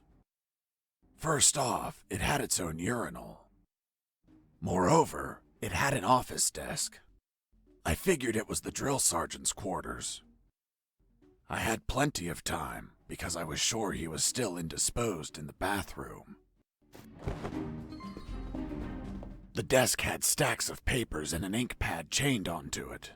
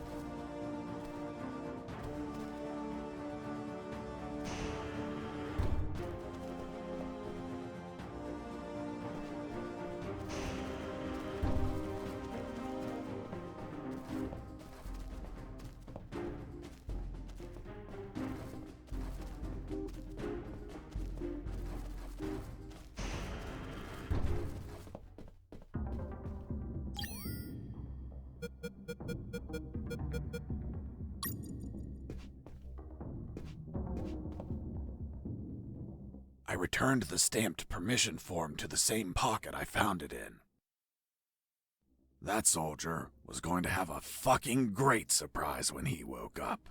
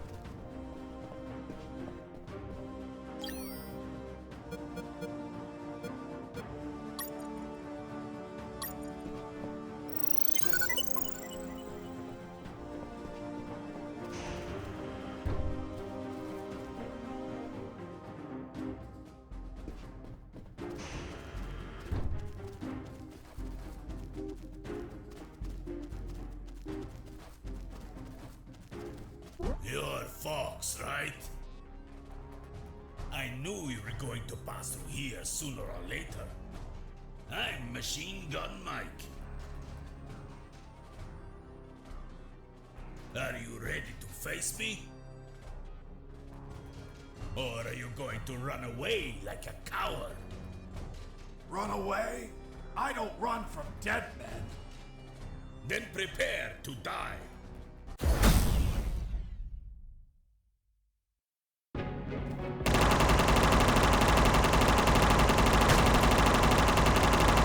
Hide as much as you want.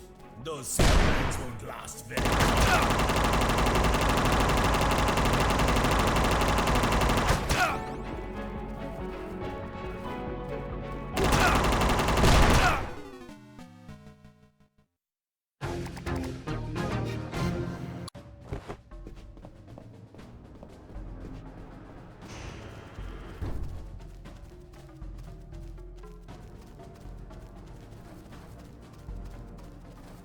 You're Fox, right?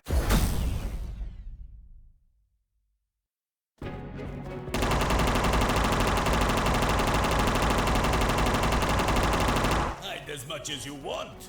Those sandbags won't last very long.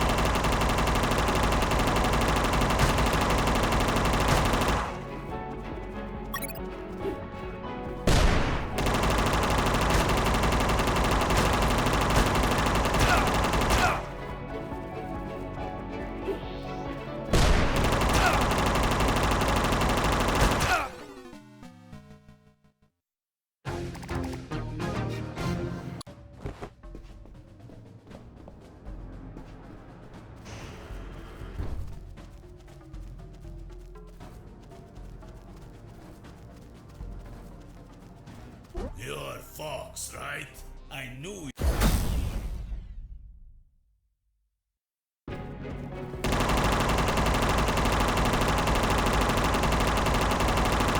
Hide as much as you want. Those sandbags won't last very long.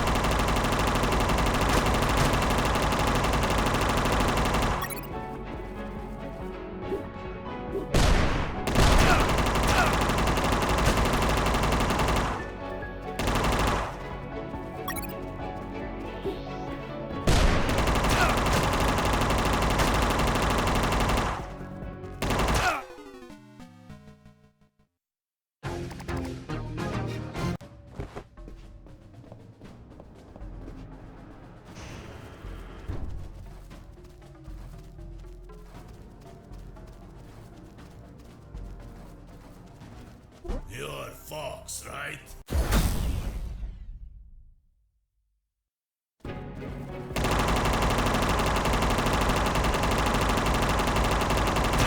Hide as much as you want. Those sandbags won't last very long.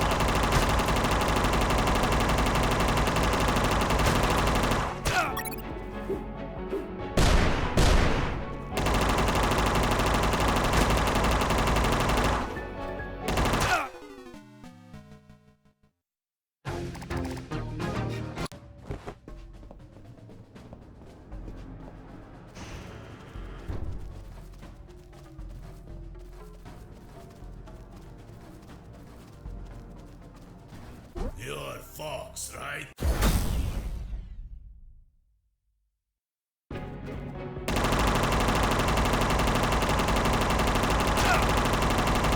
Hide as much as you want. Those sandbags won't last very long.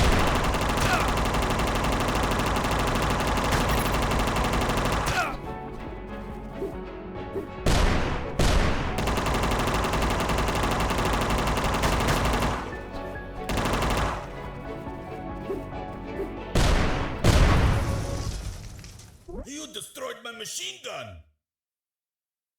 Damn you, Fox! Boss defeated.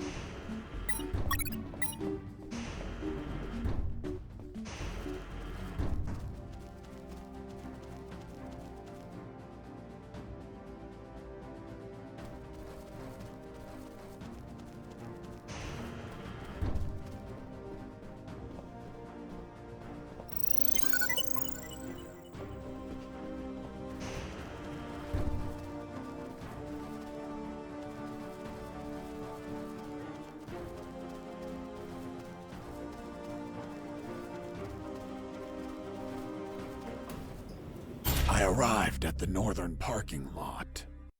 There were trucks and containers all over the place. I wanted to hide in the right truck, serial number 233980. But Machine Gun Mike could be waiting for me, seeking revenge.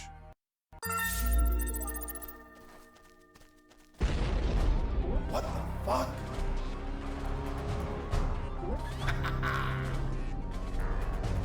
Come on, Fox! Try tossing your puny grenades now! Machine Gun Mike? Nope. Now I go by the name Splash Mike. Why Splash? Because I'm going to splash your entrails all over the place.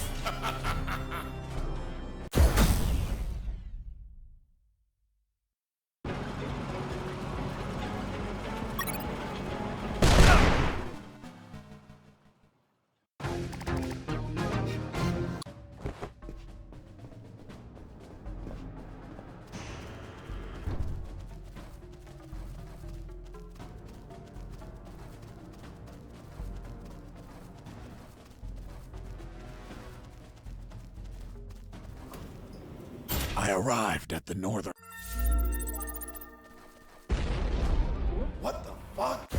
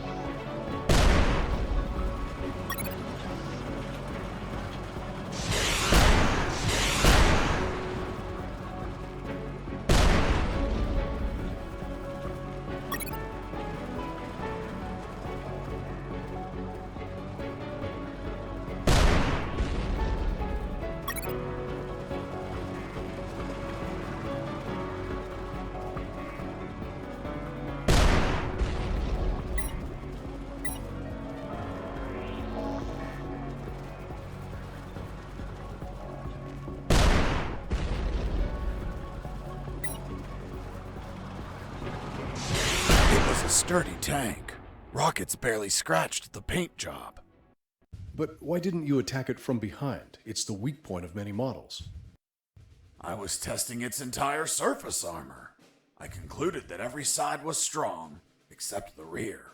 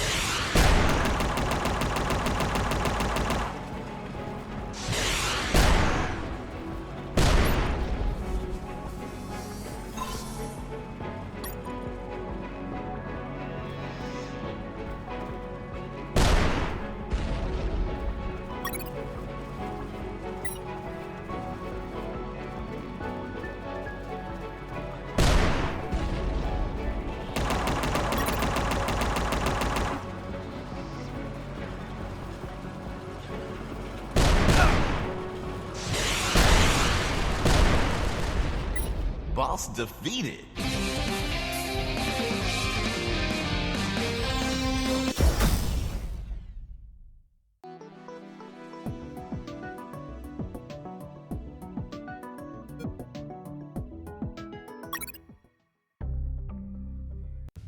After dealing with the tank, I found the truck and hid inside.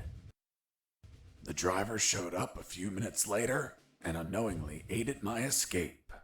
And the military didn't find it weird that everything in the northern parking lot was destroyed? Who knows? Maybe it's a regular occurrence. But the truck driver must have seen all that destruction. Well, you know how military grunts are.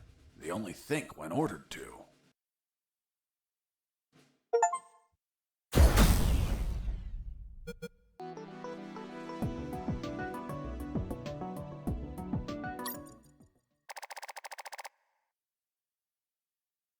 So, in the end, you escaped, hidden on that truck? Yep. What about the shit you told me about not escaping in a truck to prevent pollution? Because the first time, it would have been me behind the wheel. This time, the truck was going to leave, with or without me. Which means the pollution wasn't my fault. How convenient.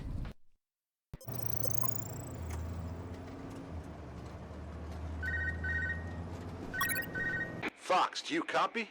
Hey, it's the concrete paparazzi. Concrete paparazzi. Ha! Such an asshole. But I like it. How's that escape of yours going? Making progress. I'm currently stowed away in a truck. Communications are hot. You really pissed them off, Fox. I guess we're both gifted with pissing people off. Sorry about the concrete joke, by the way. Nah, don't worry about it. Better to have a sense of humor about being jailed over some concrete blocks. By the way, you haven't seen them, right? I've seen concrete everywhere, Robert, but nothing as big as you mentioned. Ah, well. Send a postcard when you get home, my friend. Definitely. Over and out.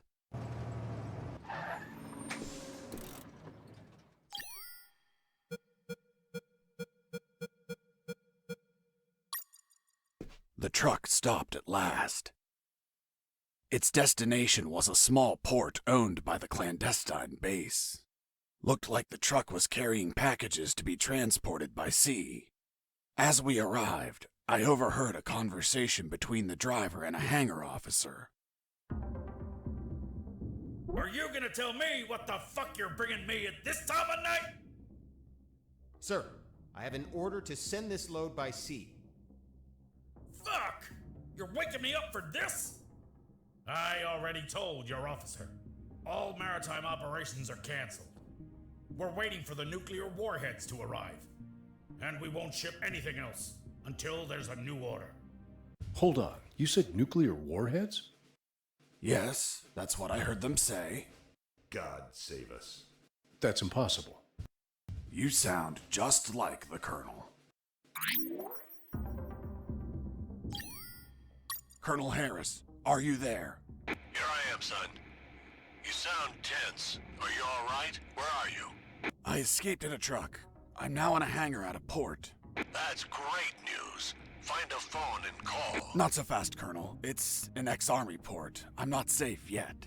I have new information about Operation Jericho. Just overheard a conversation.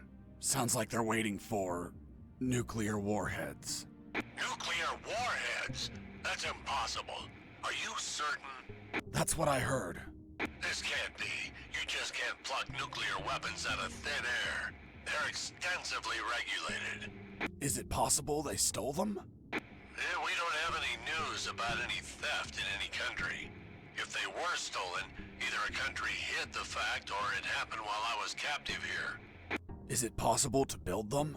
These people have a lot of resources. They need radioactive material and it can't be freely obtained. Not to mention a big lab and highly skilled people to produce them. Whatever the case, they managed to acquire some. If that's true, son, we're screwed. Hold on, Colonel. I heard something. Crap, they started the engine. I'll call you later. I have to jump out before the truck drives off.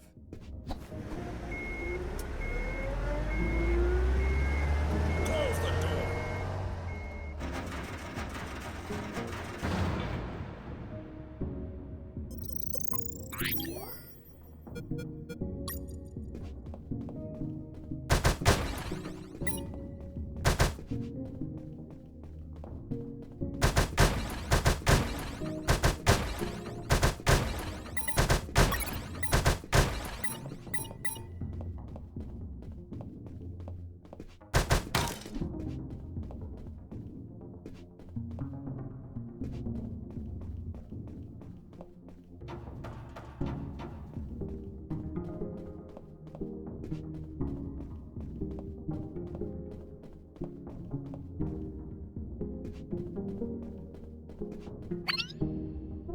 Leonard, look! It's the prisoner!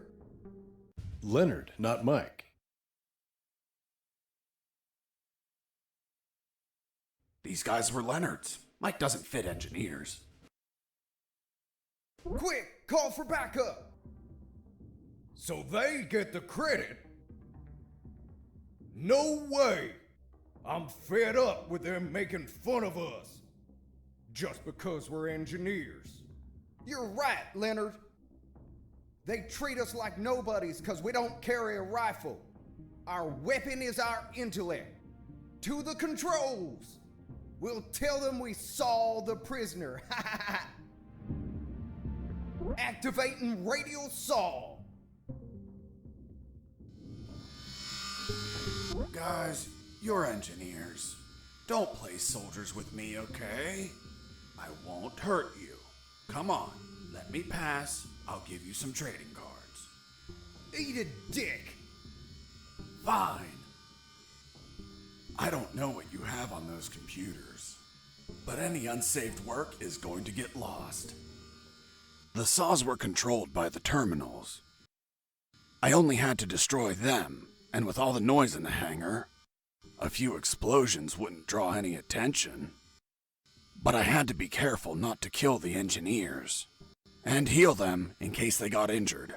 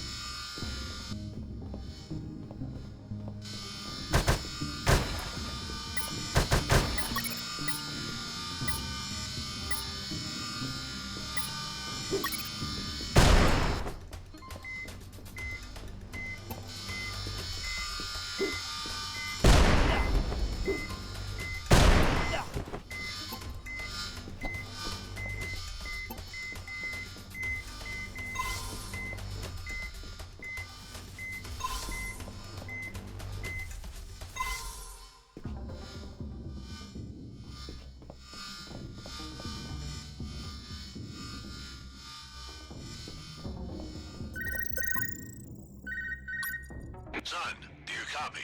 Copy, Colonel. Still in that hangar? Yes, Colonel. Still trying to figure out how to get out of here. By the way, guess what? They have a mini rescue submarine. Rescue? These people don't look like they go around rescuing people. I'm getting inside to have a look. Maybe I can ride it out of here.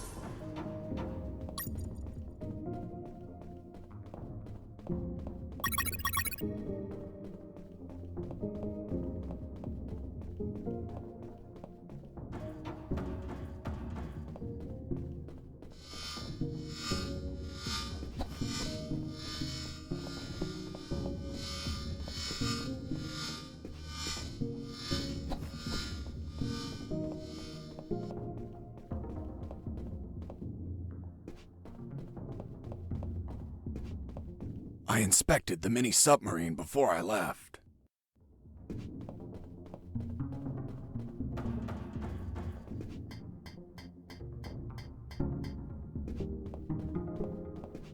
Well, look at what we have here. Fiddling with the controls, levers, and compartments, I managed to discover the submarine's logbook. It contained details about its last mission, a rescue operation. The details didn't catch my attention at first, but this logbook turned out to hold exactly the answers we were looking for. Did you find anything, Fox? I found a logbook with a single recorded mission. It says, Mission, Deep Rescue, successfully completed. Return date, a week ago. I'll continue reading. Rescue in the Barents Sea. Objective, submarine K-278 Komsomolets. Damn it, the Komsomolets. Have you heard of it? Of course. It's a Soviet submarine that sank after catching fire. But I can't think of any connection between these scum and the Soviets. Maybe they're a Russian faction and went to rescue their comrades. Or they could be trying to trade the crewmen for Russian nukes or something. Fox, this wasn't a rescue mission. But the log says... The Komsomolets sank over a year ago. There's not a soul alive down there. It's not people they were hauling. It was something else. Colonel, what was the sub armed with? As far as I know, 2 nuclear torpedoes. Fuck! There it is. The nuclear warheads for Operation Jericho. Kindly donated by the Soviet Union in a game of Finders Keepers. If what you say is true, they had to bring those torpedoes in by sea and take them to a lab. The whole Komsomolets have been contaminated by the radiation, which means they would need a sarcophagus.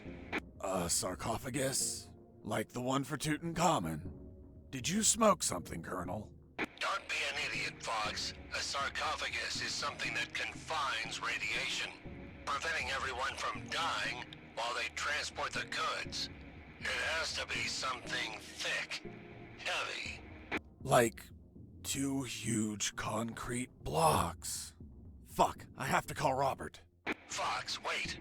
What's up, Colonel? I hear footsteps. Soldiers are walking down the hall. Damn it.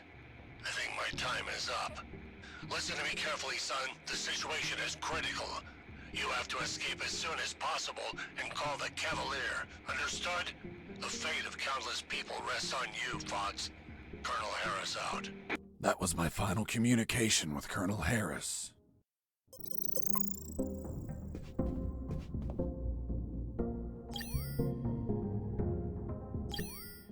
Robert, still there? Yep. Fox, looks like they're gonna transfer a prisoner. Someone called Alan Harris. I know. Do you know what they plan to do? No idea, Fox. But looks like the orders are coming from top brass. You're really pissing them off, my friend. Be careful. Maybe they'll use him against you. I'll keep that in mind. By the way, I have something to tell you about your concrete. Don't tell me him. Man, you rock. I don't know where they are, but they've been used as a sarcophagus. A sarcophagus? Like the one for Tutankhamun? Did you smoke something, Fox? Of course not. I mean a thick container to contain radiation. Radiation? Please tell me they're not nukes. They are, from a sunken Soviet submarine. Shit. That's why there's so much secrecy and surveillance. Cheer up, Robert. Your capture isn't for something trivial anymore. It's for a nuclear arms race. Fuck. This news is the bomb. That's a literal way to say it. Keep me informed, my friend. I want to know all the deets. I will, Robert. Over and out.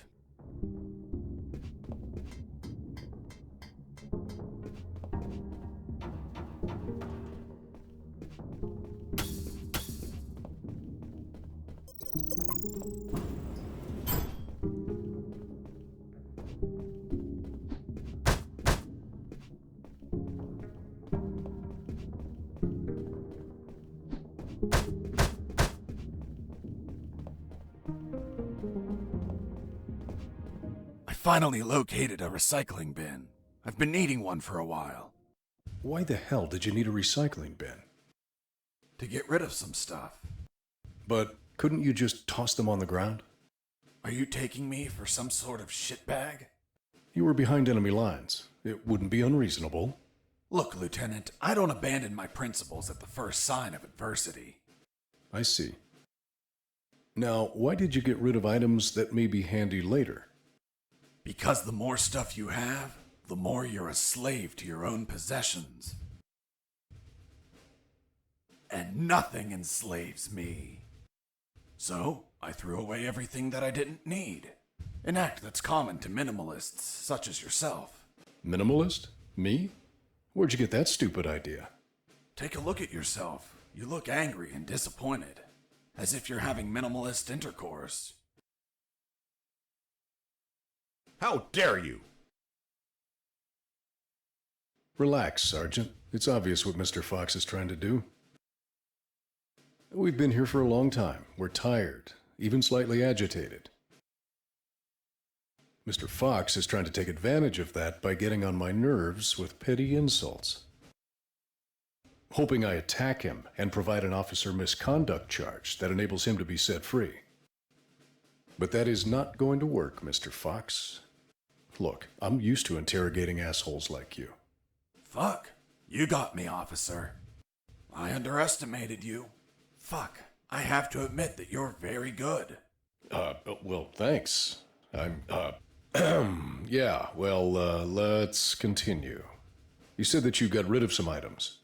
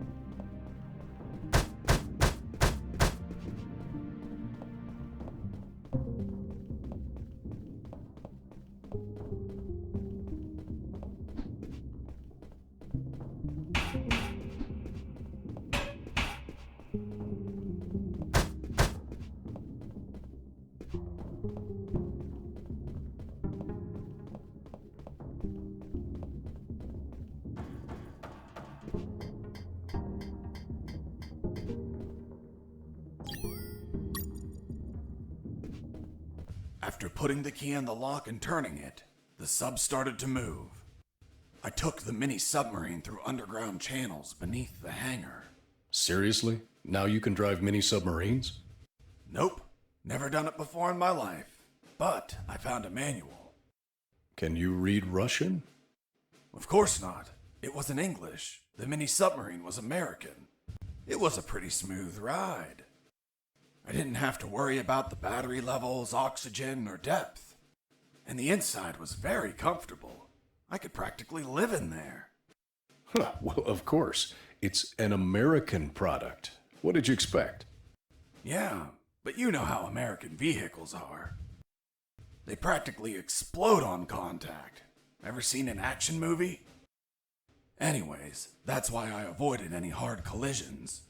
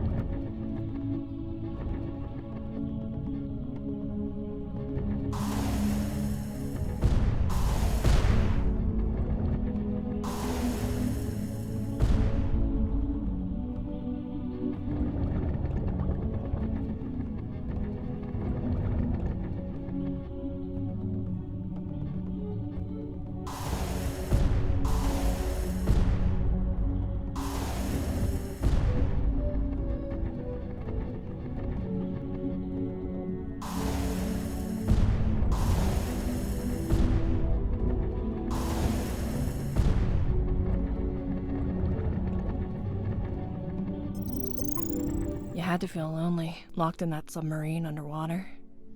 Nah, I had some company.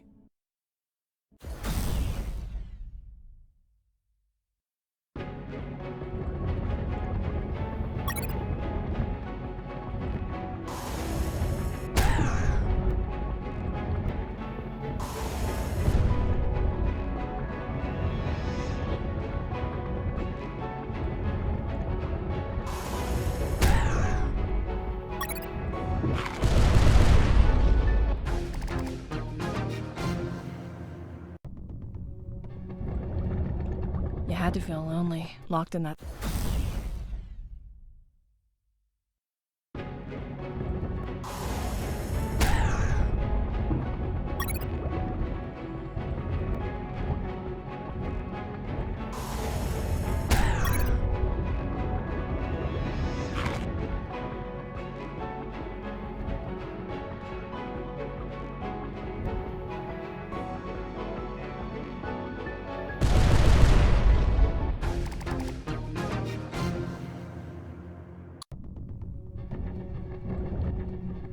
You had to feel lonely, locked in...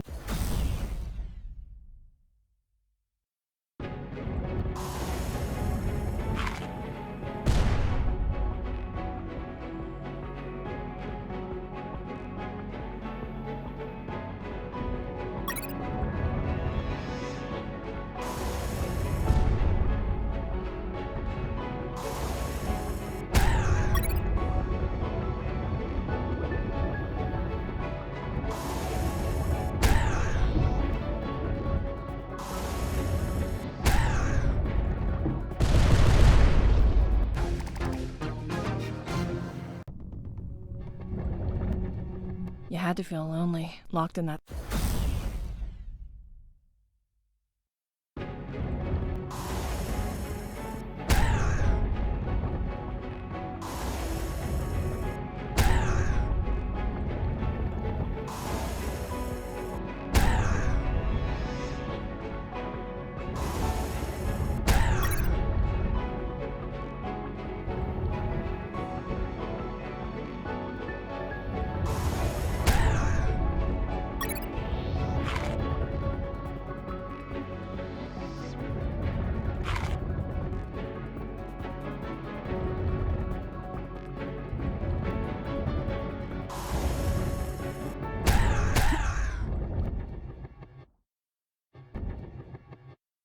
Boss defeated.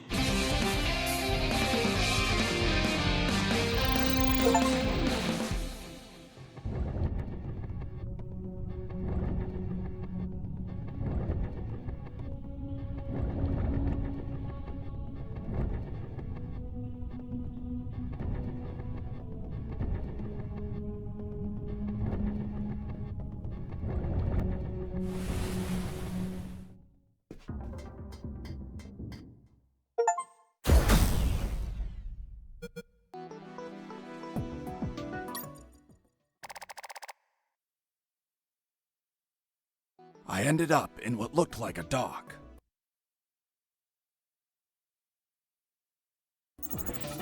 There were containers and stuff.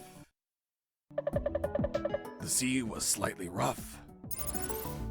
Oh, and there was a storm.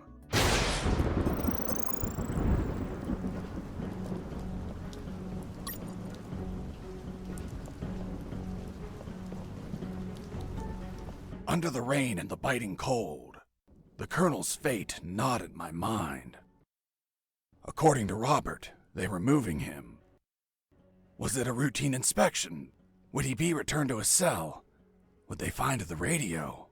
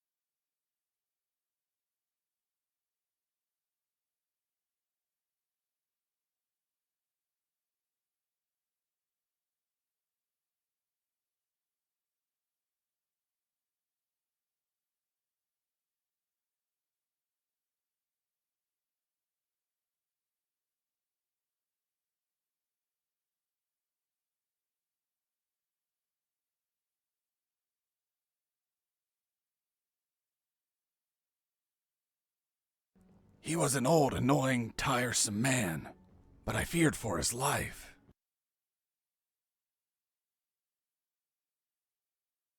Until the radio chimed in. It was Channel 1. Colonel, what happened? Are you okay? I'm fine, Mr. Fox. Thank you for asking. But my rank is General, not Colonel. Wait, you're General X? So, Mr. Fox, have you heard? You've become quite the celebrity. I've been dying to meet you since your debut. So I took this hack job of a radio to call you before your inevitable capture. Where's the Colonel? Don't worry about him. He's in good hands. Say hello, Colonel.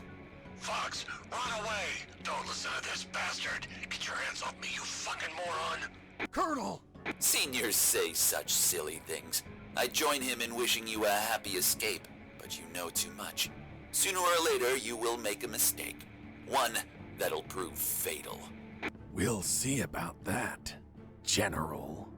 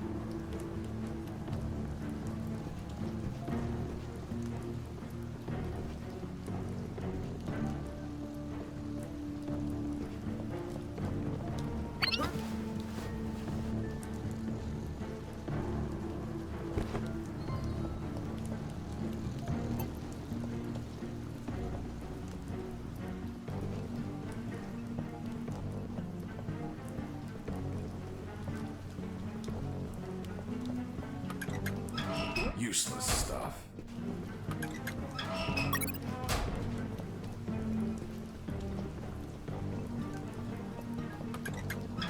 Nothing useful.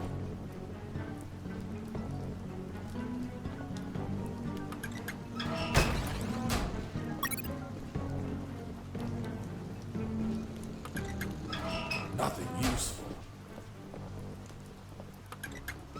Nothing useful. Nothing Nothing interesting.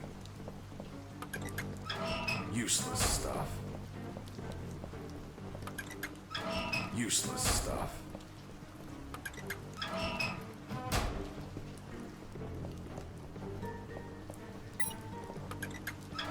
Nothing useful.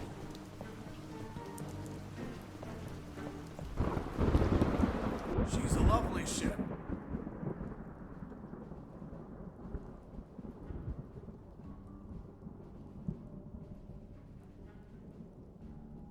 Indeed, and flies like the wind or the waves. Is she yours? She is. I look after her like a treasure. I want to buy her. Ha ha ha! This beauty costs $50 million. I doubt you can afford it. Just 50 million? I'm a few dollars short. Hold on, I'm going to the ATM. This escape was going to cost me a lot of money. So I searched in the containers. Why in the containers? It's how people usually smuggle money.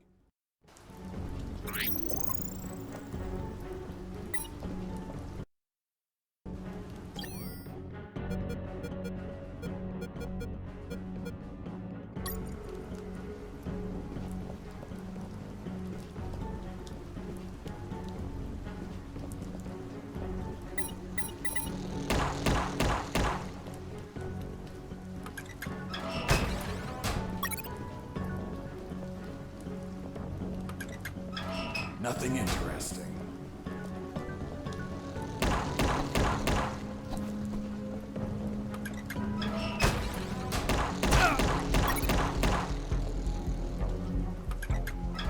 Nothing interesting.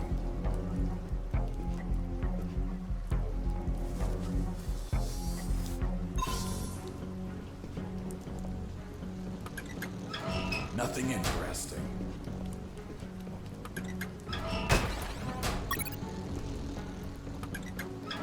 Nothing useful.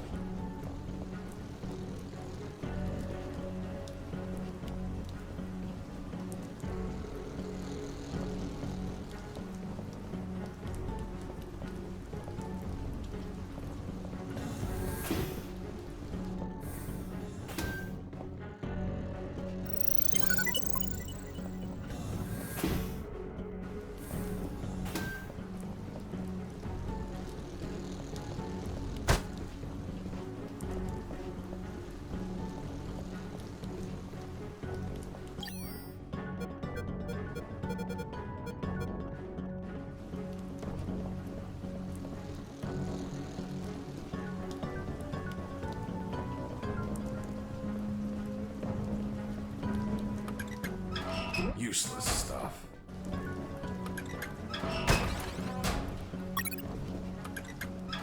Useless stuff.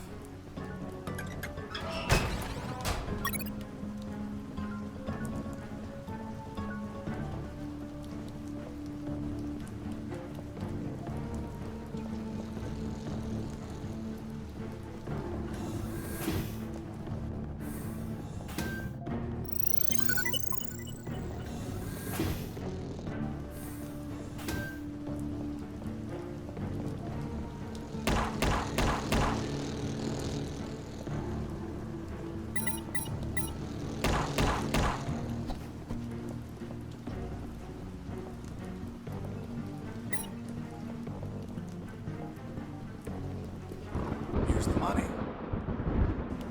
Fuck! So much money! That hunk of scrap is all yours.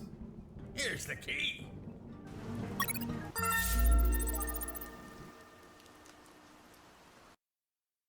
And that's how I bought the ship I would finally escape in.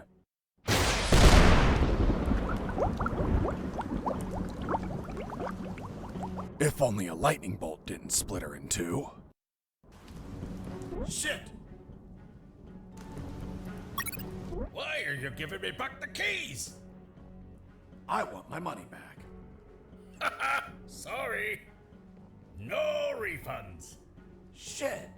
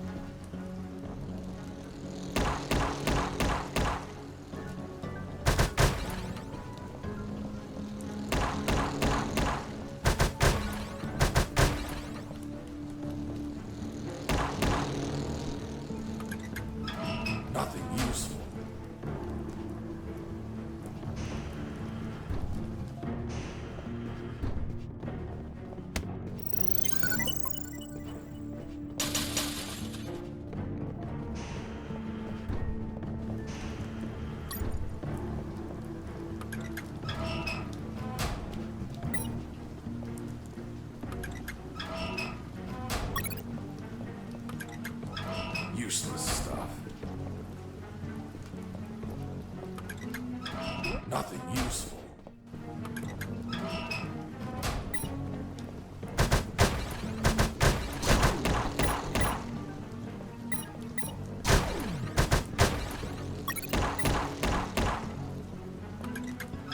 Nothing useful.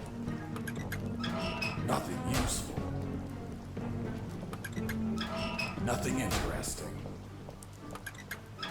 Nothing interesting.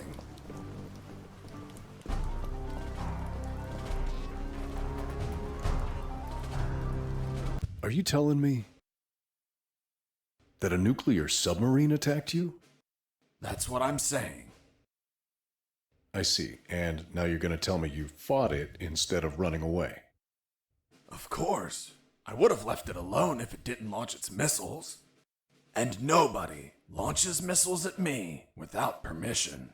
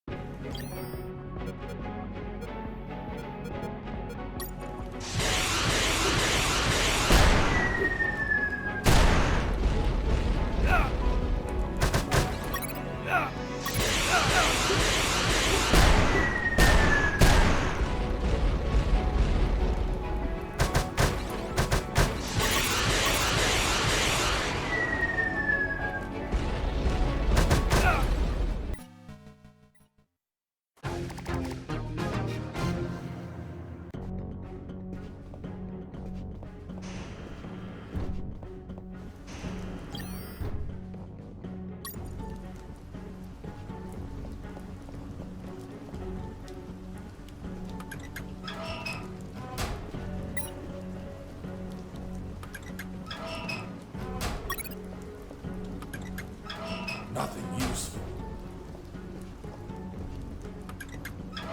Nothing interesting.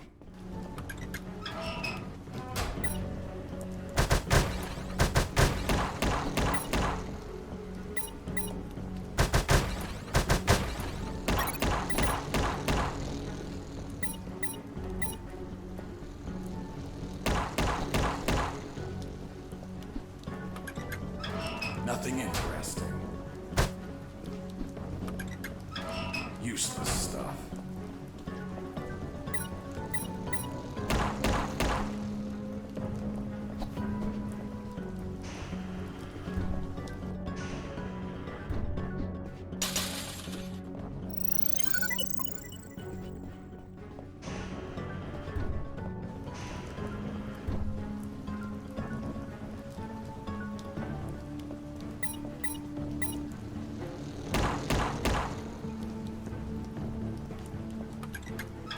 Nothing useful.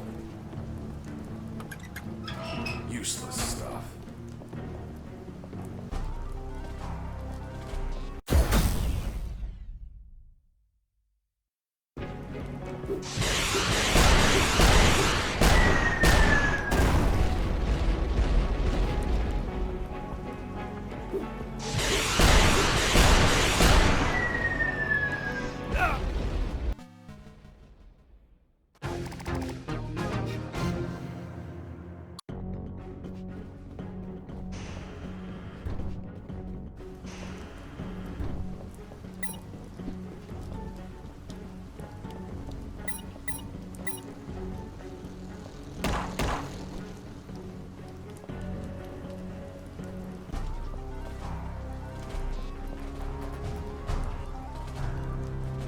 Are you telling...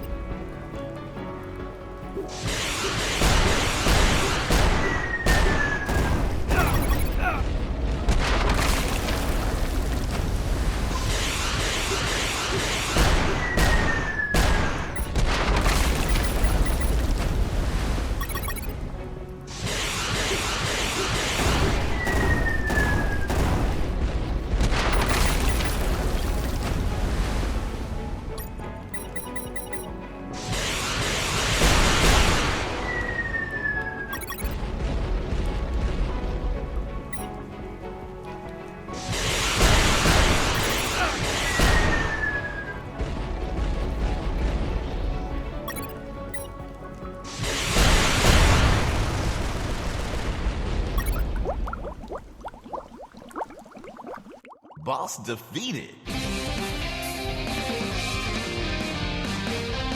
My triumph was fleeting. The platform collapsed after the ballistic abuse from all the missiles.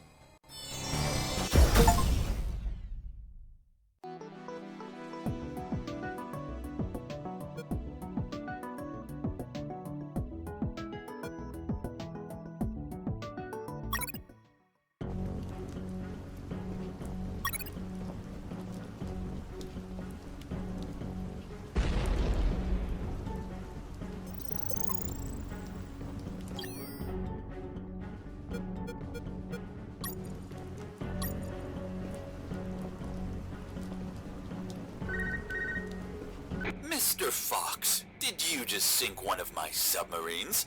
She attacked first. Ah, then it was you. Thank you for revealing your position.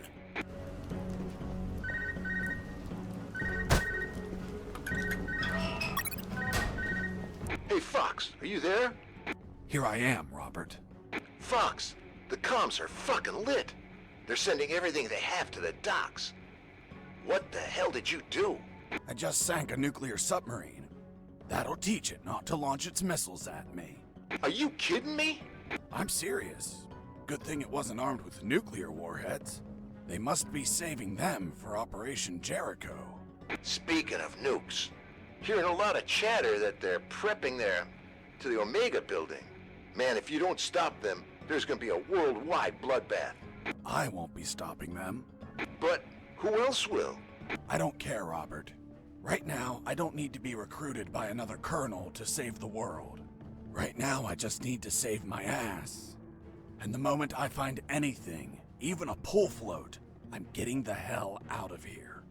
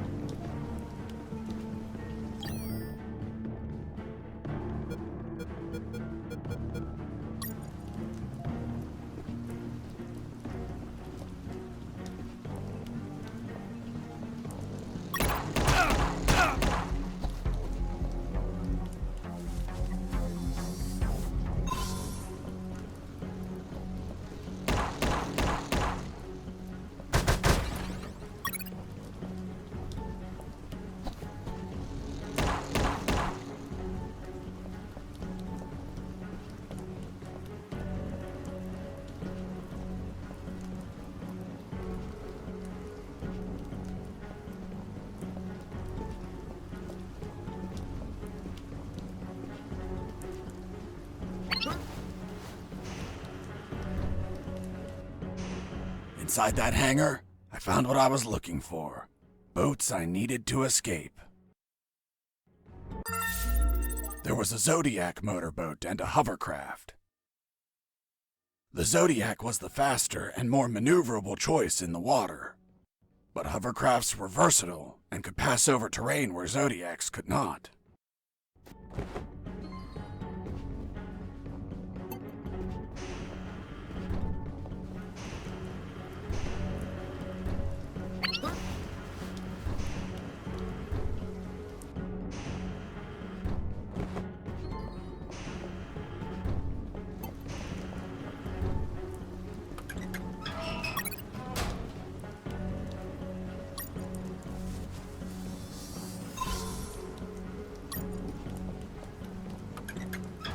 Nothing useful.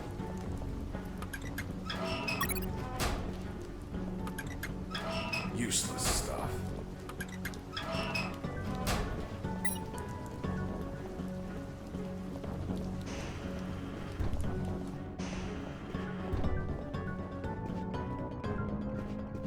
As I checked the hovercraft, I found out that the key to start the engine was missing.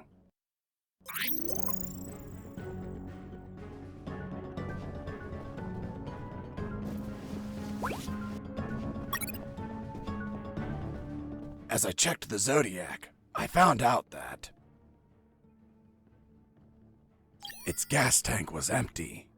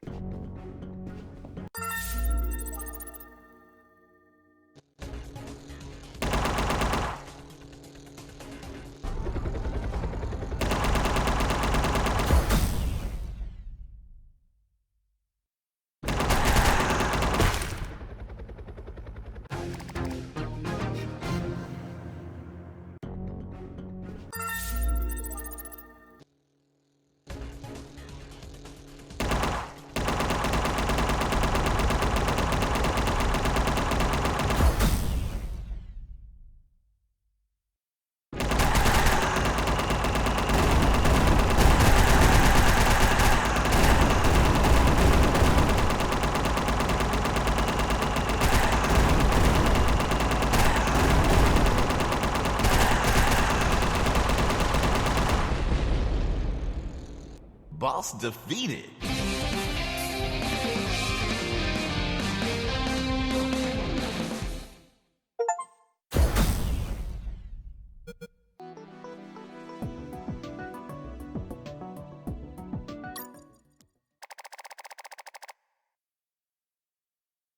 The confrontation with that chopper exhausted every drop of gas I had left. With no gas, the engine stopped shortly thereafter. Despite the dangers, I used my own arms to paddle forward. Piranhas and crocodiles constantly tried to eat my hands. But I was lucky enough to make it to a small dock.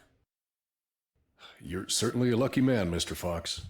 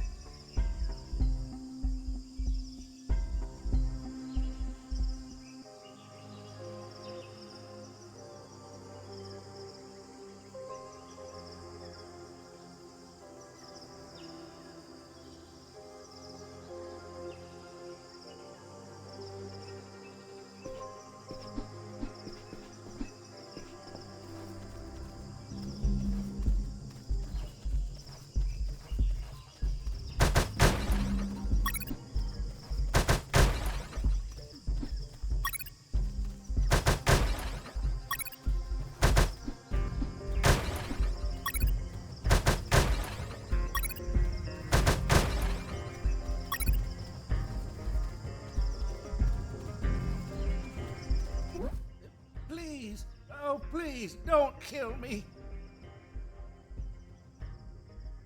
Why would I want to kill you? Hold on. You're not one of those bastards. Of course not. I'm a very nice guy. By the way, what are you doing? Those bastards won't stop building fences everywhere. They think the jungle is theirs. So I cut them to fuck with them. Do you have, by any chance, a van to get out of here? I had one, but they took it away. The old man told me a few stories about that place. It was isolated, with no roads or towns nearby. And most importantly, he told me about what I might encounter up ahead.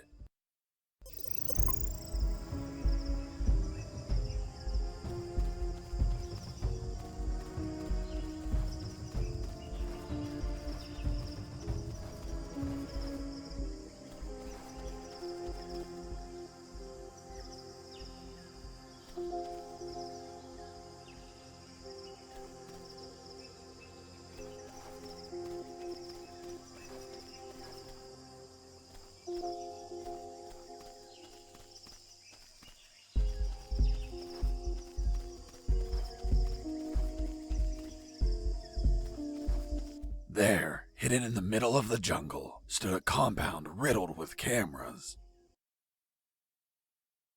The level of security was sky high, like the mansion of a cartel boss, and I could see why. Because the center of this fortress was the Omega Building, the heart of Operation Jericho. The old man told me that he saw some helicopters landing on top of the building. If I stole one of them, that would be my ticket out of there. One thing was for sure. If I was detected by a camera and the alarm triggered, They would put the Omega building in lockdown, and I could kiss those helicopters goodbye. But none of that matters because, even though I was already showing signs of exhaustion, I slid in like a shadow and managed to go undetected.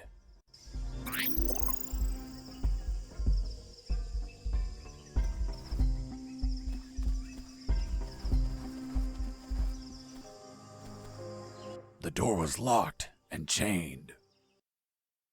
There was nobody outside, so finding the key for the lock wasn't an option. I could cut the chain with a bolt cutter, but where would I find one?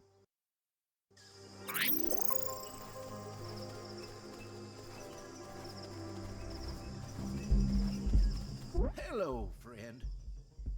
Give me that bolt cutter. But it's mine. Now it's mine.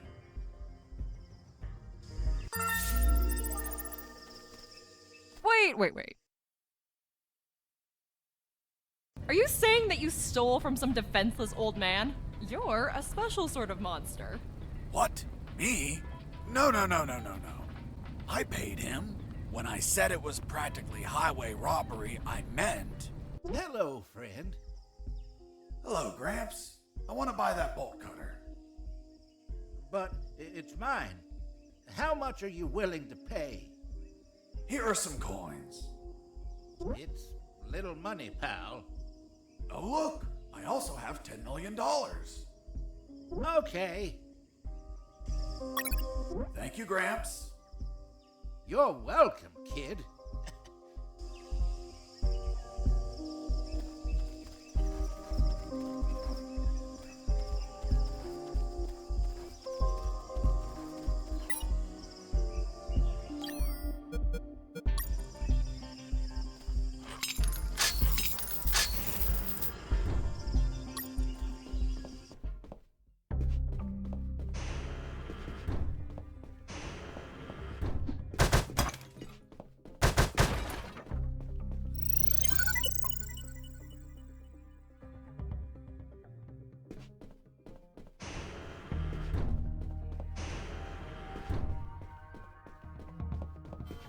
On the east side, the cameras were accompanied by guards. I needed to pass without being spotted by Mike or the camera. So, I had to get rid of Mike and leave no witnesses, but it was more complicated than that. If the camera saw Mike knocked out, lying on the ground, the alarm would be triggered. Seems you just had to move him away from the view of the camera. Exactly, but if Mike wasn't there as the camera viewed his post, the alarm would still be triggered. Whatever I did, the camera had to see Mike standing at his post. Quite the scenario. Unless it's an episode of MacGyver, it would be impossible to proceed. Hold on. If you're telling me this, that means you made it through, correct? Well, yes, I managed to fool the camera eventually. How did you manage that? If the camera needed to see Mike, I could just make a copy of him.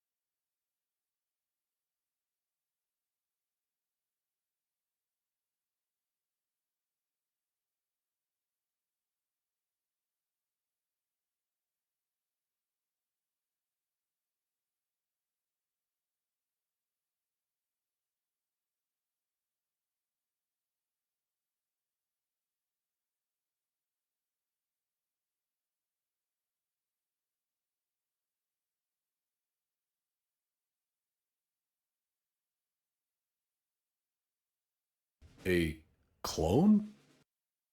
Yes, the copy was so perfect, Mike's mother wouldn't know the difference.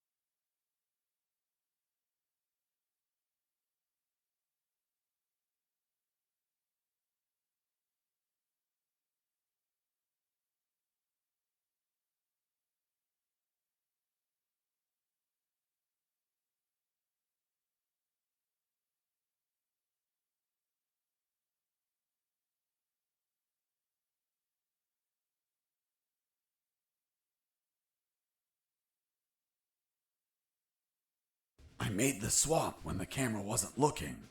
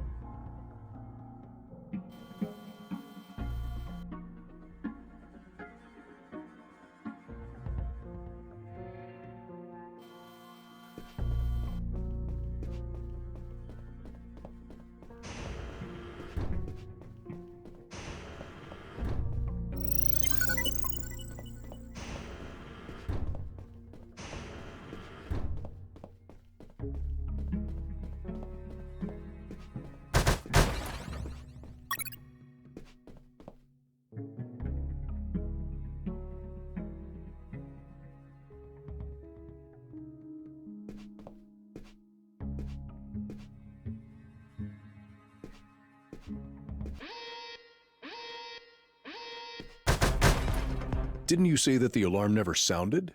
You're contradicting yourself. Sergeant, execute this liar.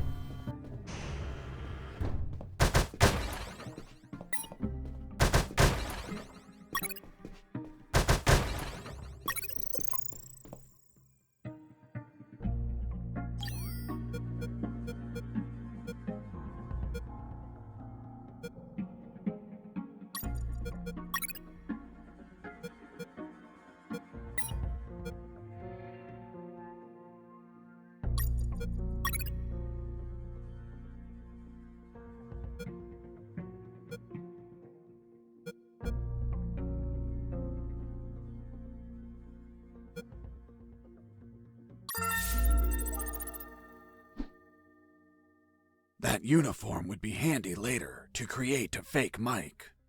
A moment, Mr. Fox. Why didn't you put on a uniform yourself? You had chances to remove a uniform off any guard from the beginning. You realize that you could have slipped past at any time, dressed as another guard on shift. So tell me, Mr. Fox, why not? Because I didn't want to end up as one of them. What? It's just clothing. A disguise. That's how it starts. First you're dressing like them.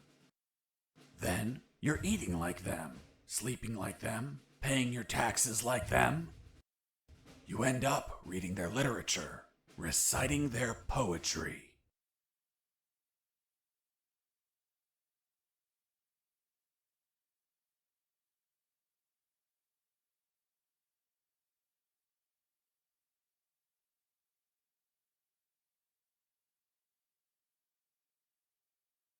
And you slowly sink into their system until you end up converted as one of them.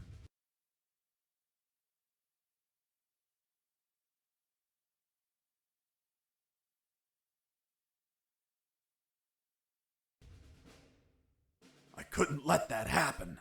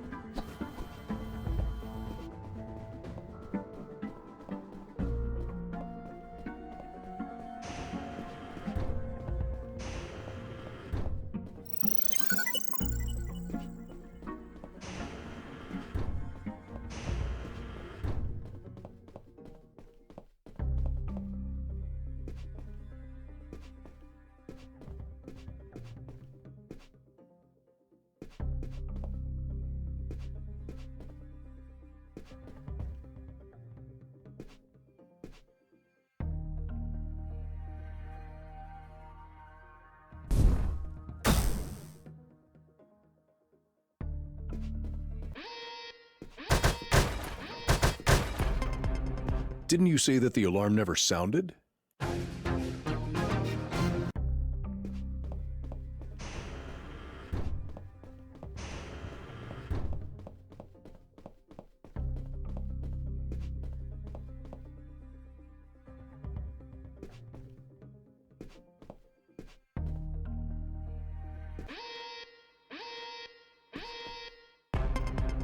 Didn't you say that the alarm never sounded?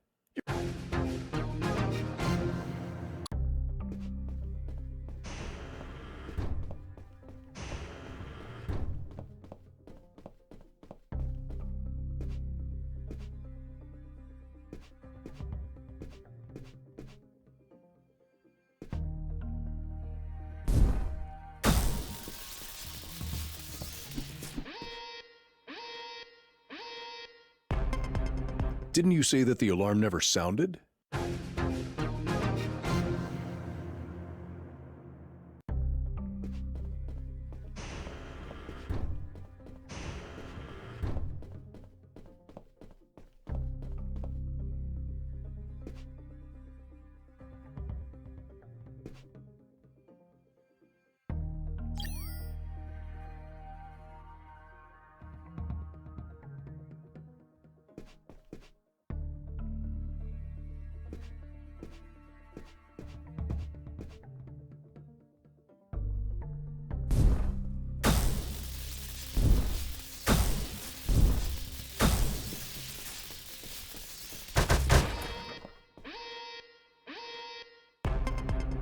Didn't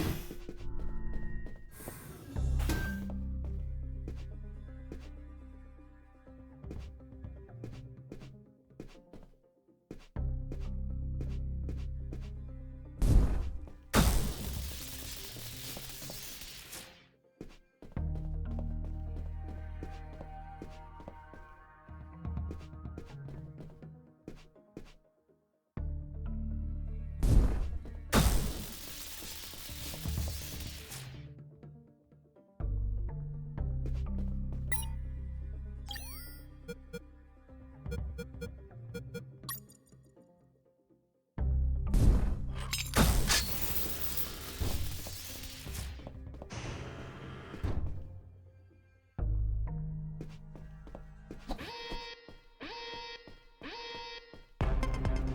Didn't you say that the alarm never sounded? You're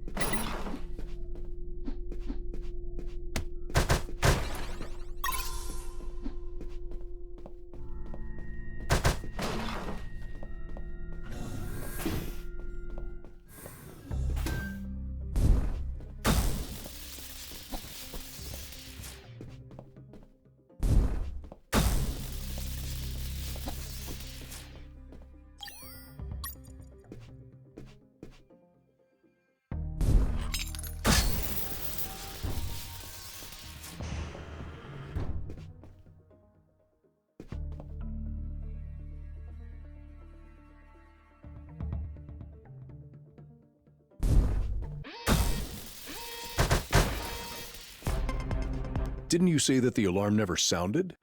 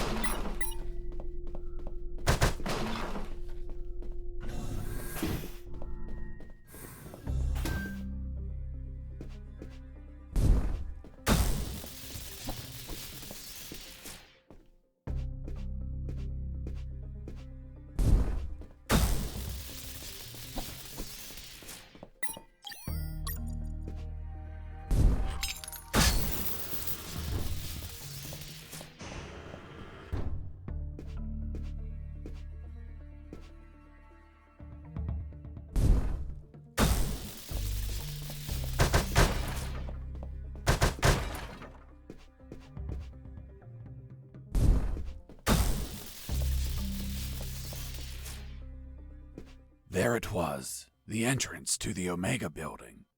That would be the last place I'd visit on my tour de escape.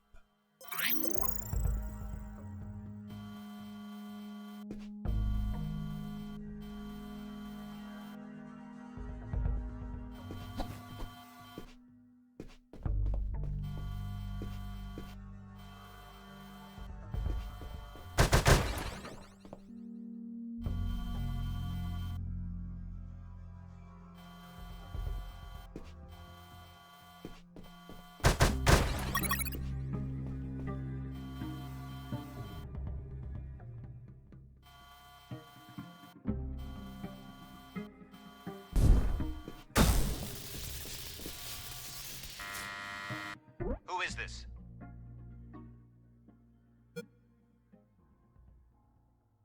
Who do you think I am? I'm Mike. Open up. Hold on while we check. But wait! You're not Mike!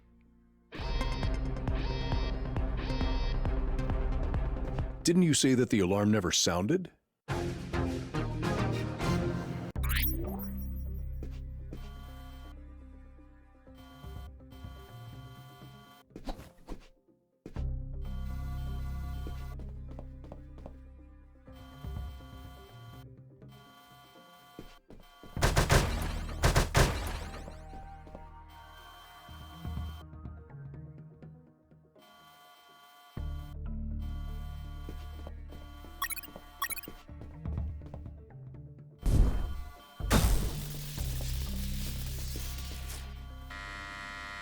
Who is this?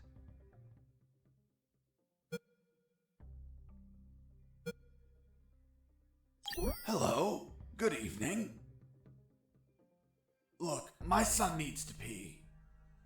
And he really needs to go to the bathroom. Could you let me in, please? I'm sorry, we can't let children inside. But he's about to pee himself. It'll be everywhere. Walls, doors, ceilings. There's a toilet just after you enter the compound. There he'll be able to pee and save his game.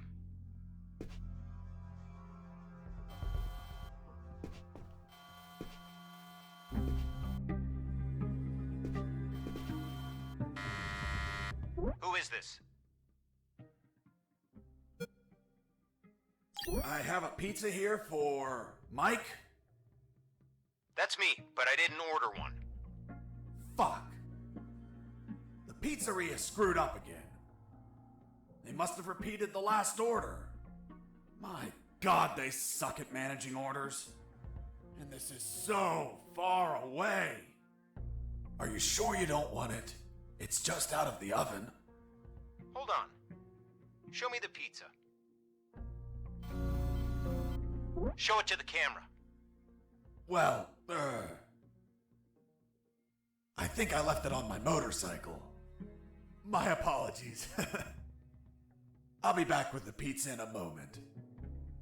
You won't leave alive, imposter!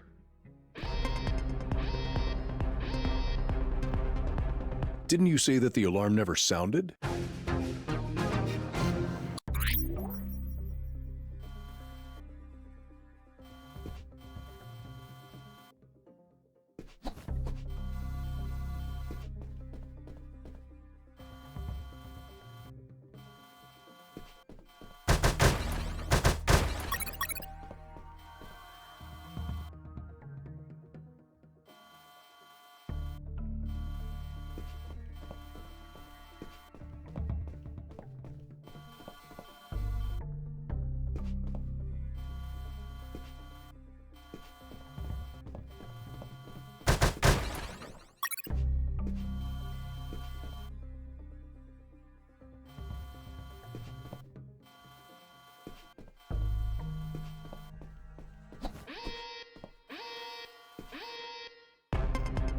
Didn't you say that the alarm never sounded?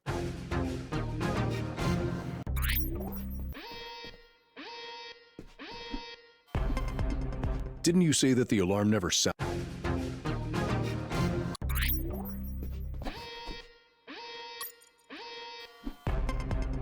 Didn't you say that the alarm never sounded?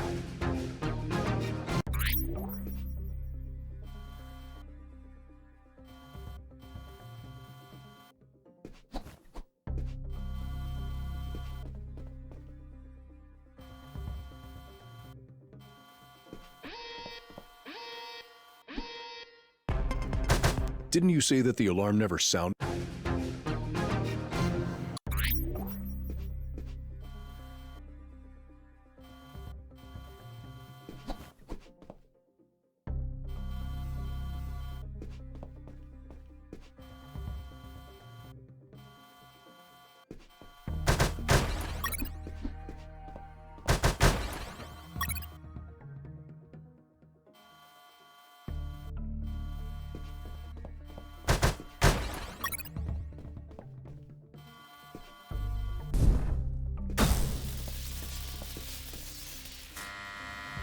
Who is this?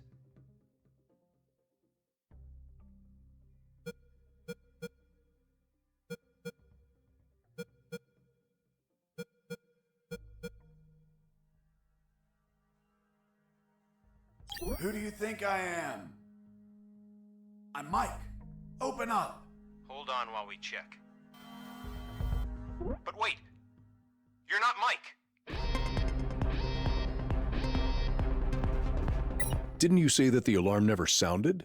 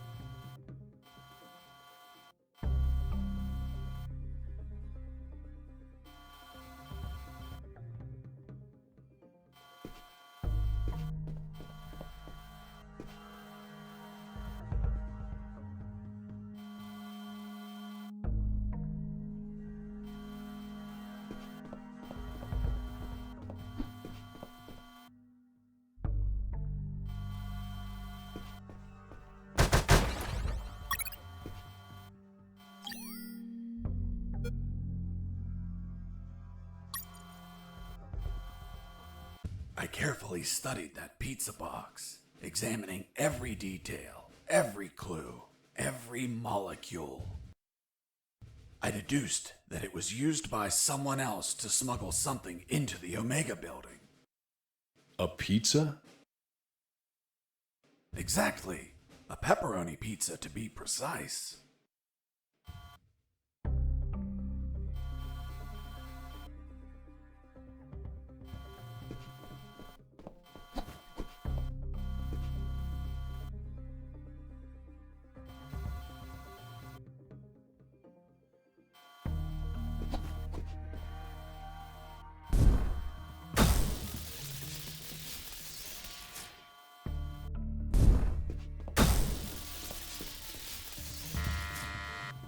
is this?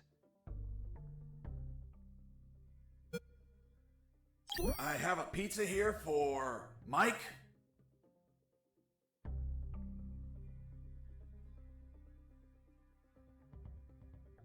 That's me, but I didn't order one. Fuck.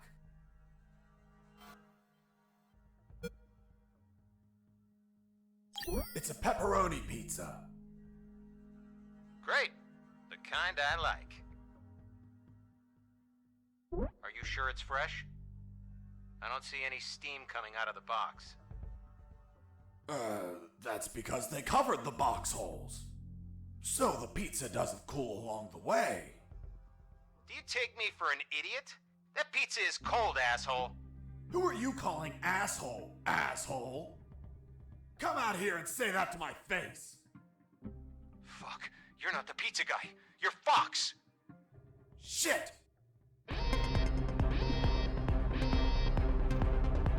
Didn't you say that the alarm never sounded?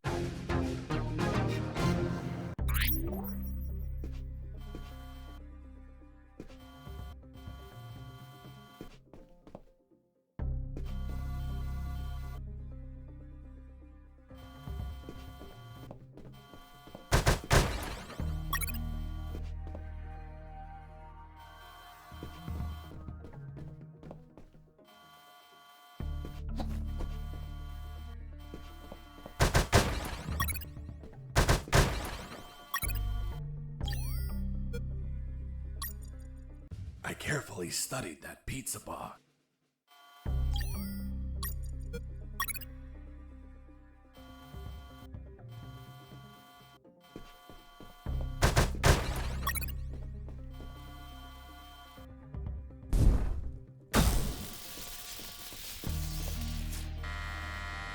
Who is this?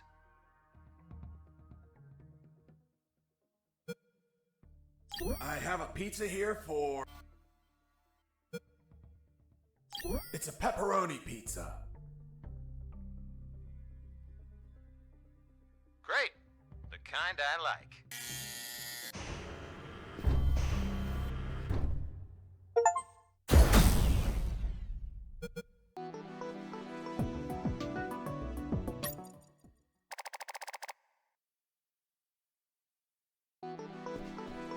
As I crossed the door, I entered into the Omega building, the heart of Operation Jericho.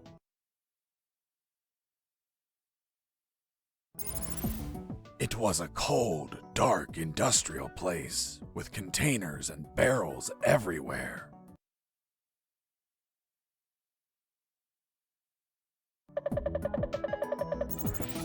On my right, there was the control room where they monitored the outer cameras. And, of course, the asshole that controlled them. The guy I tricked with the pizza, who was coming over to get it. Reality was going to hit him in the face. Give me the fucking pizza and get out. Of course. Here you are, friend. I'm not your friend, buddy. What the fuck? It doesn't weigh shit. Son of a bitch. You bake these thinner by the hour. It's empty. Where the hell is my pizza? Look at what's on the box. What? Where?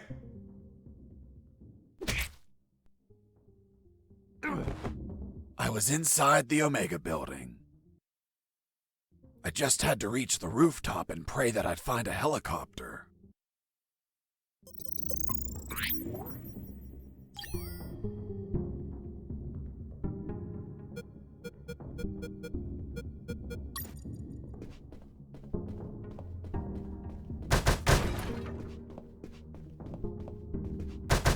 As I destroyed that computer, I saw something curious inside its metal guts. It was a thick cable and a sign that said ground floor alarm cable, do not cut.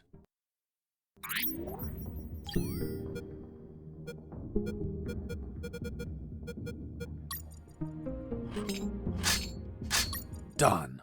With the cable cut, the alarm wouldn't be triggered on this floor. Even if I was detected, guards wouldn't be able to trigger the alarm.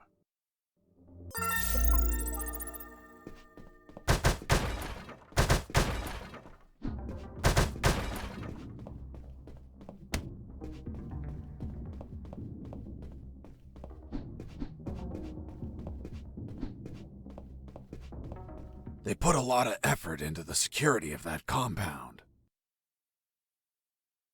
The guards weren't the typical ones I've encountered before. They were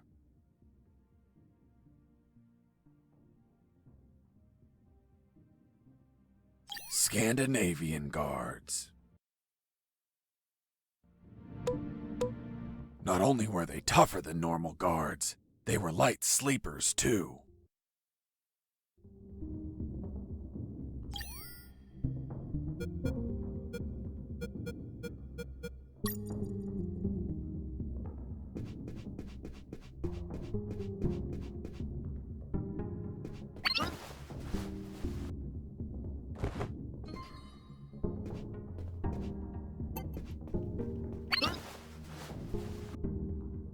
Oops, I fell asleep.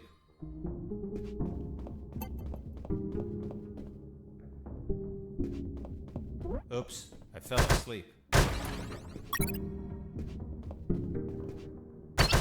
heard something. Base, escaping prisoner. Send backup.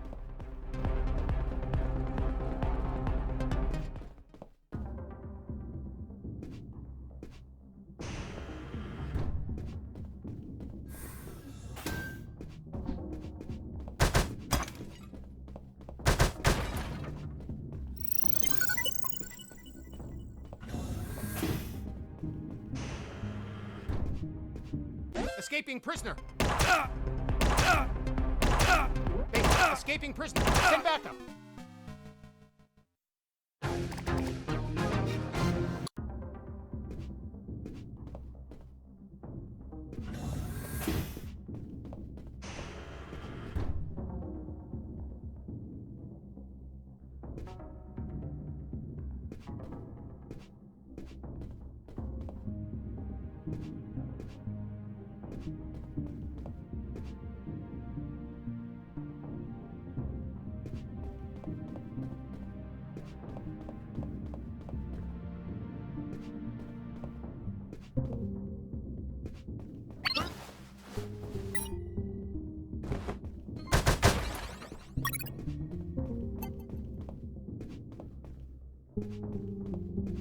Oops, I fell asleep.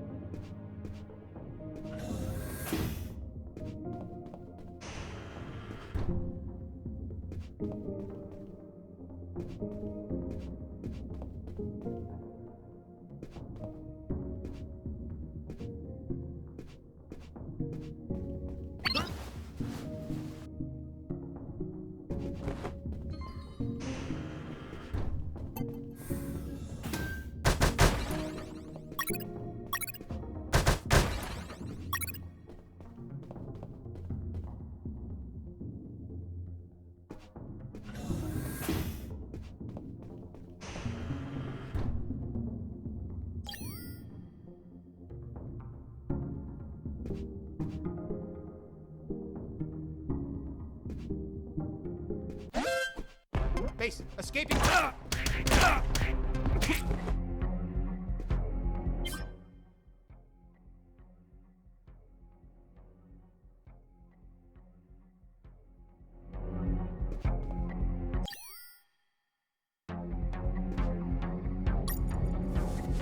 Oops, I fell asleep.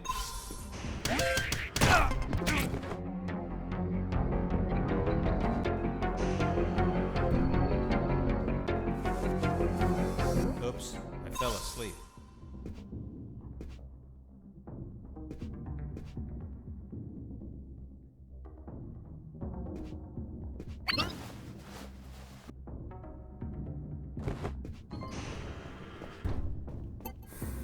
that pokey little room, I found a few crates.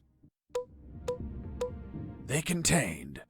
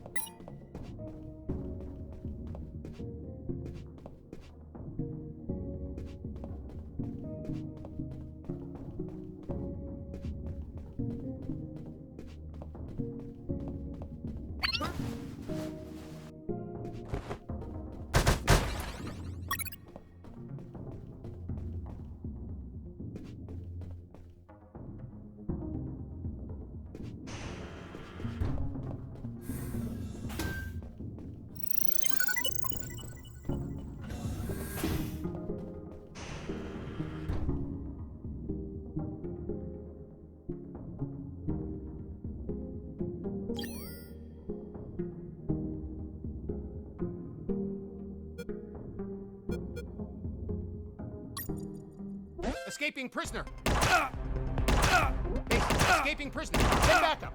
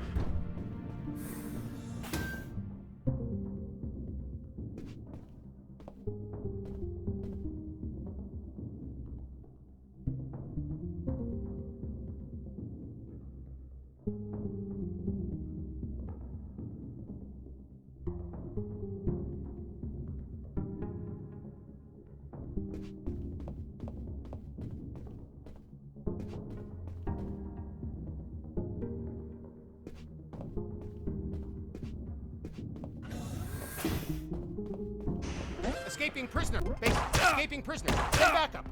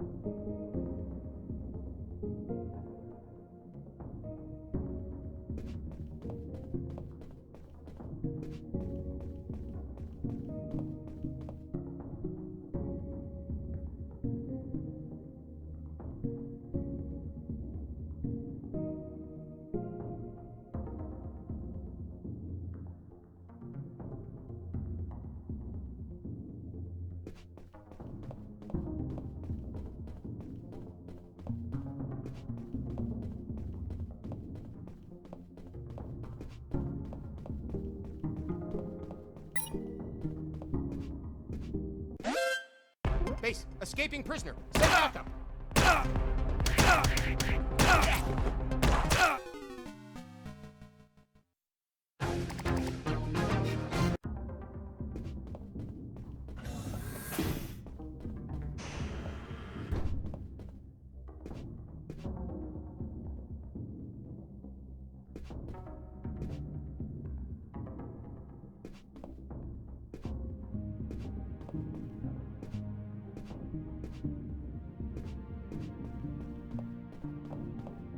Escaping prisoner.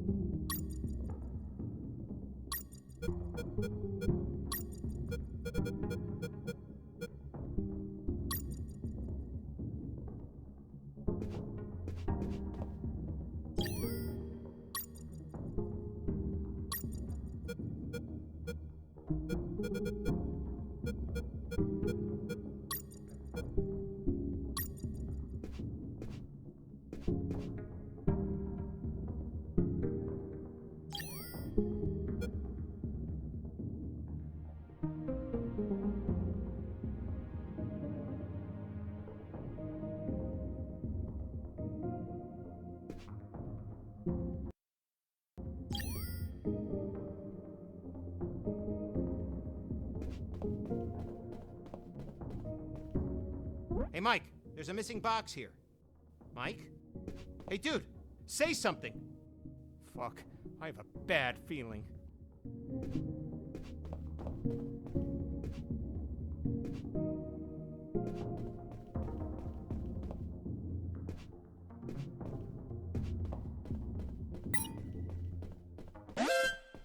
Base, escaping prisoner. Send backup.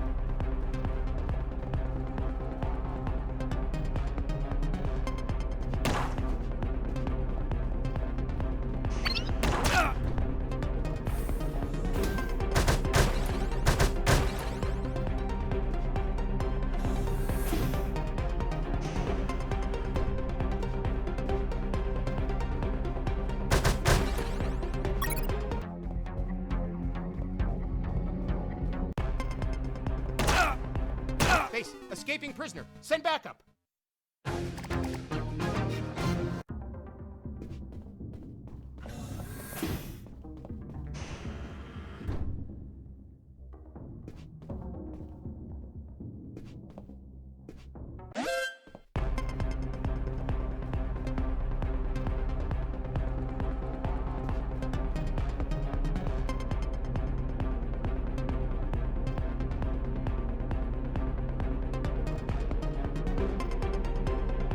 Base, area is clear. Returning to my position.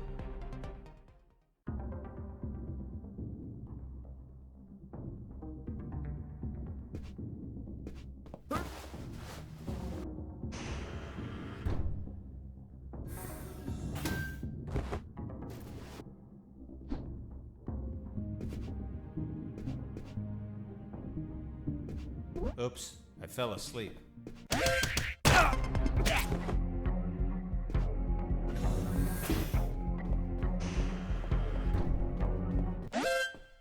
Base, escaping prisoner. Send back.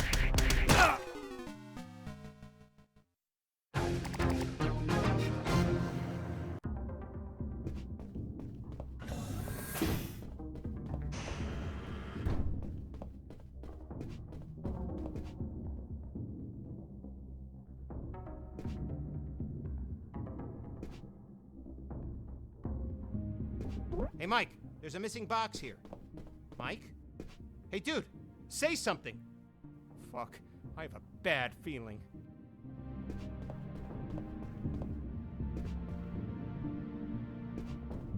Escaping prisoner. Base, escaping prisoner. Send backup.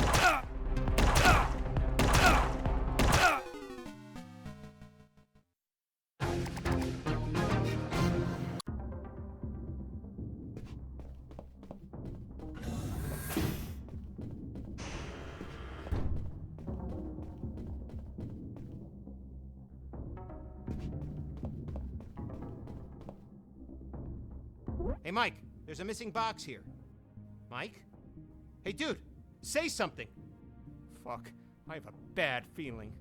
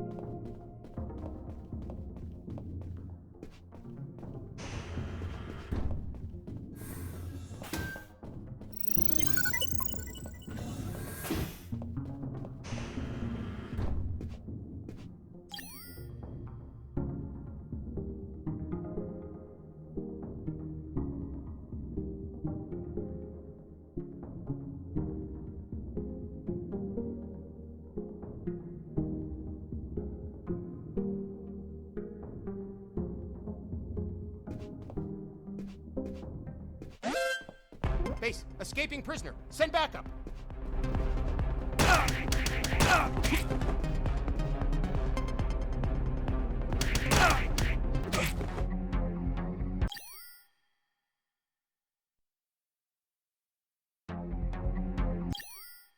Oops, I fell asleep.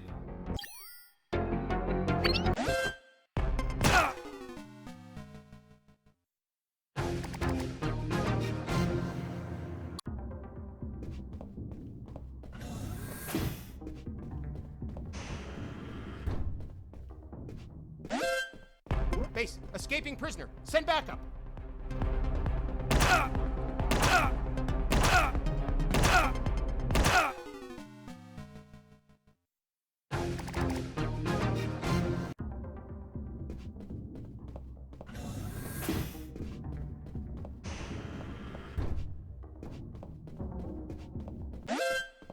Base, escaping prisoner. Send backup.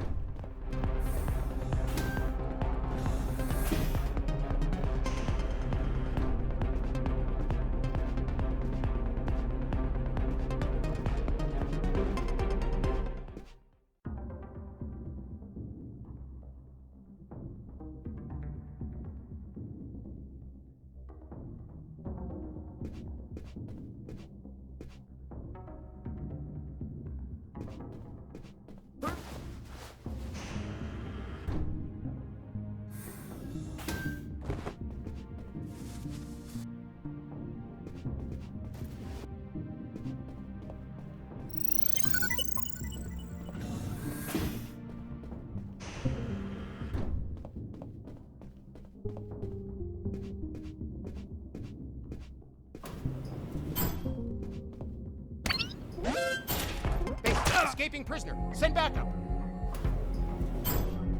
Welcome to the basement.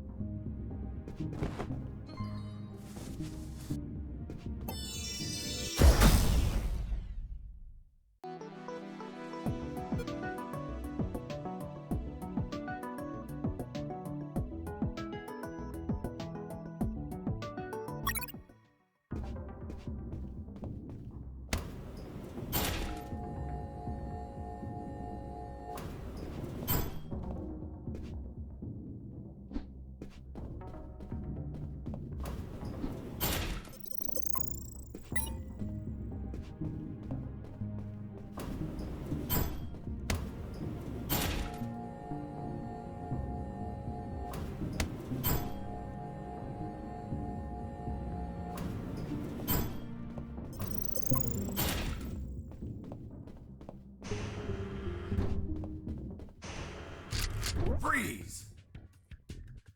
Hands up! What happened with Dr. Hoffman is kinda long to explain. Do you want me to summarize it?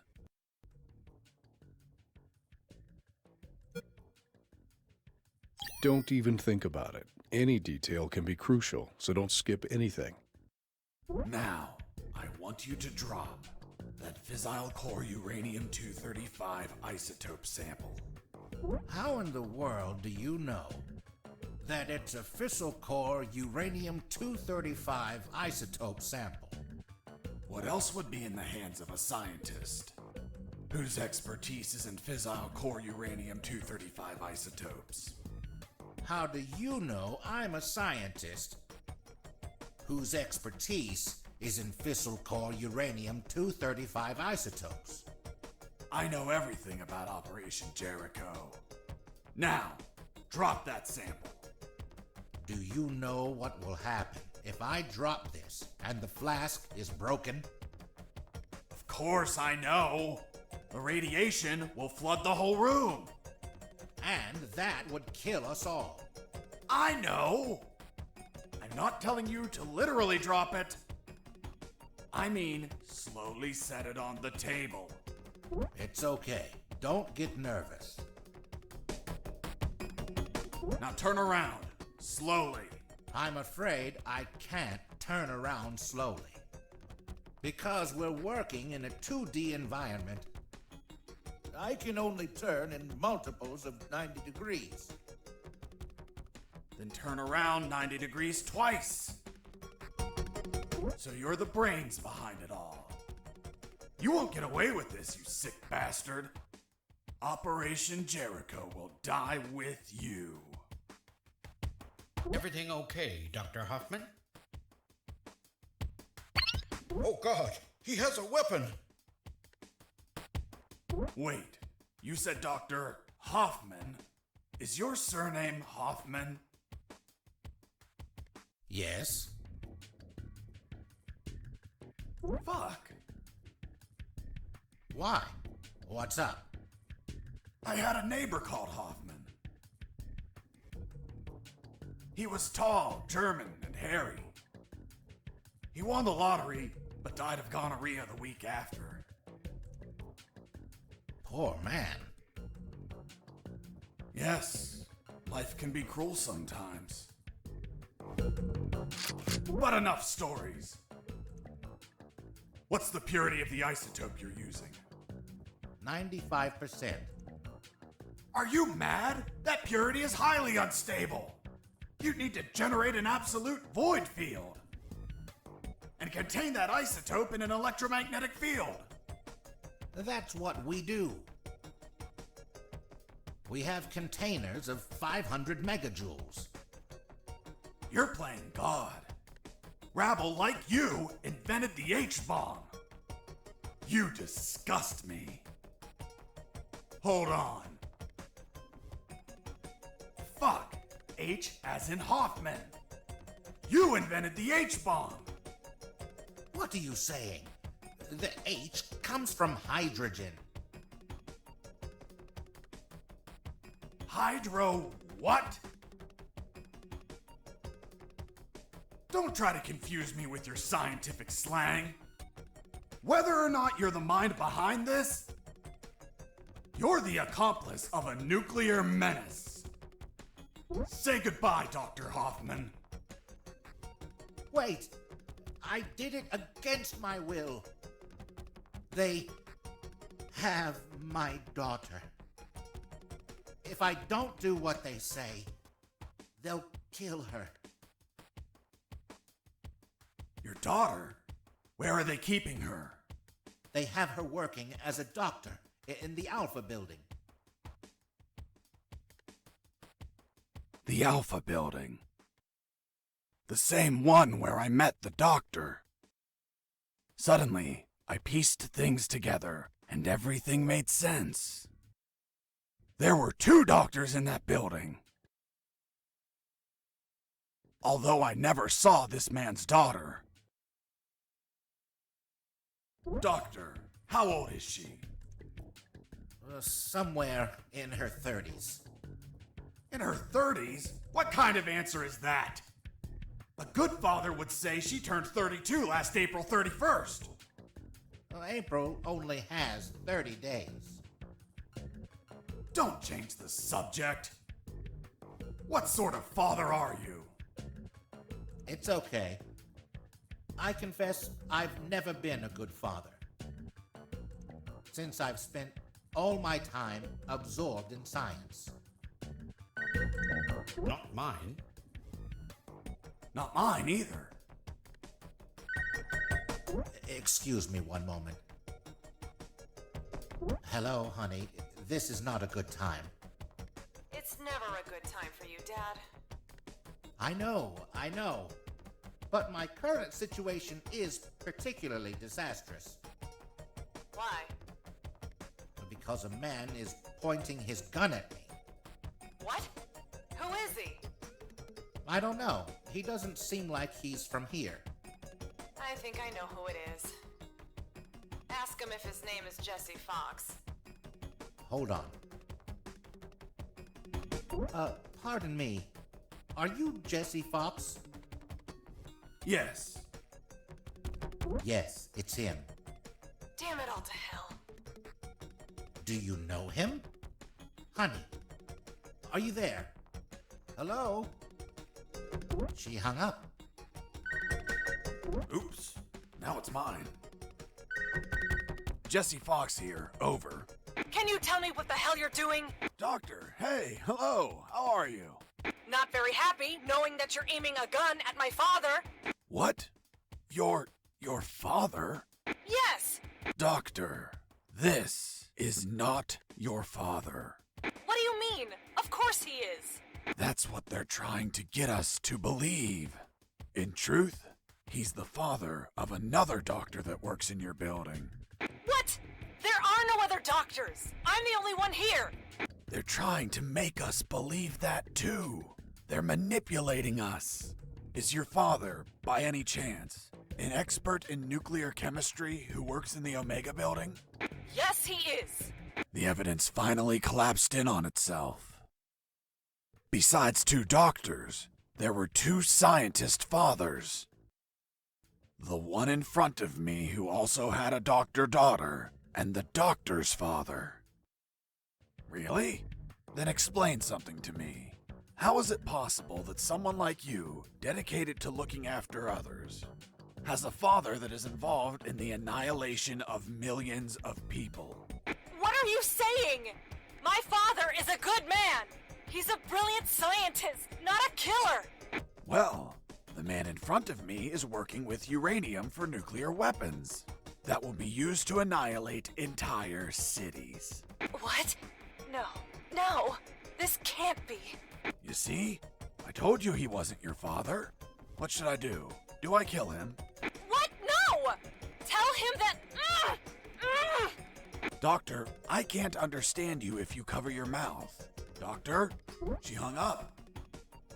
Why did you tell her? Now my own daughter will hate me. Don't worry, she wasn't your daughter. She was the other doctor. What are you talking about? They're the same person. That's what they're trying to make us believe. They're toying with us. Are you really doing this for your daughter? Yes. I want her to be safe. Millions of people could die. I prefer the deaths of millions of people over the death of my precious daughter. You're a monster. It's not called being a monster. It's called being a father. If you had a daughter, you would understand, Mr. Fox. Enough! Where is the rooftop? Above? Don't be an asshole. I know that. I mean, how do I reach the rooftop? And don't stall me, understood? Another stupid answer and I shoot. I don't think you'll do it. You don't look like an assassin. Really?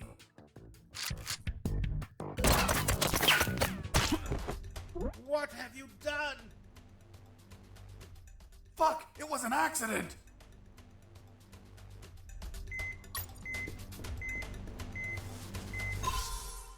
Tis but a scratch. Come on, my friend. Stand up. I'm going to repeat the question one last time.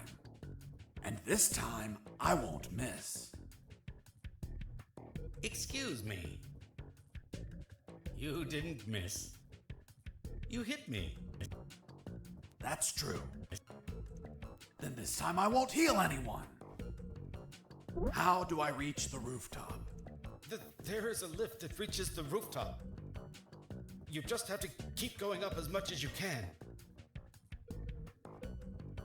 But you will need a level 4 access card to go out. Well, in that case, give me a level 4 access card. We don't have one. We just have level 3 access cards. I swear. Fuck.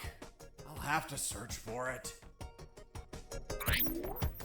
Now, continue working as if nothing happened. If you trigger the alarm or do something suspicious, You'll kill us.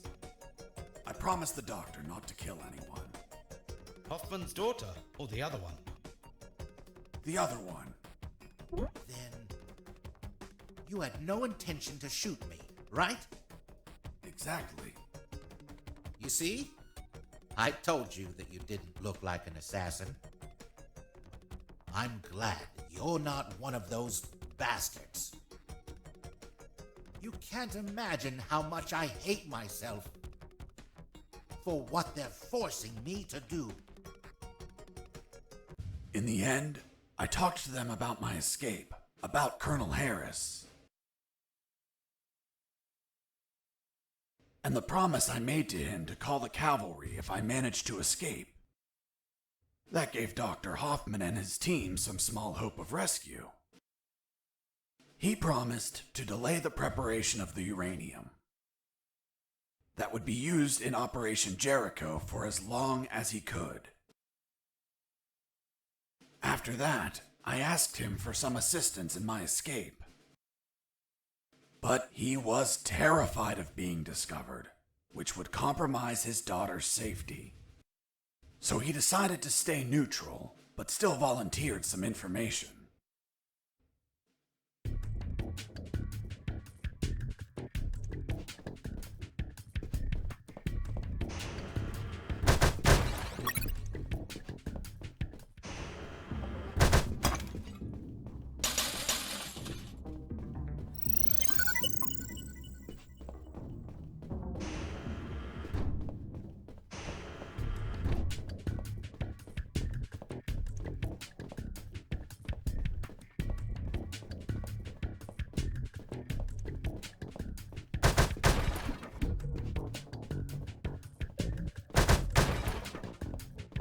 You're not going inside, are you? I'm just going to have a quick look. Are you crazy? Without an anti-rad suit, you will die in just a few minutes.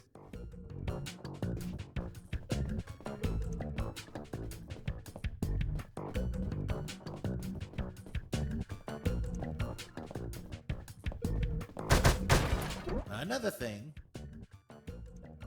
don't shoot in the lab. Most of these devices don't react well to bullets.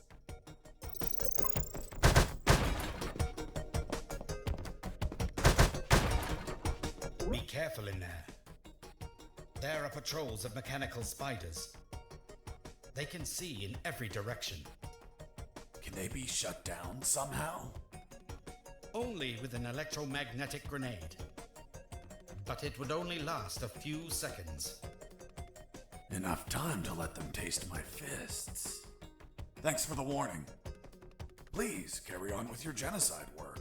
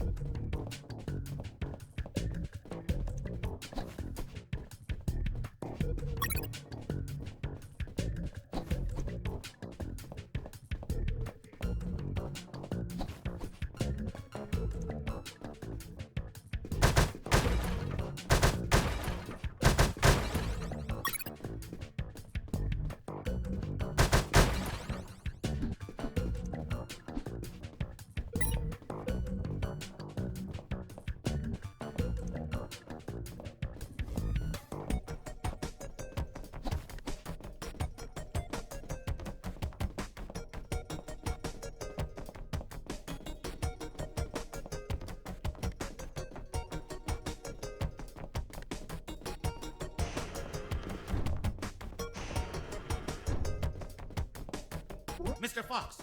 Mr. Fox! I'm coming!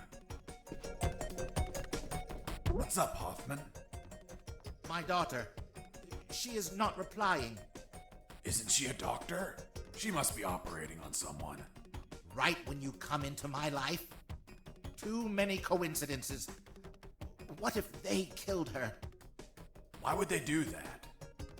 If they do, you no longer have a reason to continue your work here. You're right. But... Relax and wait a while. And remember to delay those nuclear warheads as much as you can. God knows what'll happen if they get completed.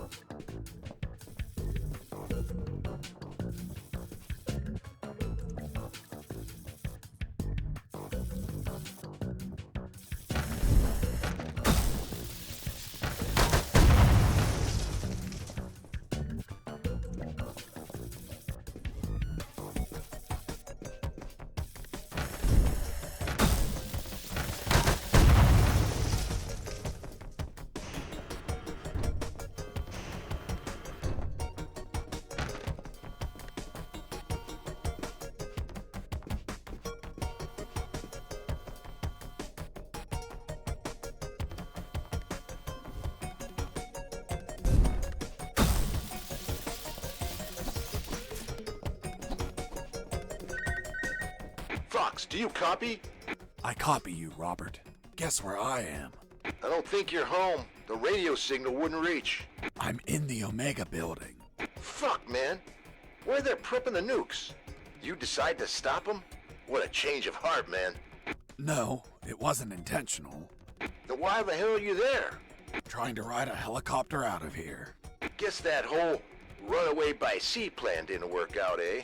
Just forget about that. I'll see what I can find out about that building.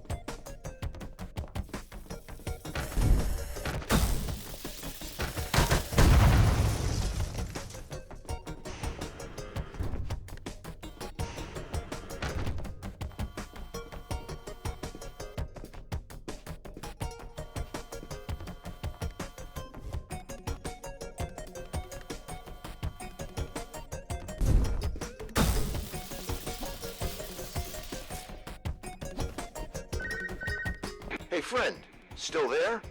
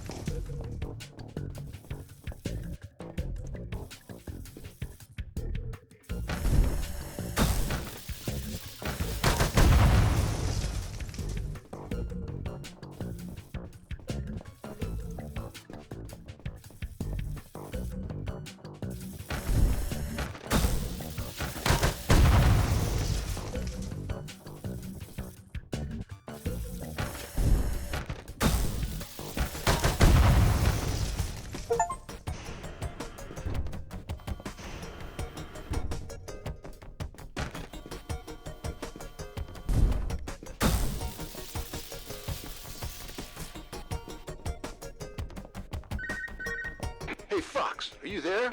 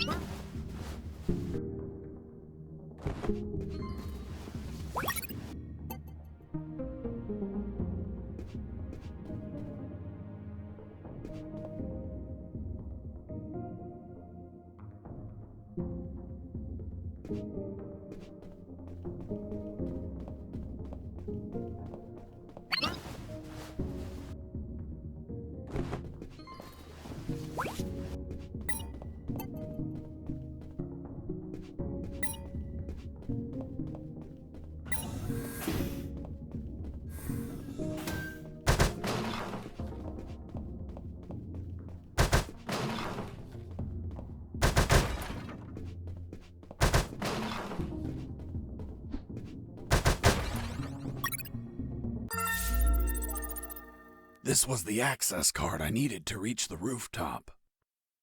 Now I just had to check if there were any helicopters up there.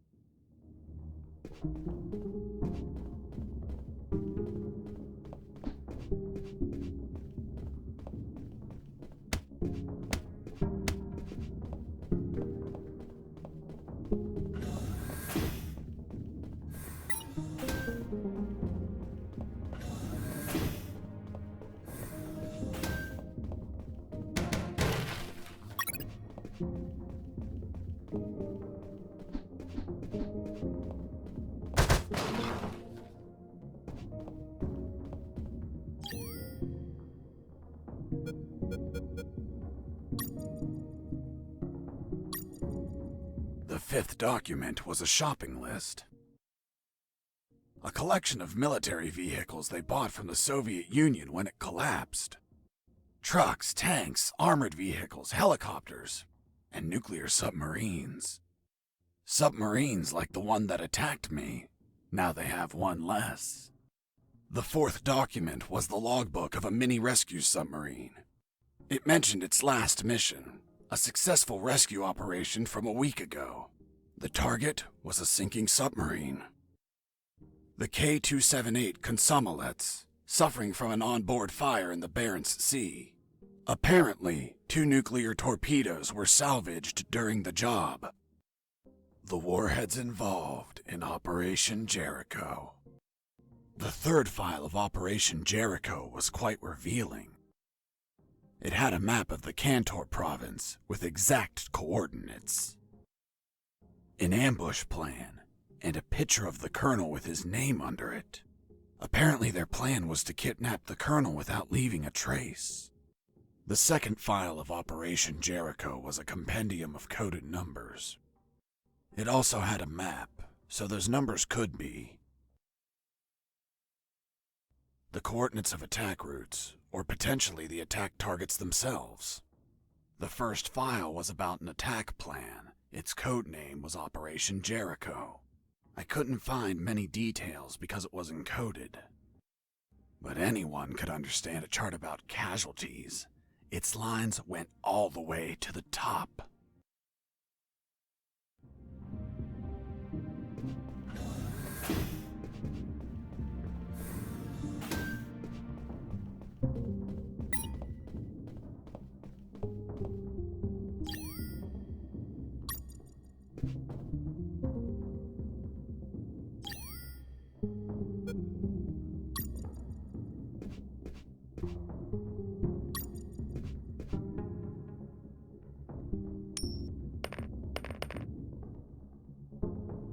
Hey, a coin!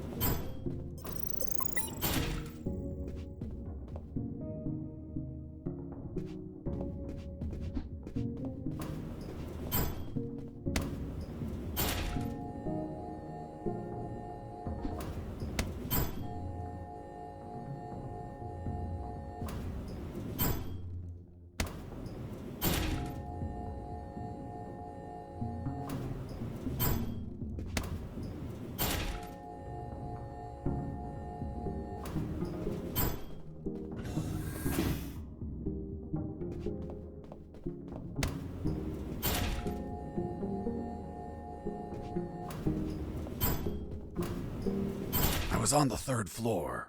There were guards keeping watch on the whole level. But these were not your run-of-the-mill guards. They were Japanese mercenaries. Were they also tougher than normal guards? No way. On the contrary, they were weaker. One punch and down they went. But these Japanese mercs were damn perceptive due to special training they received. Their unique awareness was twice that of a normal guard, an angle of 180 degrees. Getting close to them unnoticed was impossible if you weren't behind their back.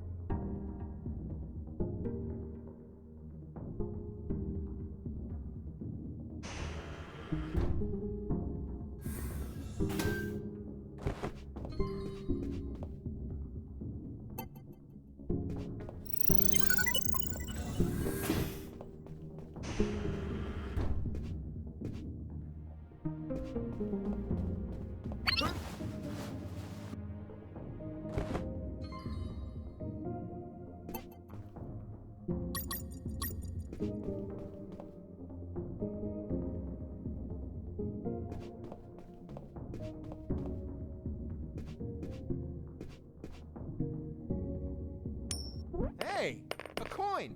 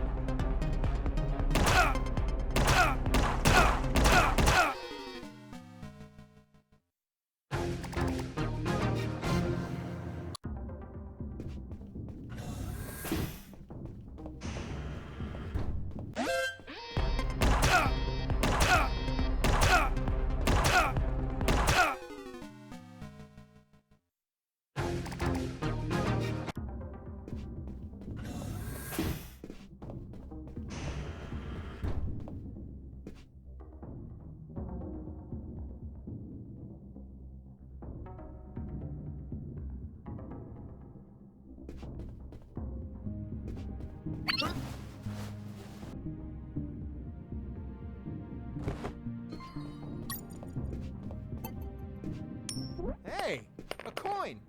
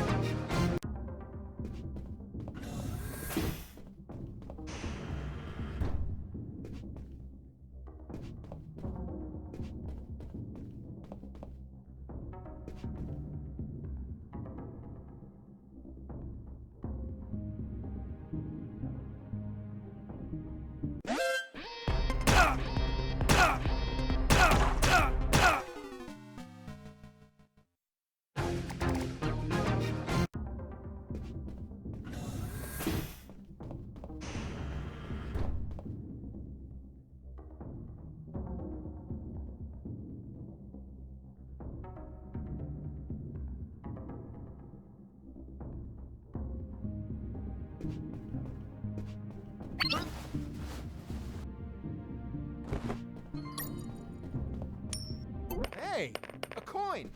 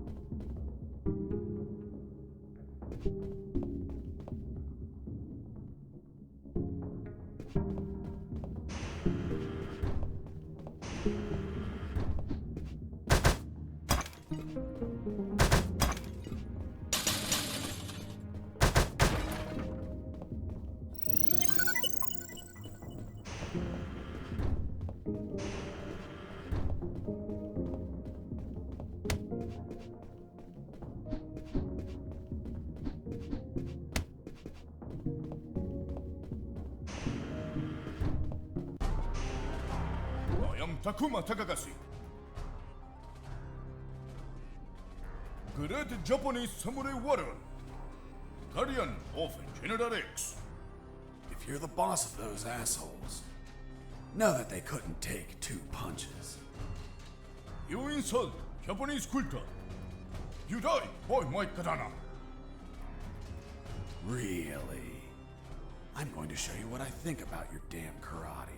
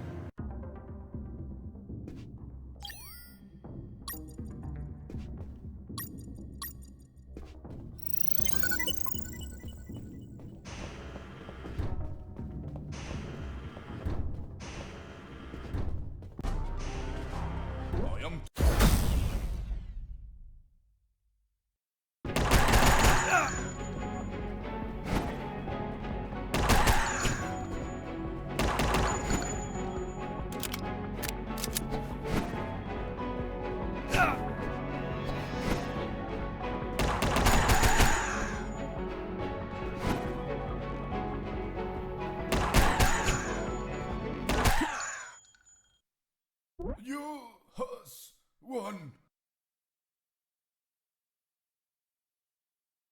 You show great courage in combat. To fight you has been great honor.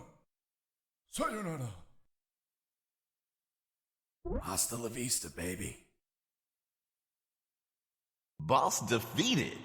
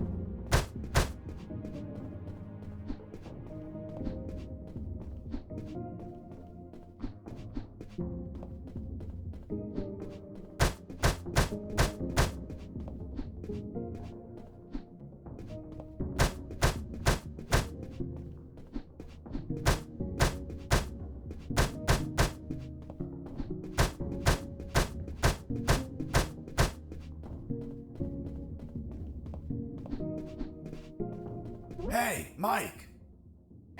Fuck! You scared me! Mike?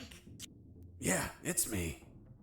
I heard about how you kicked Marcuson's ass. Son of a bitch. He deserved it.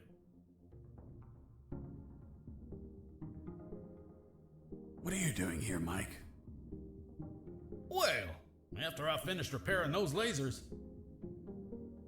they decided I had to come here and fix more stuff. Wasn't it your night off? Yep, just another night working for a bunch of damn extortionists. What brings you here, Mike? Need some help? Nah, I'm going to the rooftop. Almost there. Just take an elevator up a floor. I know, I was just exploring a little.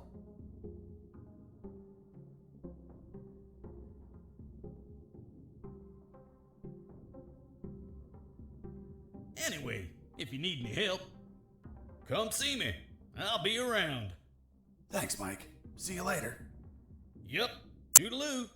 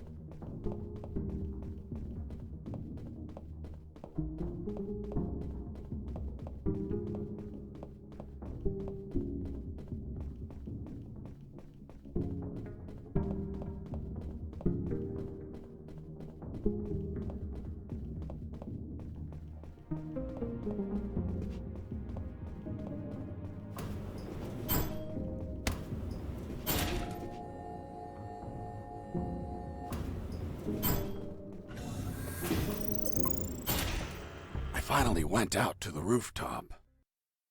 As I stepped out, I observed details that would be missed by mere amateurs. But to a trained eye like mine, nothing ever goes unnoticed.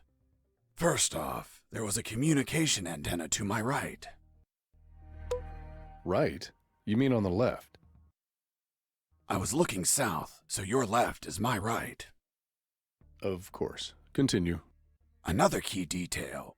There were 4 guards. And they were smoking. Well, well, well. Look who we have here. Hands up. You have no fucking idea who I am, do you? Who the hell are you, scumbag? I'm the man who's going to shove my boot in your asses so deep that you'll all be shitting leather for a month. I'm the fucking work inspector. Military Internal Affairs. What? So, how the fuck is it possible that a goddamn gentleman like me, dressed as a mere civilian, freely strolled around the whole fucking building? I'll tell you how. Because some inept guards decided that instead of being at their posts, they slithered up to the rooftop to hide, smoke, and spew scum. It's our 5 minutes off, sir. Are you kidding me, soldier? No, sir. What's your name, scumbag? Mike, sir. Listen to me carefully, scumbag Mike. I've been sent by the general himself. He is pissed off with all the soldiers in this building, and I have his permission to ensure each one of you are pissed on. I just have to make a little fucking check mark, and your precious fucking leave is a never-ending hell of cleaning latrines and wiping piss. So, don't piss me off. Do I make myself clear, scumbag Mike? Crystal clear, sir. Chatting here, blah, blah, blah. Gossiping like schoolgirls. You disgust me. Fuck, imagine if I was a spy or a prisoner who managed to obtain critical information. And I was pretending to be a work inspector in order to steal a helicopter and escape. What do you think would happen, scumbag Mike? Sir, it would be a non-authorized takeoff, and it would be shot down by the surface-to-air missiles. And you think he couldn't avoid it? Only if he disabled the communication with the missiles, sir. I see. And how would he do that? Sir, disabling the communication antenna that communicates with all surface-to-air missile batteries. And then he just gets away. What kind of shitty security is that? That's it. This is all going into my report. Heads are going to roll. Please, sir, don't rescind our leave. We have children waiting for us. Fuck! You have children, and you're smoking? You call yourself a father, scumbag, Mike? I have good reason to keep you from your kids. No, please. I'll give up smoking. I swear to God. Swear to me. I swear. I swear. I'm magnanimous. I will turn a blind eye to this indecency. But the day you hold another cigarette will be your last. Thank you, sir. Take a look at this floor. It's littered of cigarette butts, you pigs. Have you been tossing these without putting them out? You'll burn the building down. Not to mention the pollution. And what happens if a passing child gets burnt from these? Fucking swine. Lean down, little piggies, and collect all these cigarette butts with your mouths now. Yes, sir. You too, asshole. Yes, sir.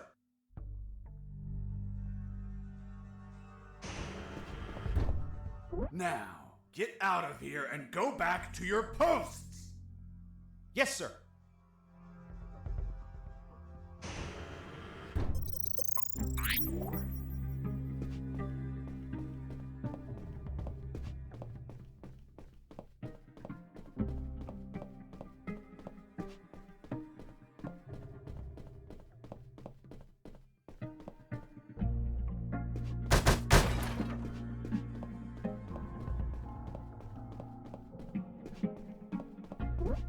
Here it was, the antenna.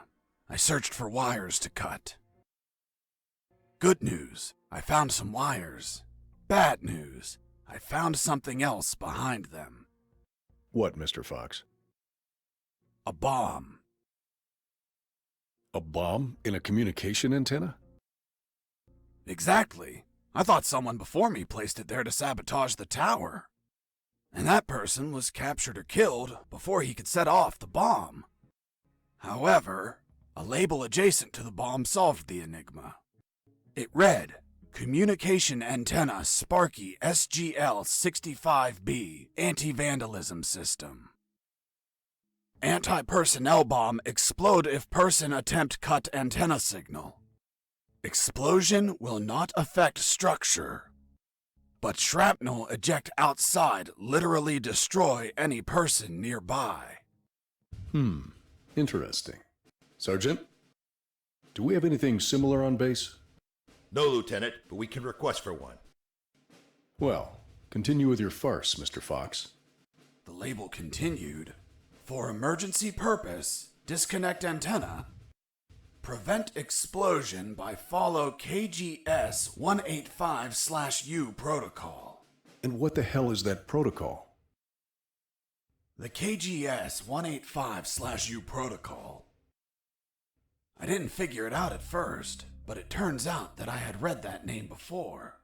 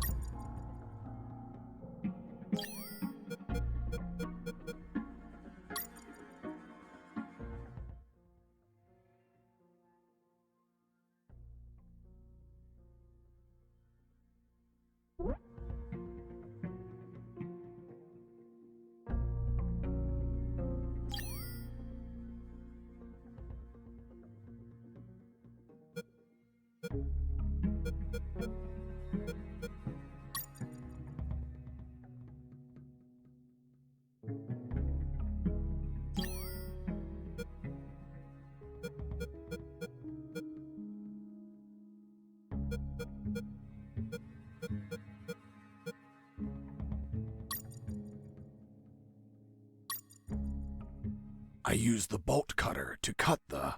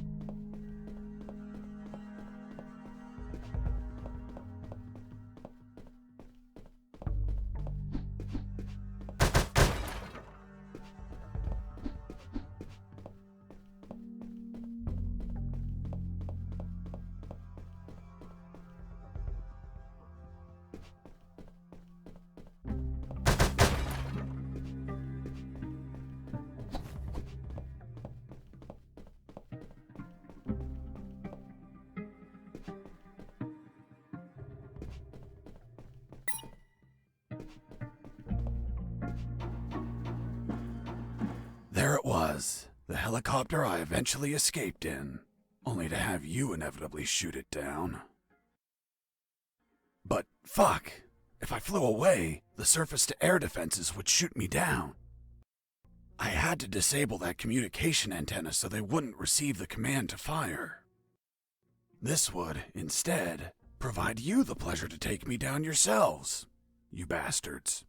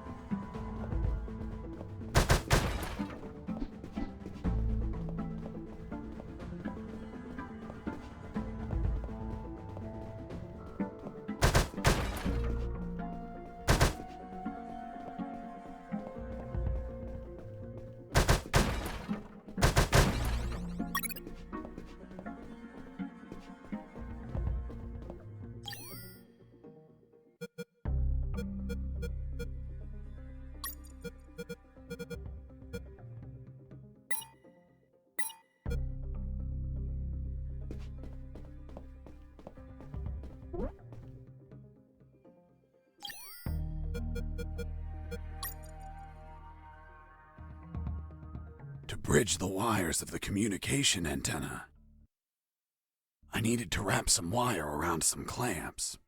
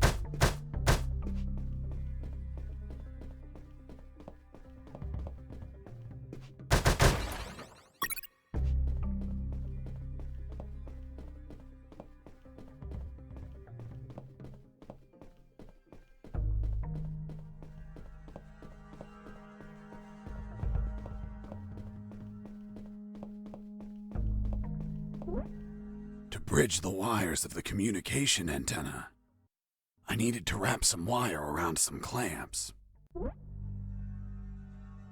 To bridge the wires of the communication antenna, I needed to wrap some wire around...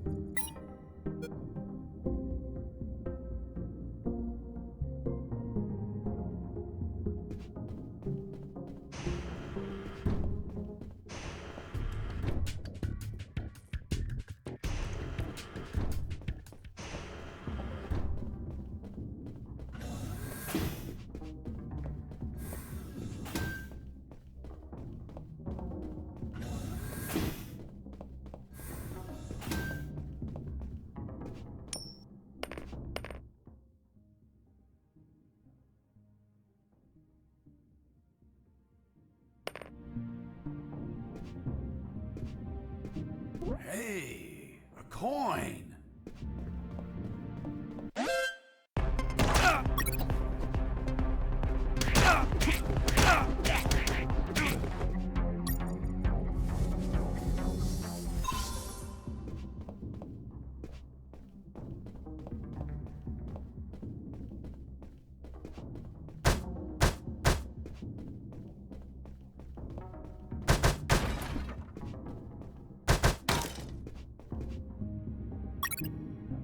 I found some photos on a desk. I had a look at them because, you know, I was born curious. Curious? Don't you mean nosy? They were shots of some guys loading something big onto trucks.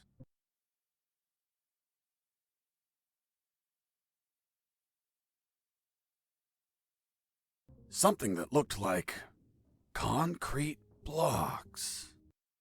Fuck. These were the photos Robert was taking just before he was captured.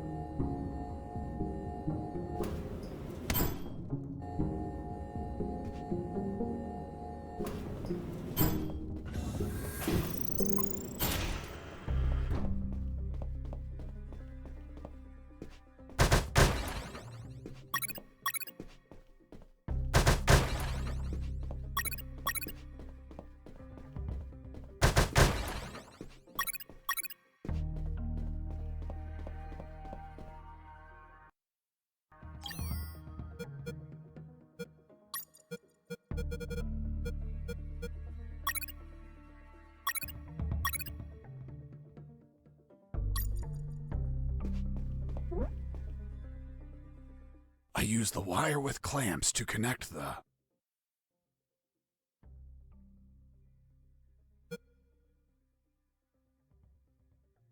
with the...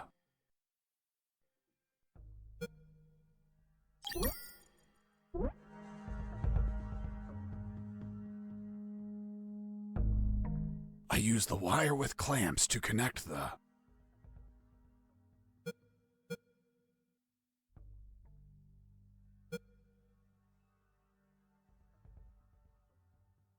with the...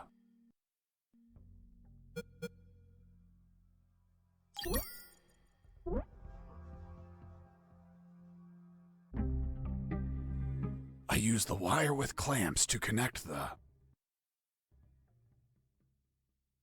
with the...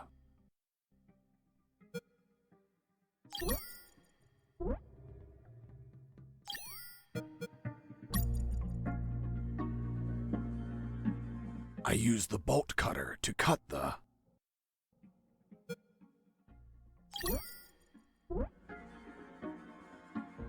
I used the bolt cutter to cut the...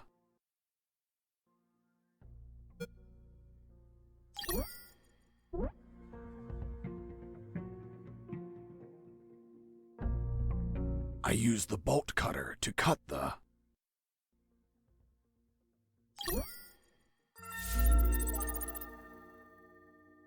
Done. The antenna was out of action. The surface-to-air defenses would never activate if I hit the skies. Now, I could finally get that damn helicopter and escape.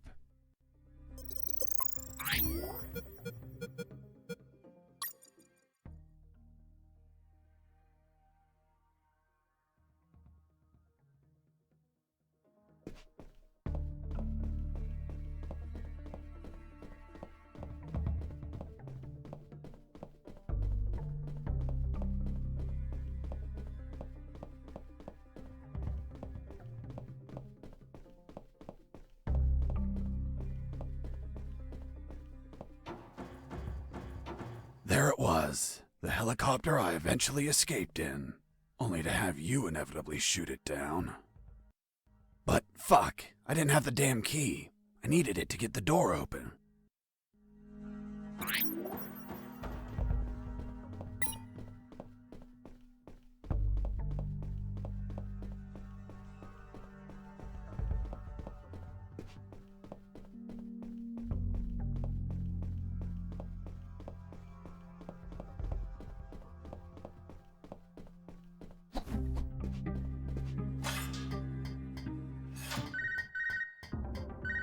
Fox, do you copy? I copy you, Robert. You find a chopper yet? Found a helicopter, but I don't have the key. Can't you hotwire it? I can't even open the outer door. Work your magic with the radio. Maybe you can hear something useful. No problem. Let's see if a guard can be tricked into telling where a spare key is. Thanks, friend. Hey, Mike. How did they bring you here? In a helicopter, like everyone else. Everyone but me? Mike, I'm looking for the key to that helicopter. Well, General X probably has it in his office. Is it far? You're right in front of it. That door? Yes. Fuck. Finally some luck. But what?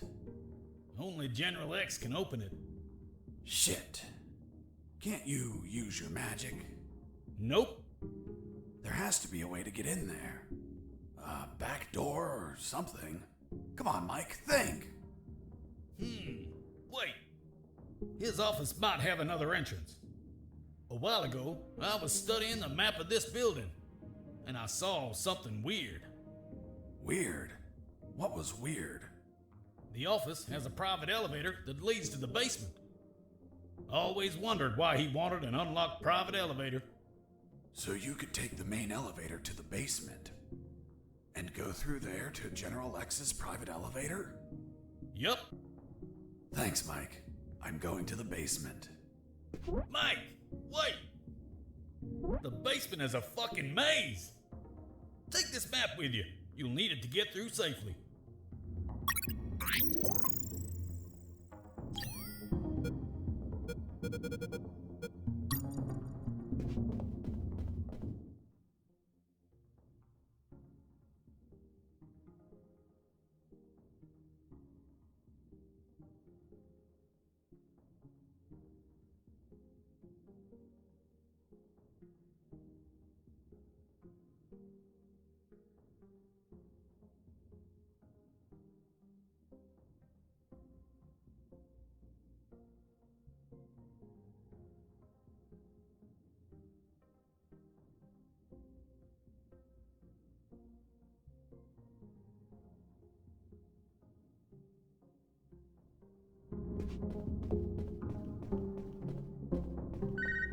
I answered the call before leaving.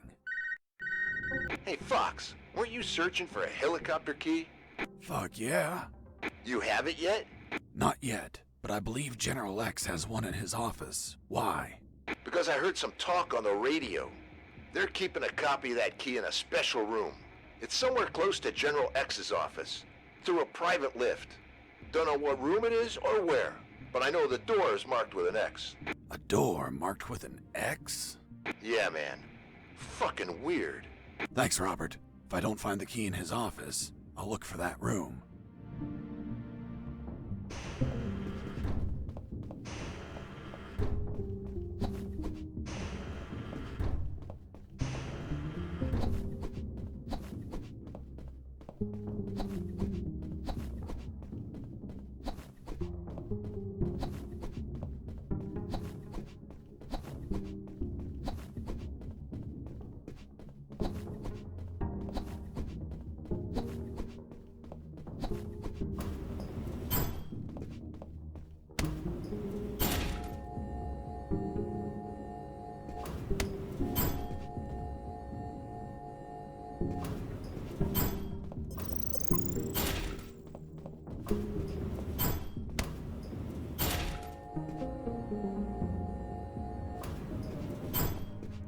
wish to enter the labyrinth. Then say friend in Elvish, and the door will open.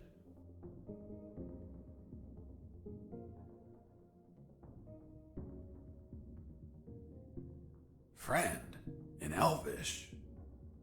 Shit. Turns out the mental patient was a fucking Lord of the Rings geek. What person in their right mind knows how to say friend in Elvish? Well, I don't know the word. Can you give me a hint? I'm afraid I can't grant any assistance to this enigma. What if I grant you a punch in the face? Fruit. Big, sweet. You eat it in the summer? Watermelon? It lacks water. Melon?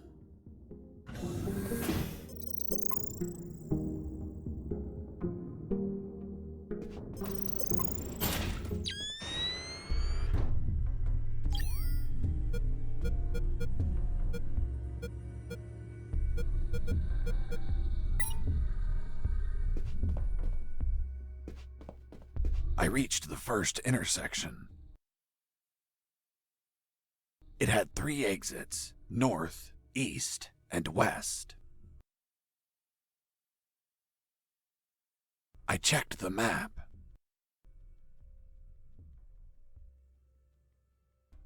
The first letter was E, so I took the path to the east.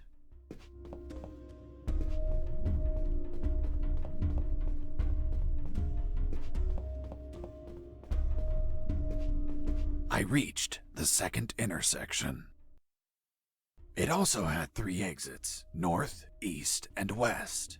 I checked the map a second time. The second letter was also an E, so I took the east path. I would make an effort to check the map at every intersection as I proceeded.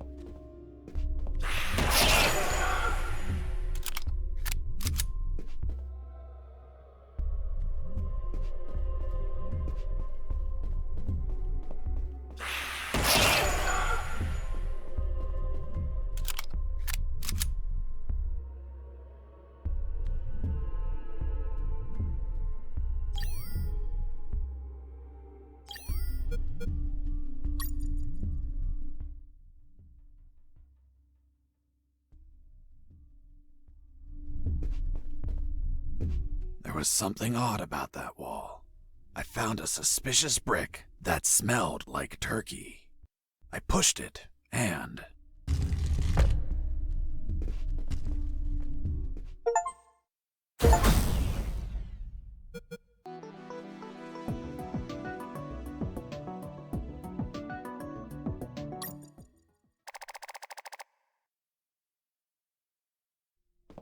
I entered the secret door and left those dungeons behind. Ahead of me was a less dank portion of the basement. According to Mike, there had to be an elevator somewhere that went to General X's office, which should ultimately hold the original helicopter key. On the other hand, Robert told me that he heard of a special room with an X on its door, which could alternatively hold a copy of that key. Either option was fine as long as I could get a hold of a damn working key. And thus my search of the basement began.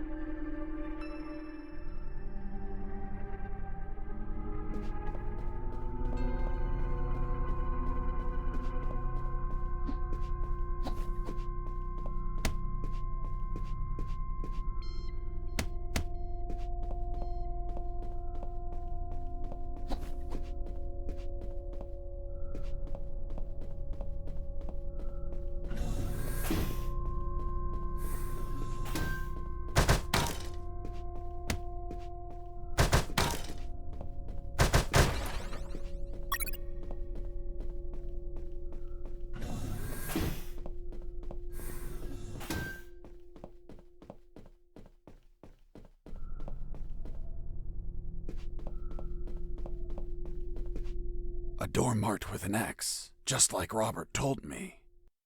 There it was, the secret room where they kept the helicopter key. Why would they keep a key in such a creepy place instead of an office?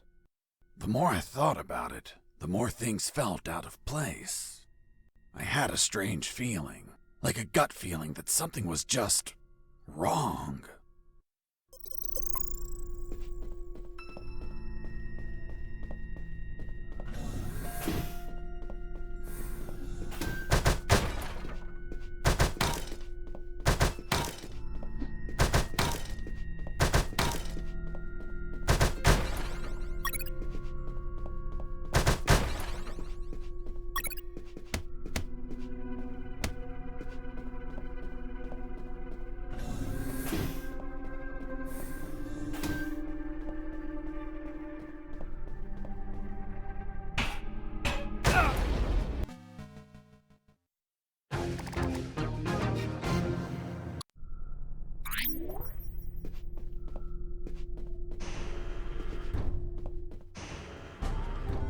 Mr. Fox,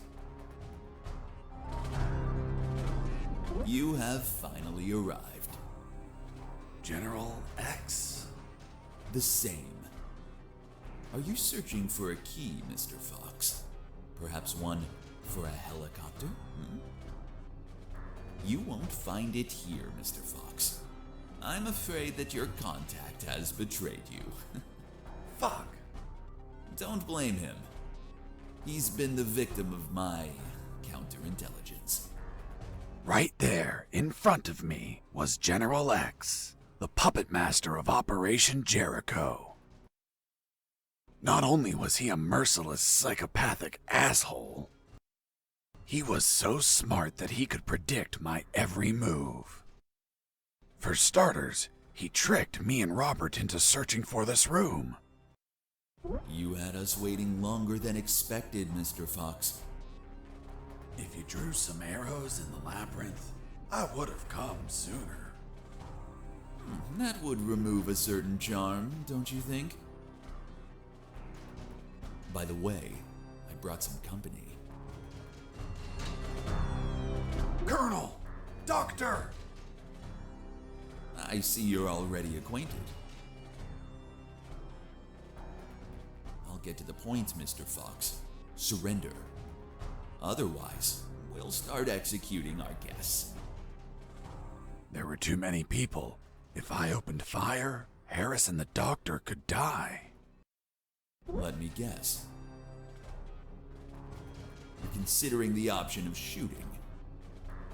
But you know that Harris and the doctor could die. Fuck, yeah. He read my mind, but that asshole X was a clean shot.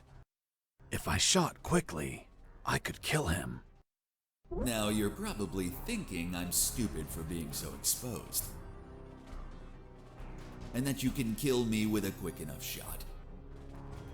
If you shoot and kill me, that would be the end of the final boss of all of this. You'd be a hero. Do you really have such a low opinion of my intellect, Mr. Fox? Shit. This was part of his plan. He was here on purpose. I was thinking that he might have worn a bulletproof vest.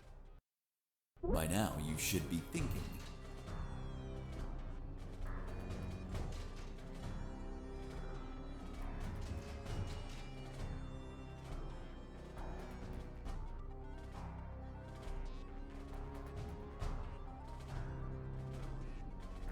That I'm wearing a bulletproof vest. Shooting an armored man would be foolish, don't you think? Fuck. He read my mind once again. But even if his body was covered, his head was not. One bullet between his eyes and goodbye. But you're not a quitter, Mr. Fox. It's only logical that you'd consider shooting me in the head. I will admit, a challenging, yet possible shot. An Olympian trial of marksmanship, reflexes, and luck. Let me spare you the trouble. Sergeant! Yes, sir. Shoot me in the head at point blank range. But, sir. That's an order. Yes, sir. The bullet went through his head, but the bastard was unfazed. Return to your post, Sergeant. Yes, sir.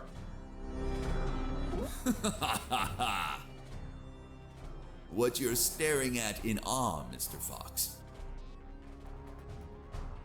is a projected image of myself.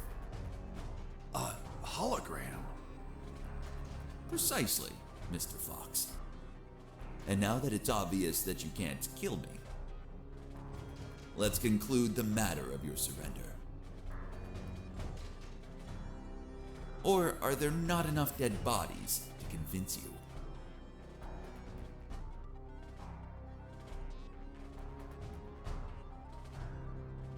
Just give me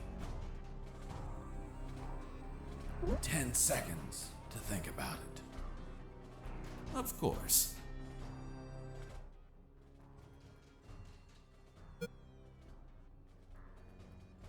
It's okay. I surrender.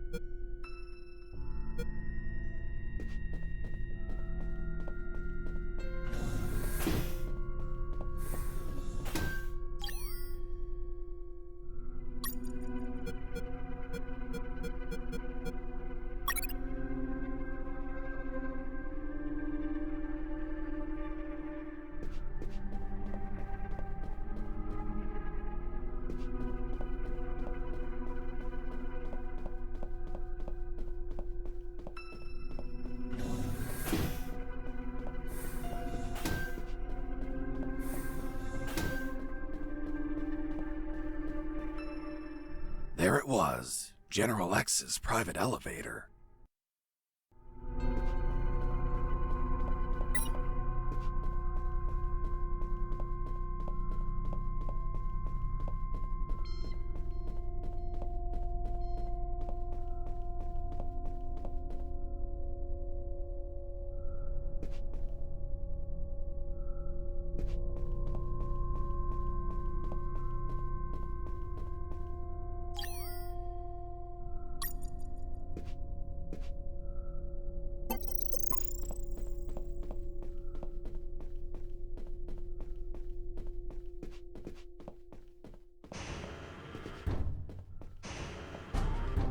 Miss... Colonel! Doc...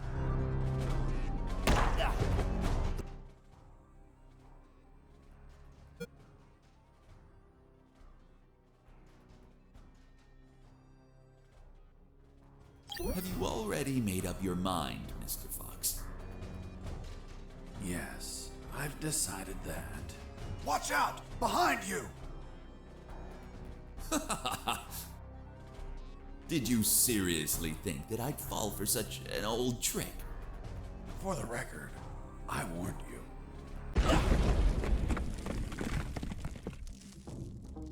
Doctor! I'm fine. What happened? An explosion. The guard behind you received the brunt of it. Colonel! He's alive. Looks like he just blacked out. We have to leave before reinforcements arrive. I'm taking Harris with me. It's best not to move him. We don't know if he has any fractures or internal wounds. I'll take the risk. He can't stay here.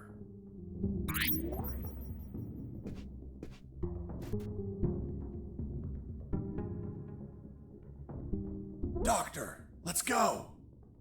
I'm not coming, Fox. Why not? There are injured that require my attention. And I don't want to leave my father alone. What? They were going to kill you! No, they weren't. It was just a trick to catch you. And if I leave, my father won't work and they'll kill him. Run! Go away! I'll come back for you with the cavalry. You have my word. I left that room, carrying the Colonel. Wait, you're saying that you managed to rescue Colonel Harris? That's correct. Well, Mr. Fox, let's see what you invent to remove him from this story. Lieutenant, we found a corpse in the remains of the helicopter. What? Who is he? We don't know, Lieutenant. It was totally carbonized by the fire. Take him to the lab. I want a forensic analysis done yesterday. Do you understand me, Wachowski? Yes, sir. Fuck. We killed Colonel Harris. May God forgive us. No, he's not Harris. The Colonel died a month ago in an ambush. These are his personal belongings, his dog tag, his watch. Don't you remember, Sergeant? We found them on his corpse. That man has never seen the Colonel. He's just trying to confuse us with his lies. Fuck's sake, he has absolutely no evidence for what he's saying. I have this. But what? If I'm not mistaken, it's a graduation ring for the 48th Commission of Officer Candidate School. Colonel Harris graduated in the 48th Commission of Officer Candidate School. Sergeant. You don't believe him, do you? With all due respect, sir, I only said that Colonel Harris graduated in the 48th Commission of Officer Candidate School. He's trying to fool us, Sergeant. I remind you that there are more rings like this one. Yes, but not with the same smell. It reeks of shit. Sir, permission to smell the ring? Fuck. It smells just like Colonel Harris's anus.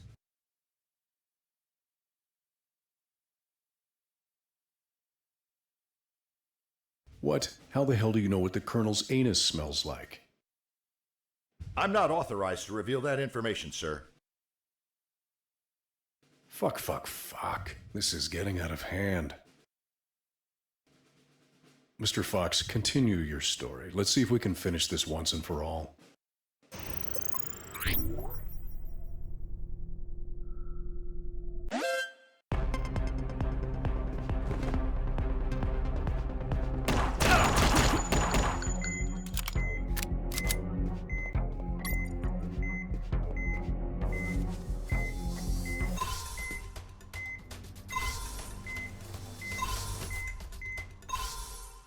I ran out of first aid kits. Luckily, the cabinet in the sick bay was full of them.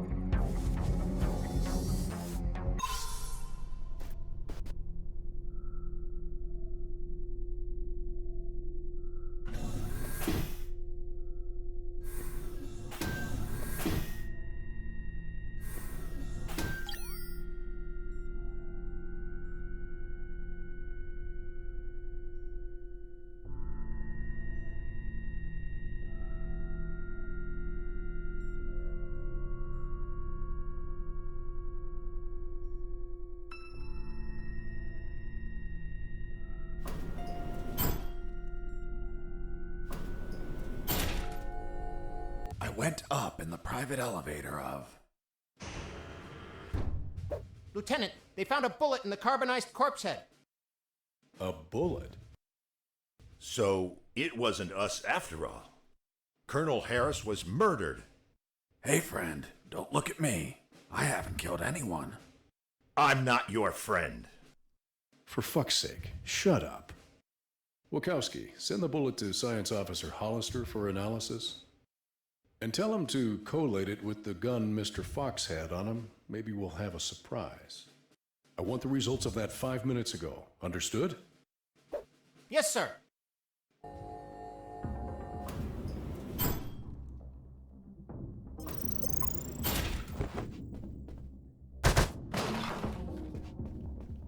Wow! That asshole General X had some cool music equipment. Multi-band equalizer, auto-amplified subwoofer, and... no way.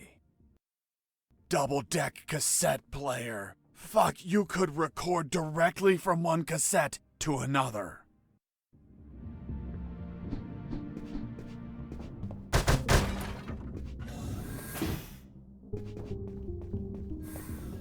Fuck.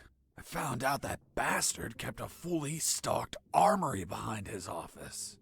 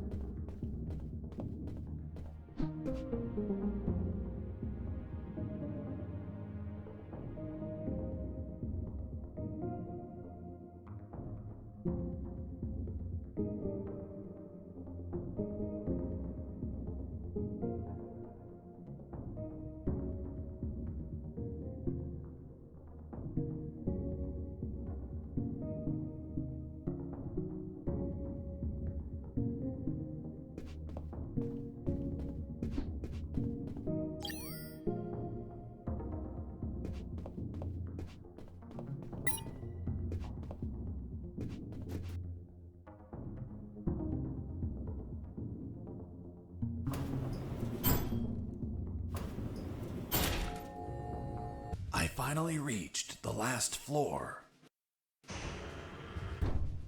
Lieutenant, we already have the ballistics results.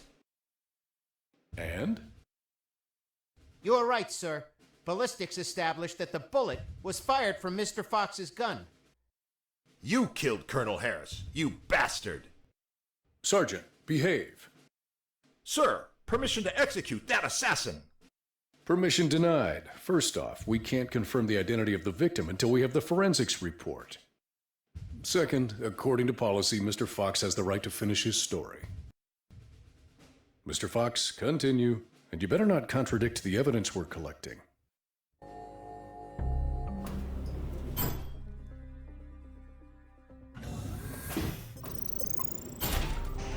Mr. Fox.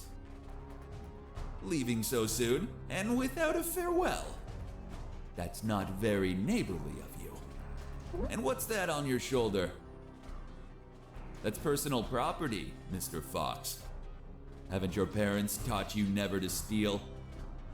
General X stood in my way, assuming it was really him and not another hologram. Are you asking yourself if I'm another hologram? Well, yeah. No, not this time. It is I, in the flesh. Good. Then I'll put a bullet in my head. You read my mind. Please tell me, Mr. Fox. How does one shoot that which they cannot see? What? What the fuck? Do you like my new device, Mr. Fox? Optical electronic hollow camouflage. The latest in nanotechnology. Obviously, if you start firing randomly, there's still a chance I may be hit. I believe dumb luck is a concept you're fond of? So if you don't mind, I invite you to expend some ammunition with some friends.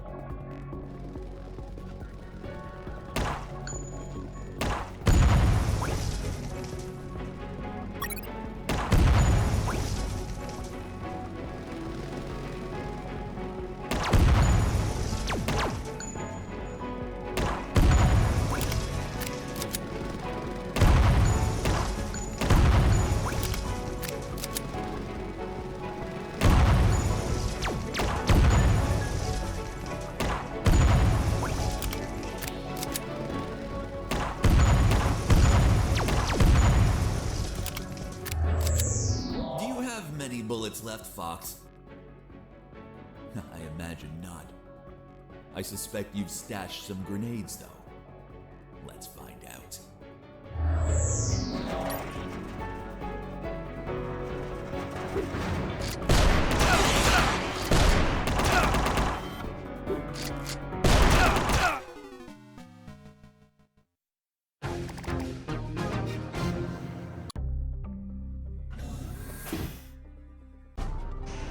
Mr. Fox.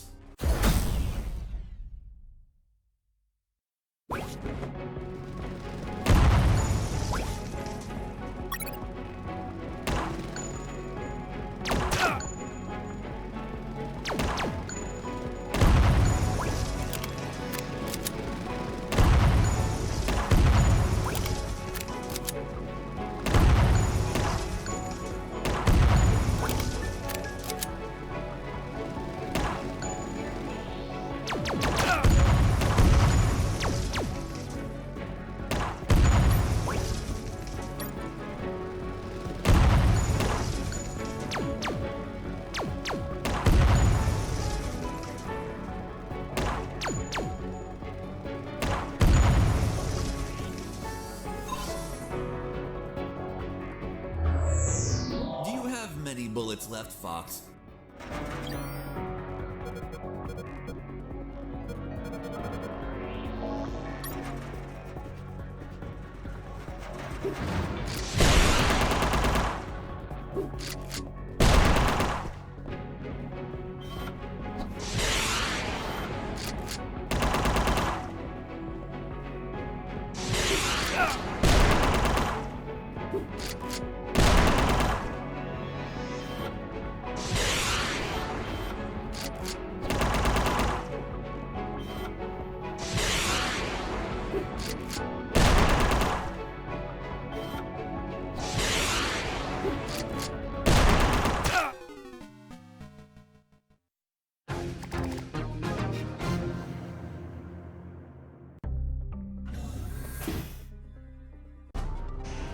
Mr. Fox.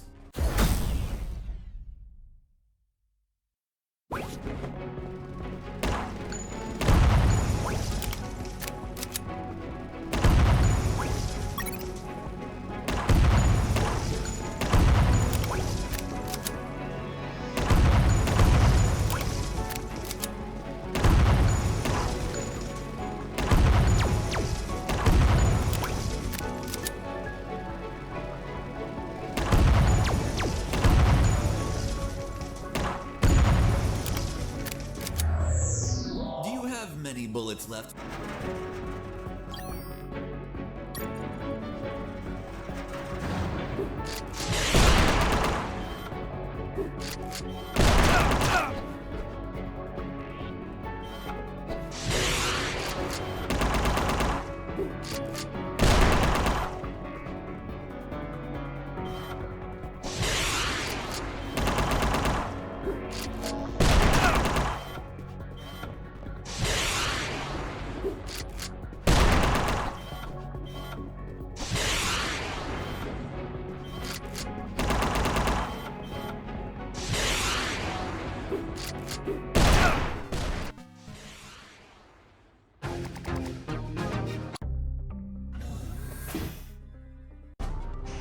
Mr. Fox.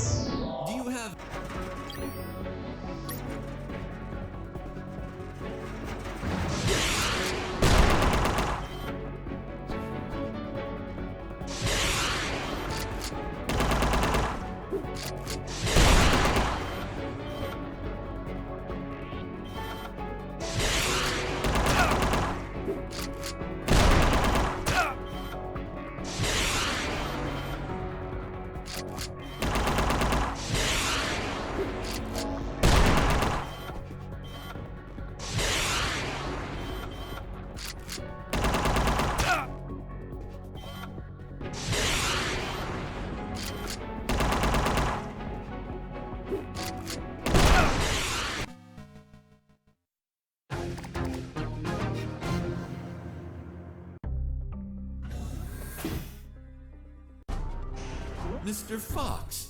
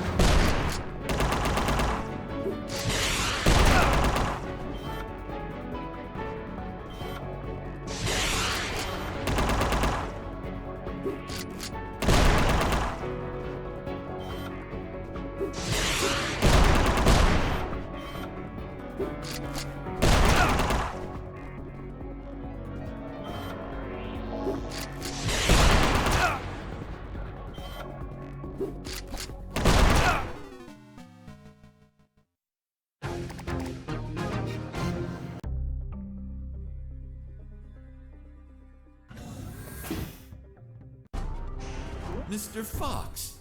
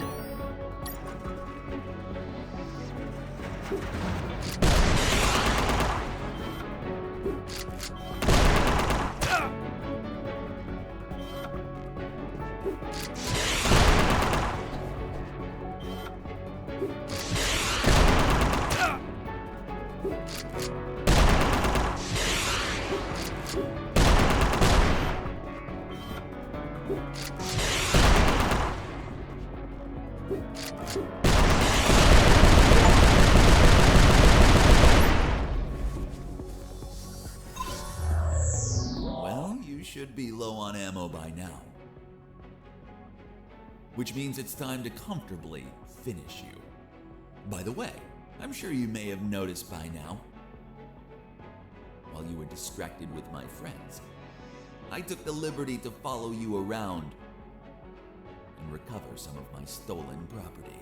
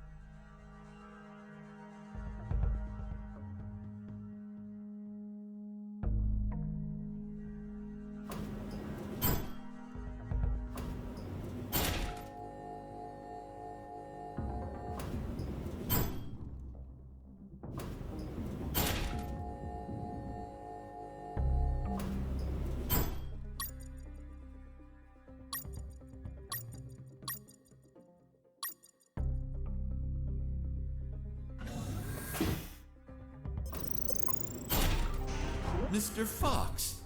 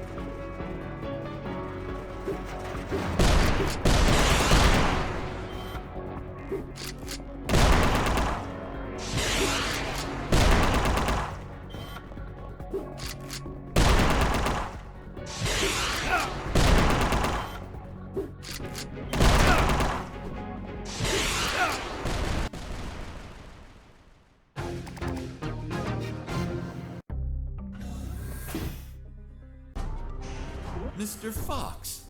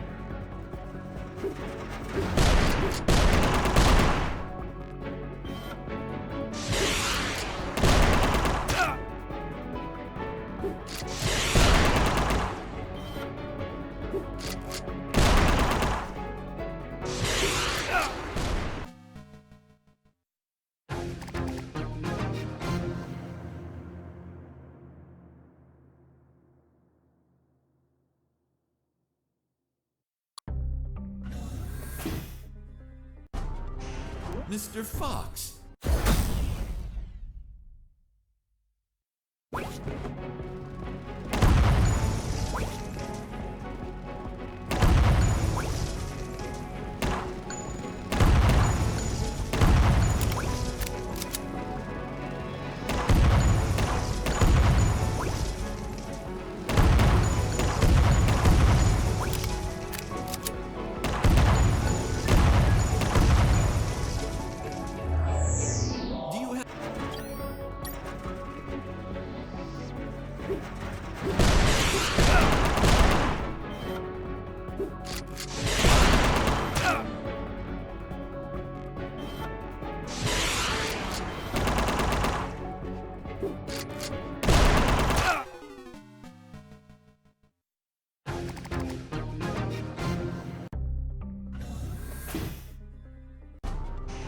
Mr. Fox.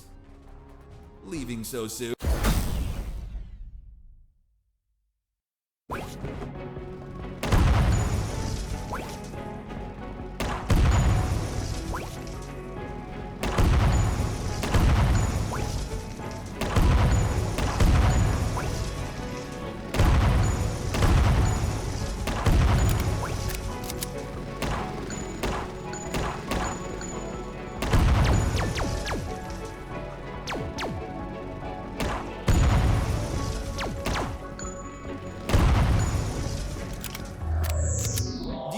Many bullets left.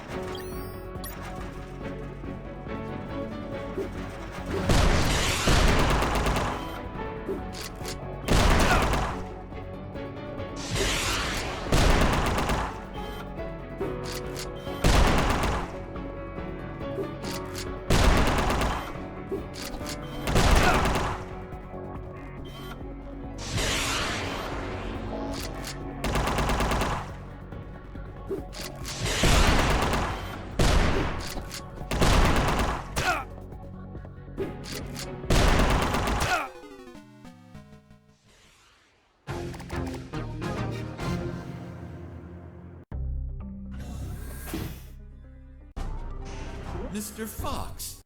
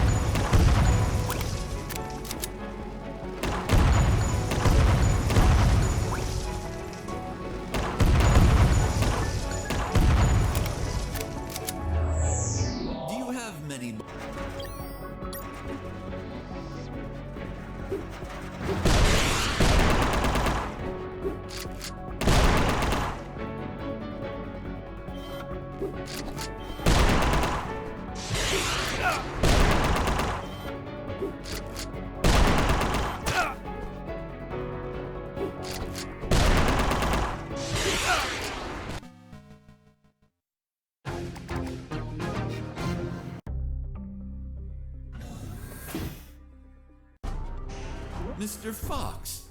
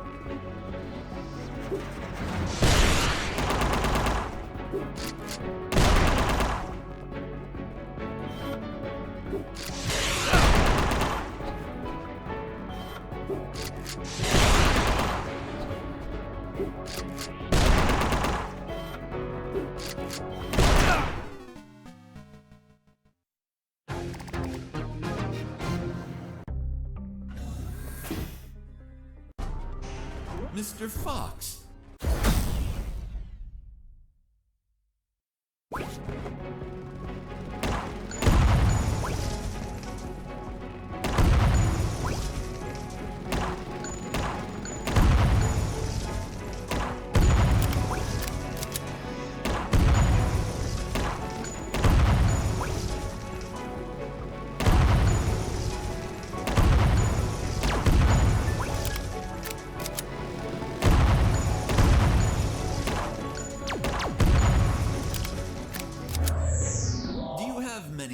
left.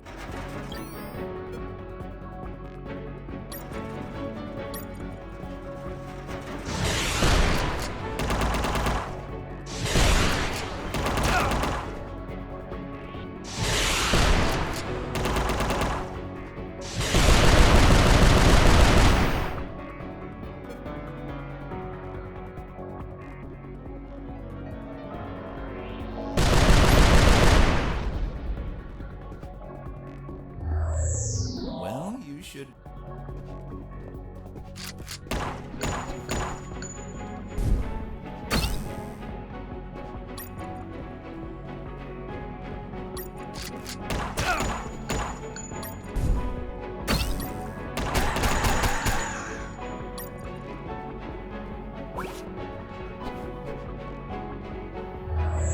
You managed to injure me, Mr. Fox. Sincerely, this was beyond my expectations. Luckily, you've brought my first aid kits. Hope you don't mind that you're missing one. So, you've been stealing my stuff. Your stuff. Everything you've acquired is from my base, Mr. Fox. And as the proverb states, one who steals from a thief will receive 100 years of pardon. That bastard had been stealing from me while I was busy destroying his machines. And I'm sure he was going to steal more stuff as he needed it.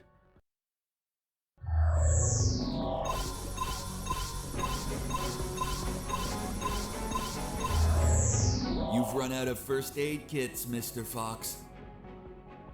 Unfortunately, you'll be unable to heal yourself anymore. Fortunately, it also means that you've run out of them. Which adds to the thrill. Let the best man win.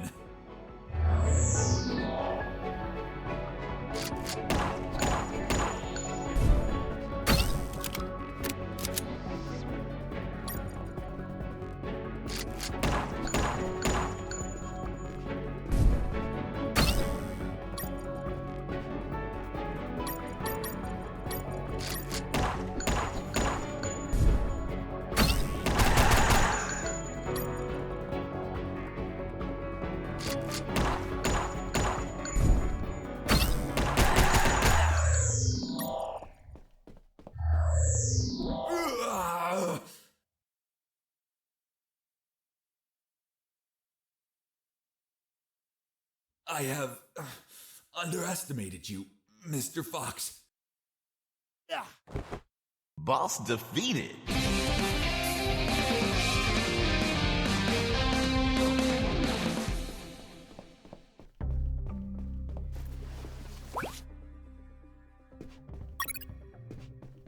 What are you waiting for? Finish me. Dying without paying for your crimes? No way. I'll take you to a trial so they condemn you and lock you in a cell to rot for the rest of your life. I see. Tell me, Mr. Fox. How are you going to take me if you can't move? What?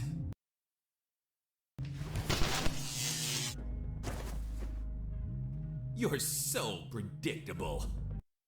I knew you wouldn't kill me or let me die, just like all of my other subordinates. They consistently led you directly into my trap, Mr. Fox. Honestly, I hope you were going to surprise me again, like that little spark in the basement. But once more, the pen is mightier than the sword. By the way, thanks for volunteering to test my new paralyzer. The discharge it releases shuts down the whole peripheral nervous system.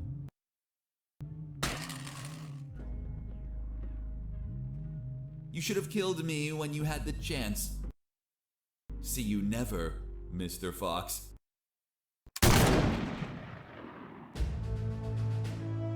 See you never, General X.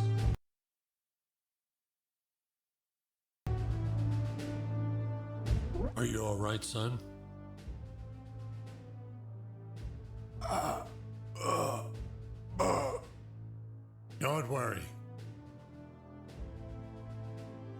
effects on the paralysis will wear off soon. But it's not prudent to stay here. Come on, stand up, Fox. I'll help you walk.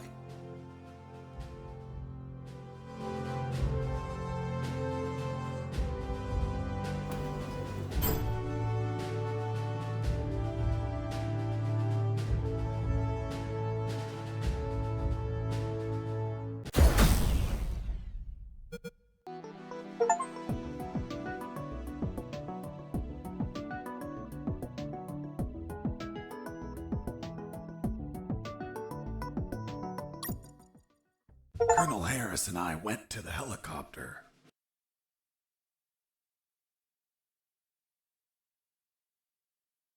A few minutes later, when I regained my motor skills, we took off. Lieutenant, we have the forensic report of the carbonized corpse. Hand it to the sergeant. Dismissed. Yes, sir. Looks like we can finally prove that Mr. Fox has been lying.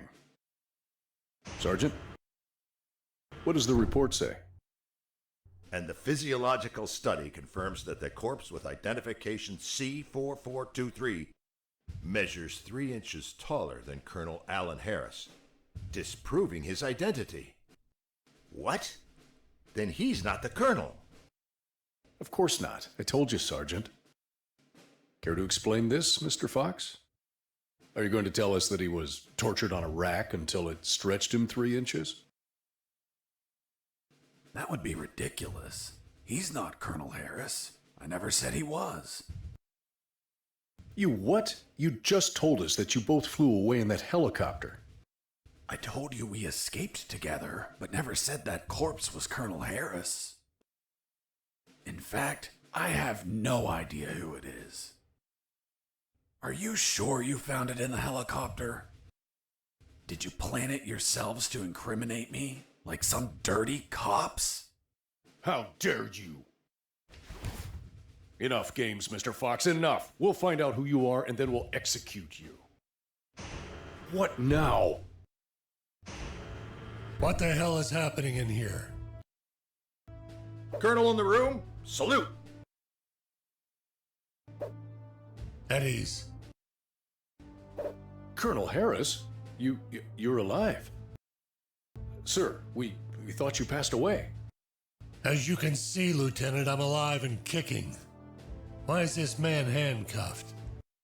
We were interrogating him. He's a spy that we captured, sir.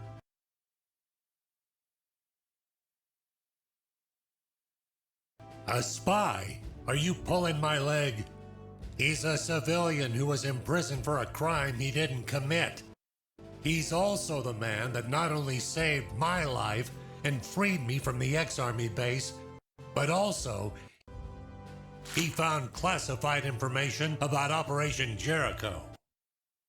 That will be essential in stopping the ex-Army.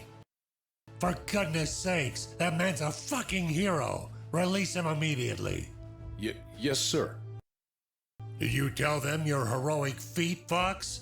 I was at when we entered the helicopter, Colonel. But it looks like they found a corpse in the helicopter. But fuck, I don't know who he is. They say he has a bullet in his head, and it came from my gun. But I haven't killed anyone. That corpse was General X. I killed him with your gun myself. Don't you remember? See you never, General X. Later, while you were regaining your senses inside the helicopter, I retrieved General X's corpse and dragged it to the helicopter's aft. That bastard was heavy. In the air, you know what happened. Hurry up, Fox. They're following us. Don't rush me, Colonel. I'm getting used to the controls. This piece of junk has levers and buttons everywhere. But don't panic. I think we'll be able to reach Allied territory before they catch up. Then I'll call the cavalry. Charlie, Alpha, 54438, do you copy? Damn it, this radio isn't working. Fucking piece of shit. Don't worry, Colonel. As soon as we reach Allied territory, they'll stop pursuing us. Don't worry. Son, with no radio, when this fully armed piece of Soviet junk pings their radar, the first thing they're gonna do when we don't answer is take us down. Fuck. So we'll be shot at if we keep going, or we'll be shot at when we turn around? Affirmative. We're between a rock and a hard place. We'll abandon the helicopter as soon as we cross the border. I'm gonna search for the parachutes. But jumping would still be risky in this jungle terrain. You have them, Colonel? We're nearly there. There's only one, Fox. You jump and deliver the documents to the Allies. Are you insane, Colonel? They won't believe me. And you don't know how to pilot this junk. I'm dead to them anyway. You're young. You have your life ahead of you, son. Take this ring, show it to them. They'll believe you. Fuck, it reeks of shit. Well, that's because those asshole bastards were going to snatch it as they put their hands on me. So I hid it, in the only safe place I had left. My ass. Come on, son, put on the parachute. Colonel, you need to jump and tell them everything yourself. We argued about who had to jump. But I had to admit that Mr. Fox had one convincing argument. Fox, what are you waiting for? Hurry up, son. We're running out of time. For heaven's sake, put on the parachute.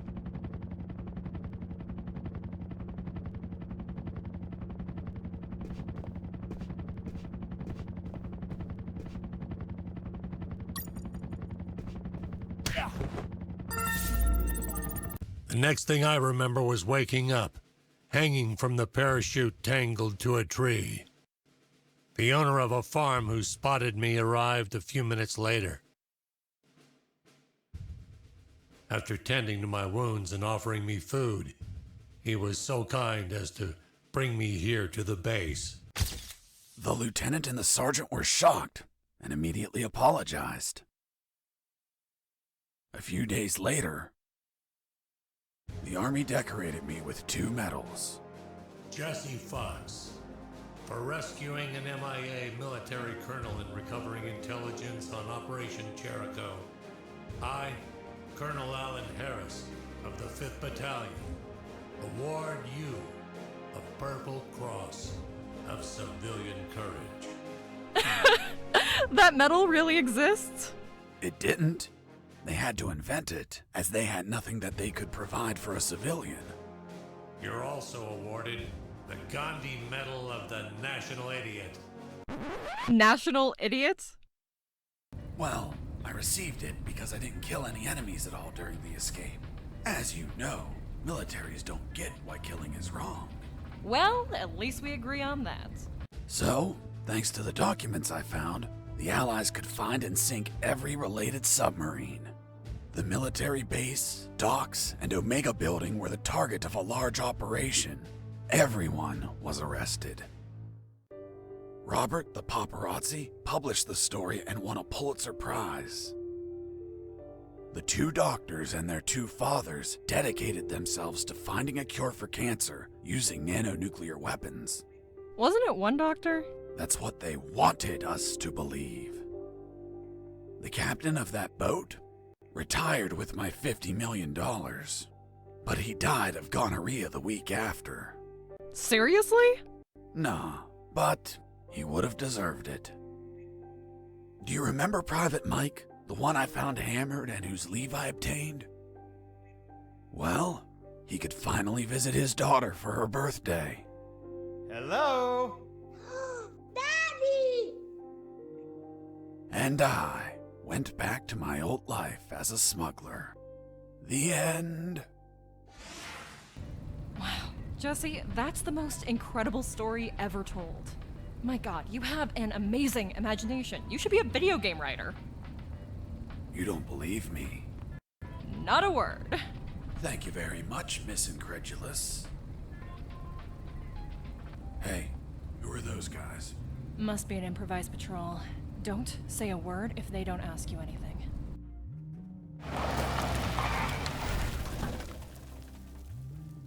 Good morning. see your passports, please? Good morning. Here you are. Very well, let's see. Fuck. You're Jesse Fox! Yeah, that's me. Holy Jesus, I can't believe it! Hey, Jimmy, who is that guy? Fuck, Mike, he's Fox! The one who rescued Colonel Alan Harris and prevented the nuclear attacks. I really admire you, Mr. Fox. You're a fucking hero. Thanks, soldier. Here are your passports. Go, drive carefully.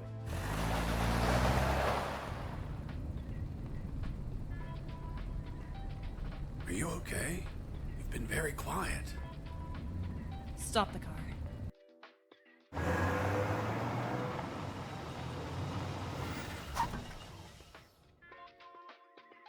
What's up? Then it's true. It's all true. Now do you believe me? Kiss me. What? Kiss me now.